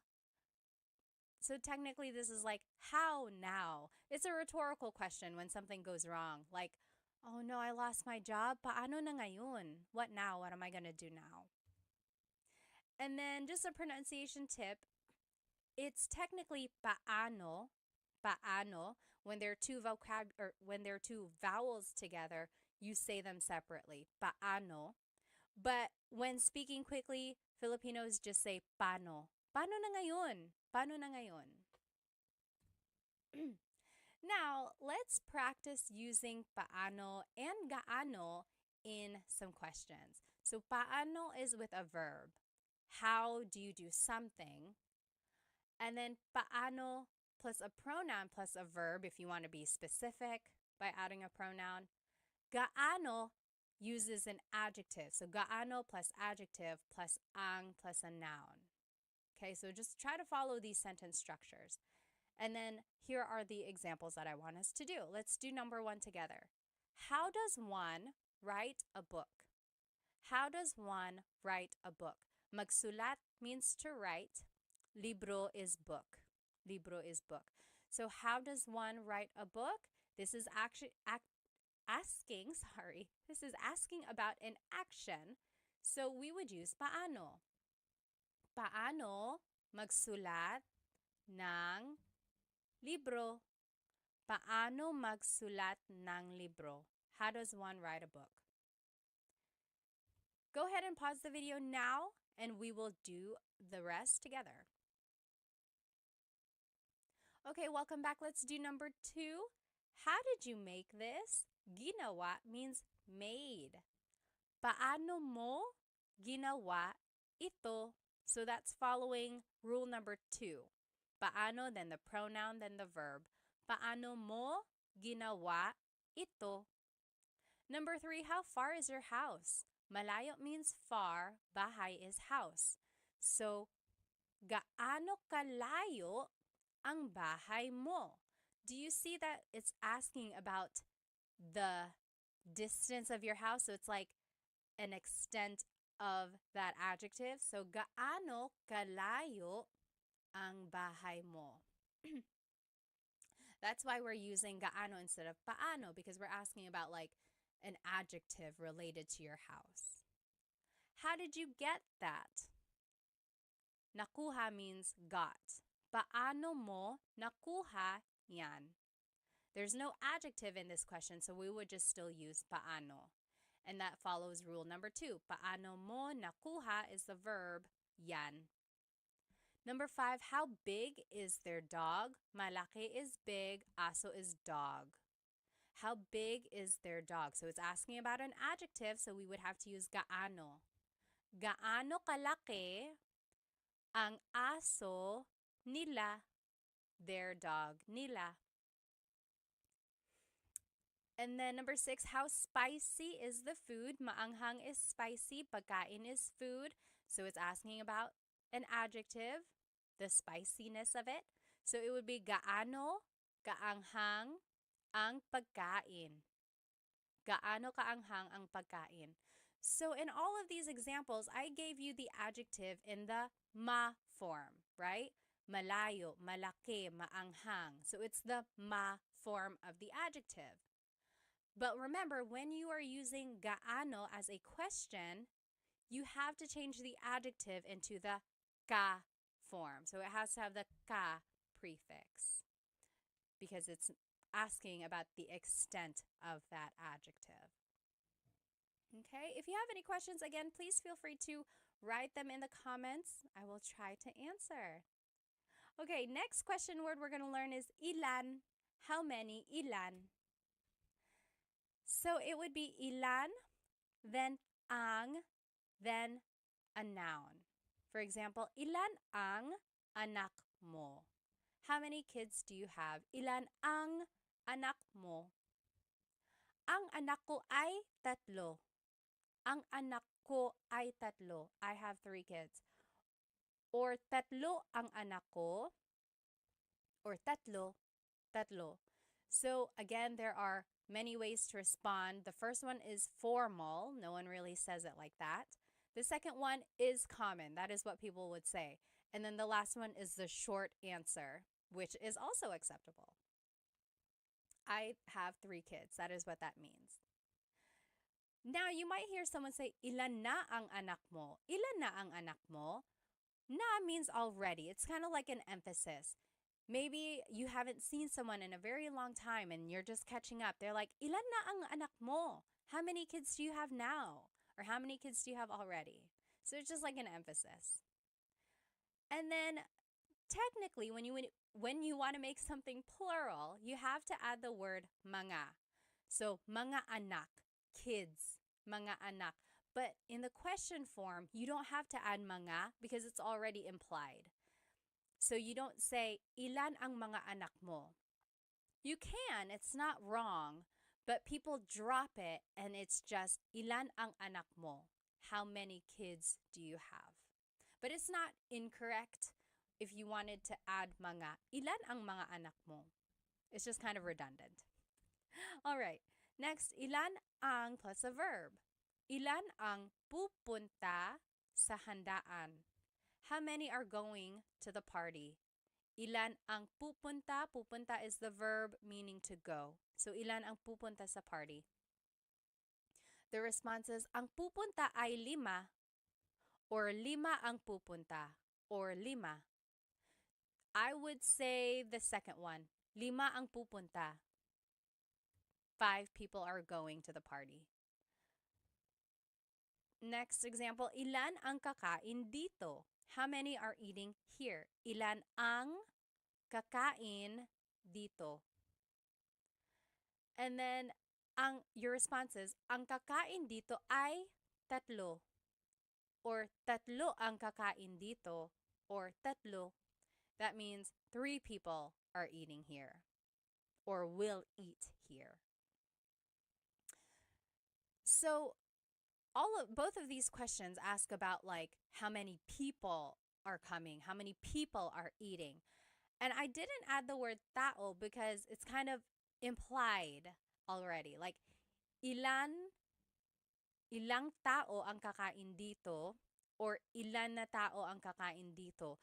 Those just kind of make it a little bit more complicated.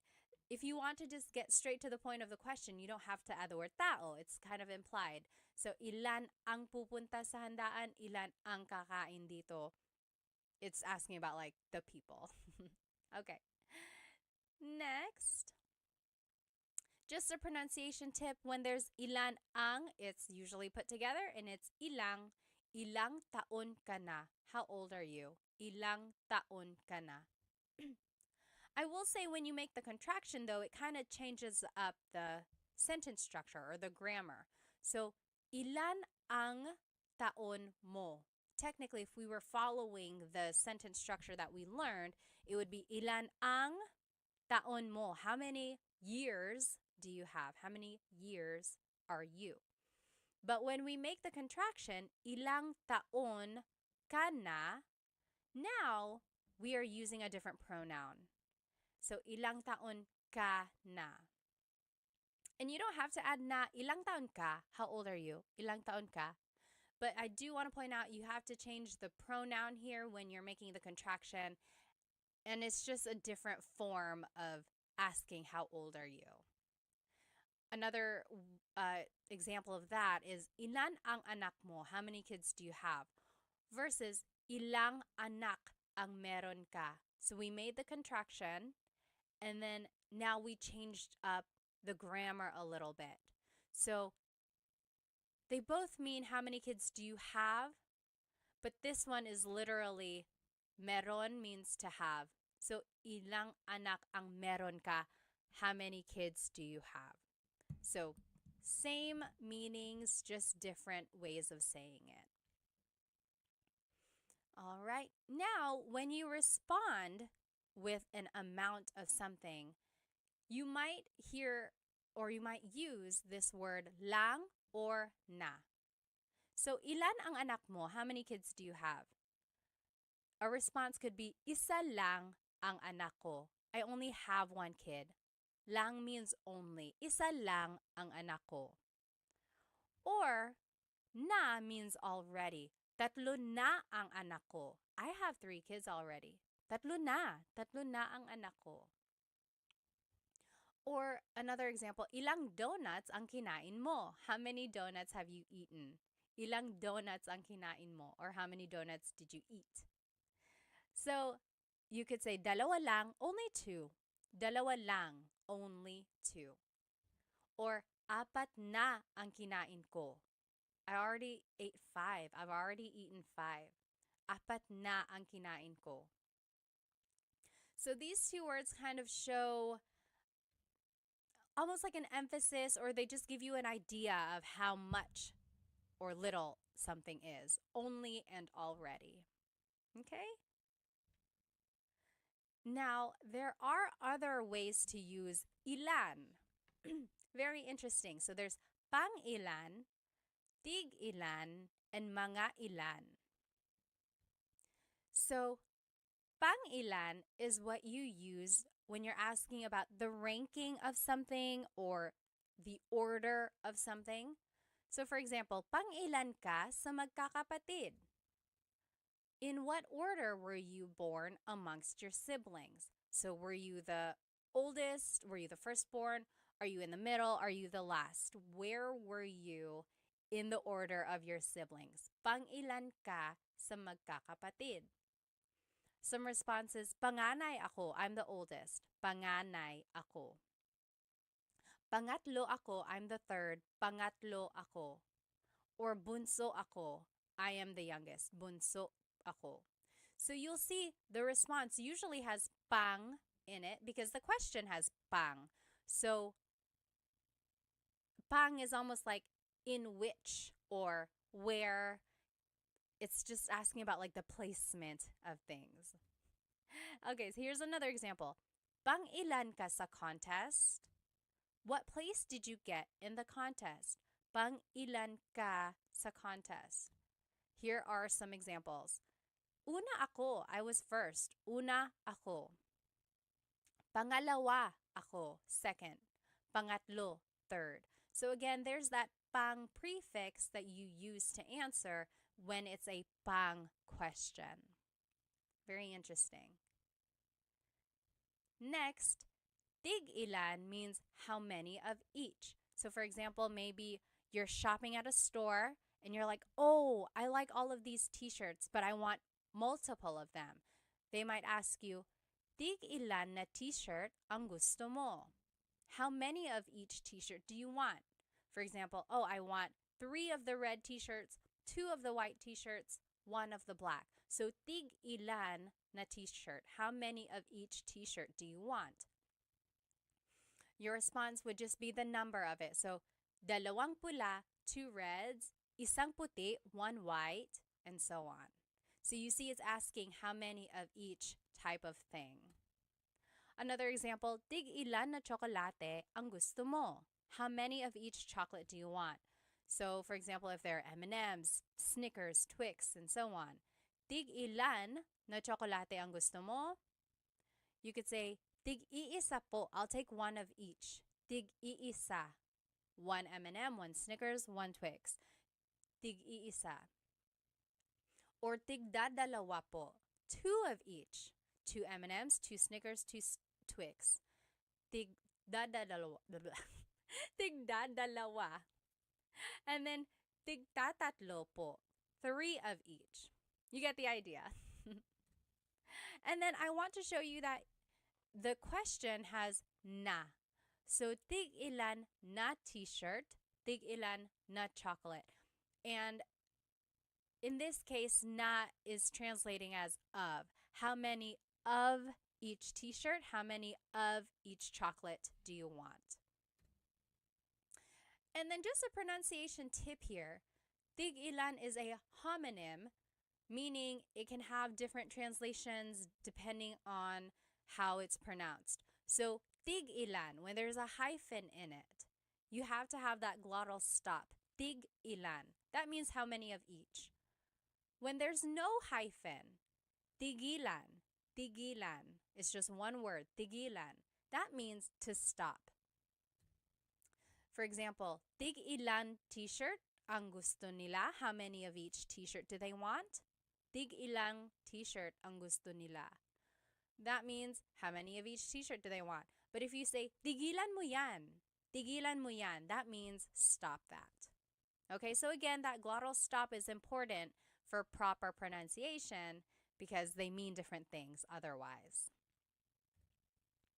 And lastly, mga ilan means about how many. Mga ilan. So, mga ilan na tao ang darating? About how many people are coming. Mga ilan na tao ang darating. You could say mga 10 tao or mga 10 na tao. There's the contraction that you can make when the adjective or when the number ends in a vowel. Just add the ng at the end. So about 10 people, mga 10 tao. And up here, I just wanted to show you, you can make a contraction again. Instead of mga ilan na tao ang darating, it's mga ilang tao ang darating. About how many people are coming. So that's just a pronunciation tip. Make that contraction to make it flow a little bit better. Another example, ilan na tao ang darating? How many people are coming? Ilan na tao ang darating? 10. So that's just to show you the difference here. Mga ilan is about how many are coming versus ilan na tao ang darating. This is like definitive. 10 people are definitely coming versus mga 10, about 10. Okay, so when you add mga, it's asking about like an estimation. When you don't have mga, it's asking for a definitive answer. And then just another example of mga ilan na oras ang biyahe. Mga ilang oras ang biyahe. About how long is the trip? Mga 3 oras. It's about 3 hours. Mga 3 oras. So there is the na again, and then you can put it together so that it's just ilang. So mga ilang oras ang biyahe or mga ilang tao ang darating. All right. So this is just a review of how to use these different ilan questions. So pang ilan is a ranking question or asking about the order placement. Tig ilan is asking about how many of each. Mga ilan means about how many of something. Okay, now let's practice using ilan in some questions. So on the left side, you will see the different ways to use ilan. Ilan plus ang plus a noun. Ilan ang anak mo? Or ilan plus ang plus a verb. Ilan ang pupunta sa handaan? And here are some examples. Let's do number 1 together. How many cats do you have? Mga pusa is cats. It would be ilan ang pusa mo. Ilan ang pusa mo? Remember, you don't have to add mga, but you can. It's not incorrect. But just to be quick about it, and if you want to sound natural, you don't have to. So, ilan ang pusa mo? Ilan ang pusa mo? How many cats do you have? Pause the video now and you do the rest, and then we will go over it. All right, welcome back. Number 2, I have 2 cats. Dalawa ang pusa ko. So that's how you would respond to question number 1. I have 2 cats. Dalawa ang pusa ko. Number 3, how many are coming to the house? Darating means coming. So it would be ilan ang darating. So ilan plus ang plus a verb. Ilan ang darating sa bahay. Number 4, 4 people are coming to the house.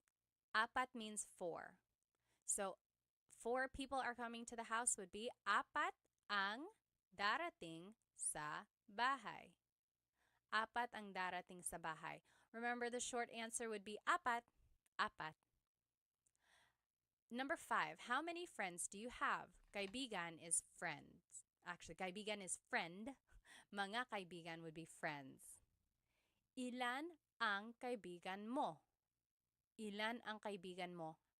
How many friends do you have? Also, you could say, ilan ang mga kaibigan mo? Ilan ang mga kaibigan mo? That is also correct, but remember, you don't have to add it. Number 6, I have 10 friends. 10 means 10. 10 ang kaibigan ko. 10 ang kaibigan ko. Or 10 ang mga kaibigan ko. I have 10 friends. All right. Another way to answer this, meron akong 10 mga kaibigan. So I want to show you again, there are different ways to answer. There's a long form, there's a short form, there's an even shorter form, right? Just say the number by itself.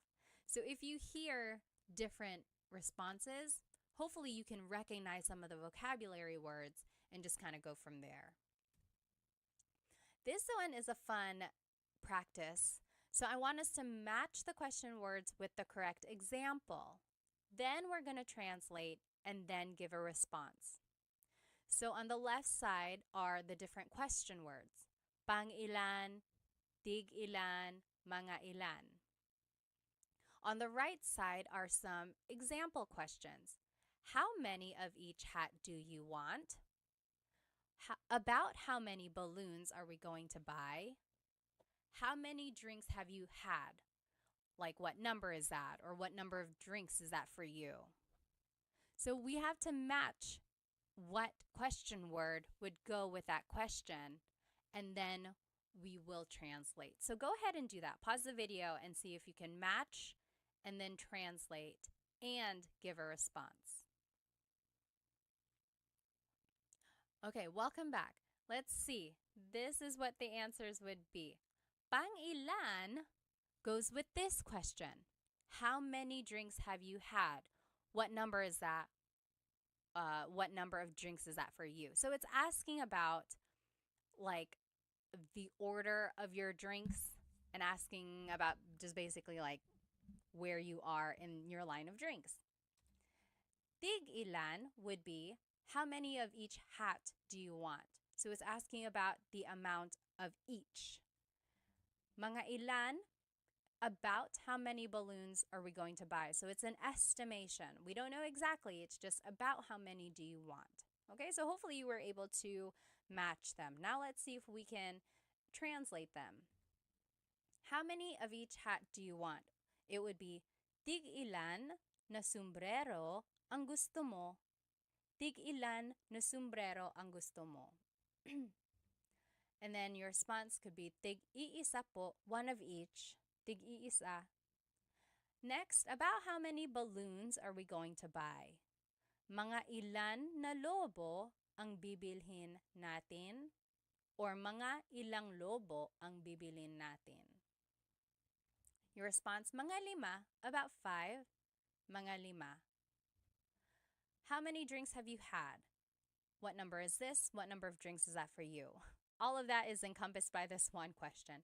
Pang-ilan na inumin mo na yan? Pang-ilan na inumin mo na yan? Pang-apat na ito. This is my 4th. Pang-apat na ito. So do you see how that one is asking about the order of your drinks or like how many you had? And then your response is just that order. So this is the 4th. Pang-apat na ito. All right. So those were different ways to ask for how many. This next question word, alin, means which. Which. Alin. So, alin ang, excuse me, alin ang plus a verb. Alin ang plus a verb. So, alin ang gusto mong damit? Yung pula or yung puti? Which dress do you like? The red or the white? Alin ang gusto mong damit? Your response would just be one of the choices. Yung pula ang gusto ko. The red is the one I like. I like the red one. Yung pula ang gusto ko. Or, yung pulang damit ang gusto ko. If you want to be specific, yung pulang damit ang gusto ko. So, yung pula means the red one. Yung pulang damit means the red dress, specifically. And then I want to point out, mong up here is just mo plus nang put together. So, alin ang gusto mo ng damit? Alin ang kinain mo? Yung cookie or yung cake? Which did you eat? The cookie or the cake? So, there's alin, then ang, then a verb. Alin ang kinain mo? Yung cookie or yung cake? Which did you eat? Your response, yung cake ang kinain ko. I ate the cake. Or, kinain ko yung cake. So those are the different ways you can respond. And then, of course, you can always put things together. So, alin ang becomes aling. So, aling gusto mo? Aling gusto mo? Alin ang gusto mo? Aling gusto mo?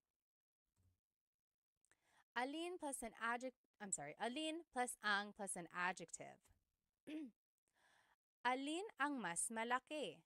Yung bahay na pula o bahay na puti? It's kind of hard to see. Oh, there's the White House right here. It's to the left of the Red House. So, alin ang mas malaki? Which is bigger? Yung bahay na pula, the Red House, o yung bahay na puti, the White House? Mas malaki yung bahay na pula. Mas malaki yung bahay na pula. The Red House is bigger. Mas means more, or it's like the part of an adjective. Here's another way to describe an adjective. Alin ang pinakamalaki?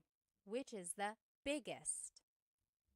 Yung bahay na itim ang pinakamalaki. The black house is the biggest. So I just want to point out these two words, mas and pinaka. Those are called superlative adjectives. So let's take a look at those a little bit more. So big is malaki, bigger is mas malaki, biggest is pinakamalaki. Small is maliit, smaller is mas maliit, smallest is pinakamaliit. And then just one more example, pretty is maganda, prettier is mas maganda, prettiest is pinakamaganda. So those are the different ways you can describe something, especially in this alin question form, like which is bigger, which is the biggest. Now you can also use alin with a pronoun. So it's alin plus ang plus noun plus pronoun. Alin ang bahay mo? Which is your house? Alin ang bahay mo? Your response? Yung bahay na maliit ang bahay ko. Or yung maliit na bahay. Both of those mean the small house is mine. Yung bahay na maliit ang bahay ko. And then another example now with verbs. Alin plus na plus noun plus ang plus a verb. So, alin na kotse ang bibilhin mo? Alin na kotse ang bibilhin mo means which car are you going to buy? Yung mura na kotse, the cheap car. Yung mura na kotse. I think we already saw this. Anytime you see alin na, it's aling. So, aling kotse ang bibilin mo? Aling kotse. Now, let's practice some questions using the word alin. here are the different formats of using alin. Alin plus ang plus a verb, alin plus ang plus an adjective, alin plus ang plus a noun and pronoun, then alin plus na plus noun, ang, and verb. Here are our practice questions. Which is your favorite, the sweet or the salty one? Paborito means favorite, matamis means sweet, maalat means salty. Alin ang paborito? So we just followed rule number 2. Alin ang paborito mo? Which is your favorite? And then the next part of the question, yung matamis o yung maalat? The sweet or the salty? Yung matamis o yung maalat? You take a minute, you do the rest, and then we'll check. Okay, number 2, my favorite is the sweet one. Paborito ko yung matamis. Paborito ko yung matamis. That is how you would respond to that first question. Or you could say these ways. Yung matamis ang paborito ko. The sweet one is my favorite. Or just simply you could say yung matamis, the sweet one. Number 3, which dish is the most delicious? Adobo or sinigang? Ulam means a dish or a meat. Masarap means delicious. So, alin na ulam ang pinakamasarap?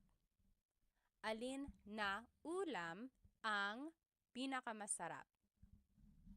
So, it's kind of taking rule number 4, but then instead of a verb, it's adding the superlative adjective. And then the choices would just be adobo o sinigang. Adobo is the most delicious dish, would be adobo ang pinakamasarap na ulam. Adobo ang pinakamasarap na ulam.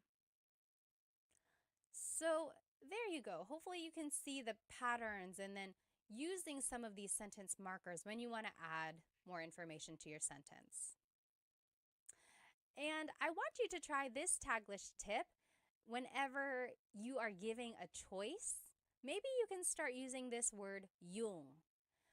So it's like, what do you want to watch tonight? Yung comedy or yung horror? So the comedy or the horror movie. So try using Taglish when you can. So that's one way to do that. So give choices by adding this word yung. Okay, home stretch. This is the very last question word we're going to be learning. Ba is a question word that's added to questions when it's a yes or no answer. It's interesting because ba doesn't really have a direct English translation, but you can add it to a statement and it will turn it into a question. So these are the common placements of ba. First, it goes after a noun, adjective, or a verb, or it can go before or after some pronouns, and it goes after na or pa if they appear in a phrase. So first, it can go after a noun, adjective, or verb. For example, bahay ba yan ni Sarah? Is that Sarah's house? Bahay ba yan ni Sarah? It's going after the noun. Or, mabait ba si Tita Baby? Is Tita Baby nice? Mabait ba si Tita Baby? So it's going after the adjective, mabait. Lastly, it can go after the verb. Nagluto ba si David? Did David cook? Nagluto ba si David? So it's going after the verb nagluto. Next, sometimes ba goes before a pronoun. Sometimes it goes after. Take a look at this. So subject pronouns, we already learned about these in the previous lessons. Kumakain ako means I am eating. Kumakain ako. But if you wanted to ask, am I eating? Like if you're asking yourself rhetorically, ba would go before it. Kumakain ba ako? Am I eating? Kumakain ba siya? Is he eating? Kumakain ba sila? Are they eating? Kumakain ba kayo? Are you all eating? Kumakain ba tayo? Are we eating? Kumakain ba kami? Are we eating exclusive? But take a look at this pronoun. Kumakain ka ba? Ka. When you are using the singular you, ka, ba goes after that. Kumakain ka ba?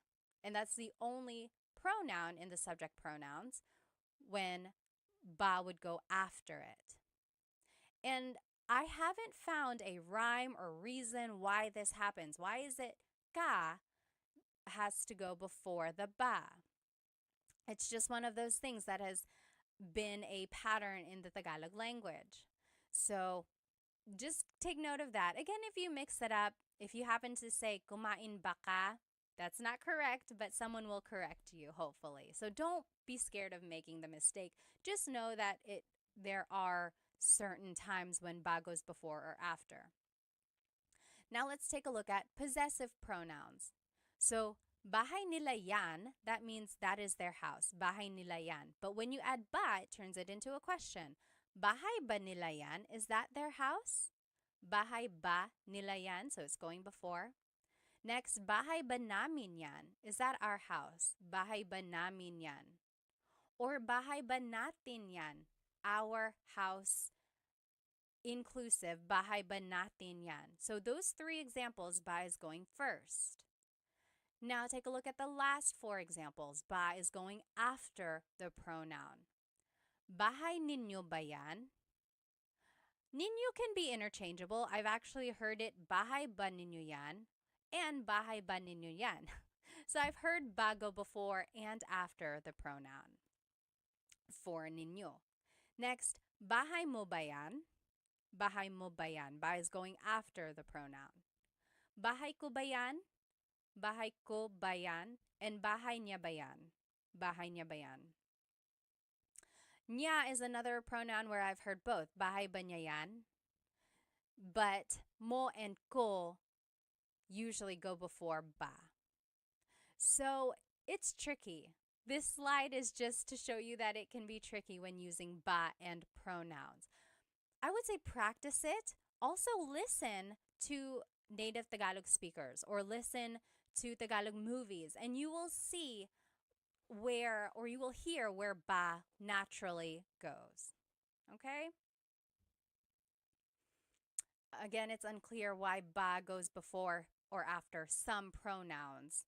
And there's no rhyme or reason that I know of. If anyone knows of a reason, please let us all know because I'd love to know. Next, ba goes after the words na or pa if they appear in the question. So na means already, na means already, pa means still. For example, natulog na ba si ate? Did big sister go to sleep already? Natulog na ba si ate? Or gising pa ba si kuya? Is big brother still awake? Gising pa ba si kuya? There's pa and it means still. Is he still awake? Kumain na ba kayo? Have you eaten already? Kumain na ba kayo? Na is right there and that means already. And lastly, busog pa ba kayo? Are you all still full? Maybe you ate a lot. Busog pa ba kayo? What's interesting is that when you take out the word ba, then these are all just statements. Natulog na si ate. Ate is asleep already. Natulog na si ate. As soon as you add the word ba, it turns it into a question. Natulog na ba si ate? Did ate go to sleep already? Same with busog pa kayo. Busog pa kayo. You all are still full. You're full. You ate a lot. You're still full. Busog pa kayo. But as soon as you add ba, it turns it into a question. Busog pa ba kayo? Are you still full? Very interesting how this small word can make a big difference. So now here are just some other ba uses. Talaga ba means, is that so? Talaga ba? Talaga means really. And when you add ba, it means, oh, really? Is that so? Hindi ba? That means, is it not? So it's like, hey, these are not the right tickets. And you're like, hindi ba? It's not? And then, oo ba means sure. Like, hey, do you want to come with me? Oo ba? Okay, sure. Oo ba? Now, you can add ba to any of the question words that we learned, and it kind of works as an emphasis. We already saw some of these. Ano ba means what the heck? Ano ba? Bakit ba means why with emphasis. Bakit ba? Sino ba? Like who with emphasis. Like if someone is like, hey, someone's knocking at the door, they're really knocking, they're knocking really hard, and you're like, sino ba? Who is it? And again, same with those other question words. Saan ba, ilan ba, kailan ba? It's just asking it more with an emphasis. Alrighty, last set of practice questions here. Let's practice ba, and here are the placements of ba. Remember, they go after a noun, adjective, or verb. They go before or after some pronouns, and then they go after na and pa if they appear in the question. Let's do the first one. Kumain ka ng almusal. We have to change the statement into a question by adding ba. So, kumain ka ng almusal means you ate breakfast. Where would ba go? Kumain is a verb, so it would probably go after that. Let's see. Kumain ka ba ng almusal? So it actually goes after ka because it is the pronoun, one of the pronouns that go before ba. Tricky, right? It's just one of those things that we'll have to memorize. So kumain ka ba ng almusal means you ate breakfast. Did you eat breakfast? Pause the video now and then we will do the rest in just a minute. Okay, welcome back. Number 2, nasa eskwelahan na ang mga bata. The kids are at school already. Nasa eskwelahan nasa eskwelahan na ang mga bata. The answer would be, nasa eskwelahan na ba ang mga bata? Nasa eskwelahan na ba ang mga bata? So there's the word na, ba would go after that. Next, galit si nanay. Mother is mad. Galit ba si nanay? Galit is in adjective, so ba would just go after that. Rule number 1. Number 4, bahay yan ni Ate Mary. That is Ate Mary's house. Bahay yan ni Ate Mary. Where would ba go? It would go after the noun. Bahay ba yan ni Ate Mary? Is that Ate Mary's house? Number 5, aso mo yan. That is your dog. Aso mo yan. It would be aso mo ba yan? So tricky. You might have put ba after aso, but mo is one of those pronouns that has to go before ba. And just one of those things that we have to remember again. Number 6, pupunta dito si Luke bukas. Luke is coming here tomorrow. Pupunta dito si Luke bukas. Where would ba go? Pupunta ba dito si Luke bukas? So ba would just go after the verb. Okay. We did it. We learned all of the different Tagalog question words. There's a lot, isn't there? And there are lots of different ways to use them. But let's go ahead and review them. So ano means what? Ano. Bakit? Why? Bakit? Saan? Where? Saan? Kailan? When? Kailan? Sino? Who? Sino? Kanino? Whose? Kanino? Paano? How? Paano? Ilan? How many? Ilan? Alin? Which? Alin? Ba is a question word. Ba. And then just to recap, here is everything we did in class today. We learned the different Tagalog question words. We learned the question formation.